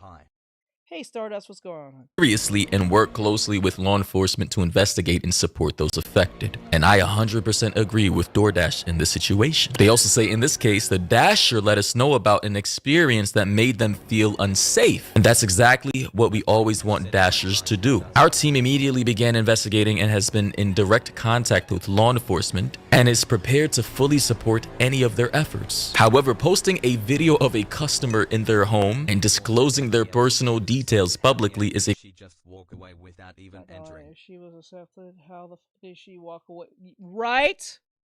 Right?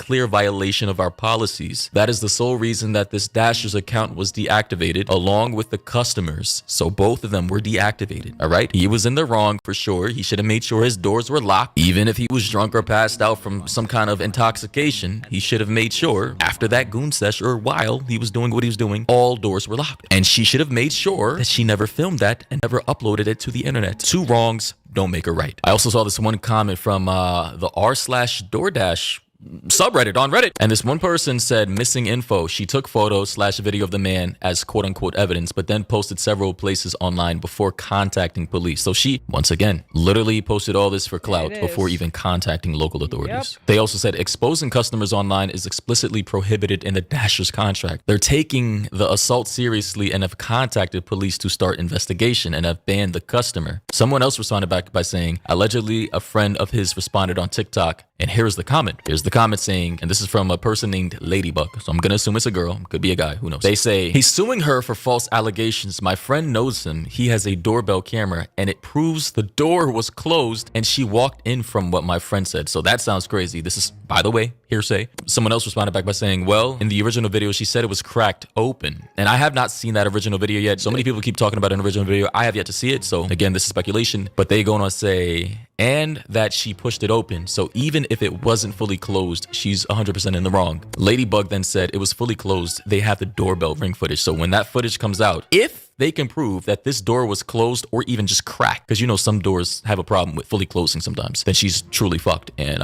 she's going to be liable for doxing and uploading almost like semi-revenge corn, if you can call it that. Then Goblin responded back by saying, oh, I know, I'm just saying if you even go by what she was claiming, she's in the wrong too, because she, I suppose in this alleged initial video of which I believe TikTok took down because she didn't censor this guy's, you know, body parts properly. She probably uploaded another version, speculatively, allegedly, that then complied with TikTok's rules. By the way, TikTok banned her account. I think she got like 3 strikes. So clearly, DoorDash. Damn!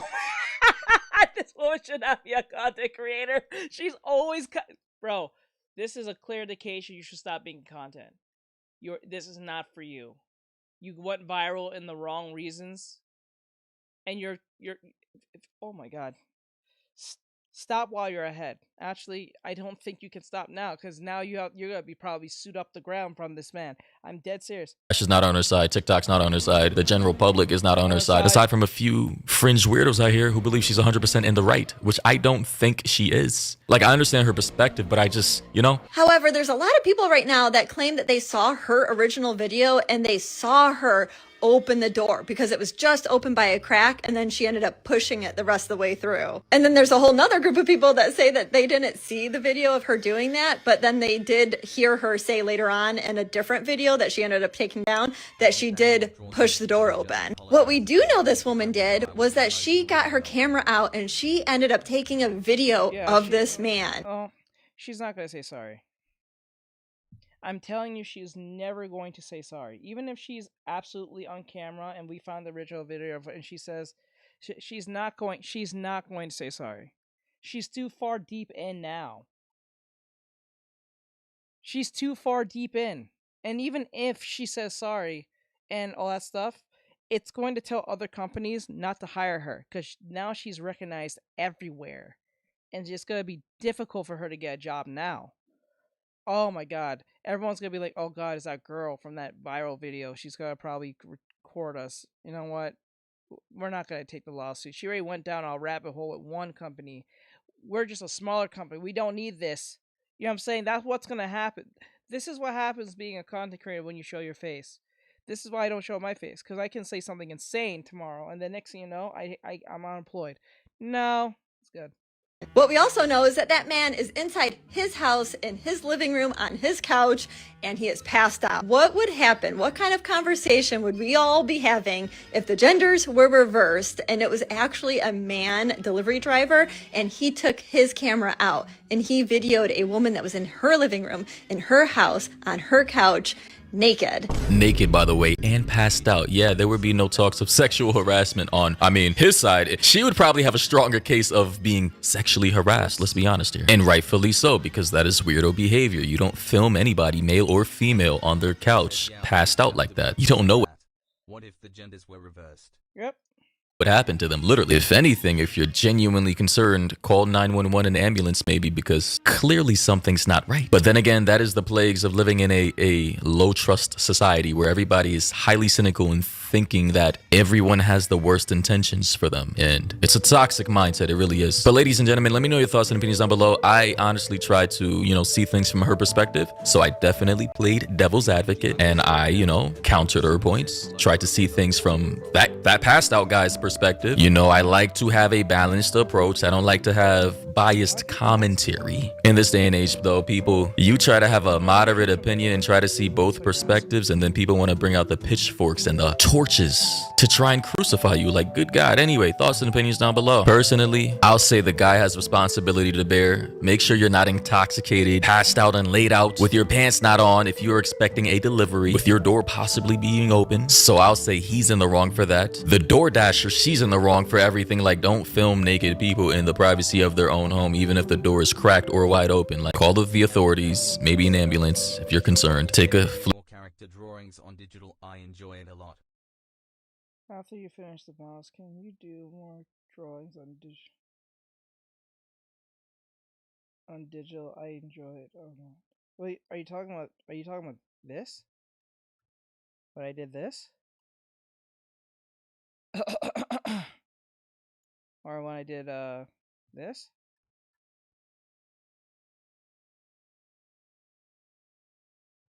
I think that's referring to, right? flick of the food and go on about your night.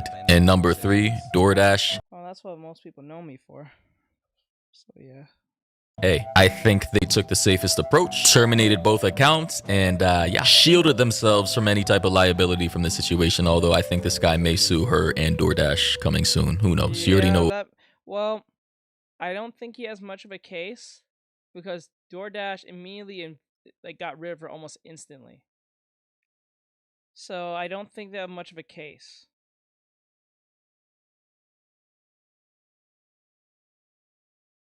I don't think she have a case against DoorDash, but he definitely got a case against that bitch though. It's over for her. Her situation's over. I'm telling you, you won't hear from her again. She's gonna be sued up the wazoo. I'm telling you, it's over. The 500-pound girl, what's her name? Dank Demos, sued Lyft and won apparently because the Lyft driver refused to take her in because he didn't want his. She really thinks she has a winning case here. That's the irony in this whole thing. She is fucked. Wheel axles busted. Anyway, you already know what it is. Hope you guys enjoy the commentary and catch you in the next one. Alright, guys, we're done here. It's already 11:25. I went over the initial time. So we are done. She is ready. She's actually finished. She is done. I should put a little more fade in that. Yeah. We finished the Banshee. Ain't that something? We finished the Banshee. Nathaniel Draw said she looks great. Yeah. I made her look a lot more friendly looking, I would say. At Hugo Samurai said spooky but cute. Yeah, I made her more friendlier than her initial look. This is what she would look like before. But I felt like she stand out a little too much initially. So I said, Kofi Streambot said visit Artextric's Kofi page at Nathaniel Draw said yeah, she looked terrifyingly in the start. Yeah. Let's see. Where's the... There it is. Yeah, this is what she initially was supposed to look like. I took away the eyeballs. It was too, like, staring into your soul. This was the initial sketch, what she was supposed to look like. But I was like, make her a little more cuter, a little bit more nicer, a little more friendlier. So I went down that path and cleaned her up and give her more of a softer look. I think this is a way better look compared to what we had before. So, and then we have this one and this one. So I think she's going to stand out the most out of the two because she's just in black and white, unless the other two is more colorful colors. But I think this came out pretty good. Yeah. I can't wait to... Now, the only thing left, I just have to make the PNG version of this, the PNG version of this, and... Nathaniel Draw said my favorite is the black and white. The black and white one? Okay. And then here's this one, the vampire, and the succubus, so yeah. So, all we need to do is shade in them, and then they'll be ready to go. And we're going to be in a good spot. Just gotta shade them in, and then they'll be ready, and they'll look even more better than before. I forgot I have to make my girlfriend one. I forgot to do that. At Nathaniel Draw said I mess with the blue-haired colors. The blue hair colors. Alright, so with that said, have a great night. Thank you guys for coming in. I hope you guys had a great day. If I'm home tomorrow, we will play video game. I don't know what we're gonna play. I have something in mind, but I don't think we're gonna play Peak since we kind of played that yesterday. At Nathaniel Draw said good night. And stuff, so we'll figure it out. I have a lot of games, but we'll figure something out. Alright, have a great night, guys. I'm out. Keep safe. There, guys. Thank you, guys. Thank you, mods. I appreciate you guys. I'm out.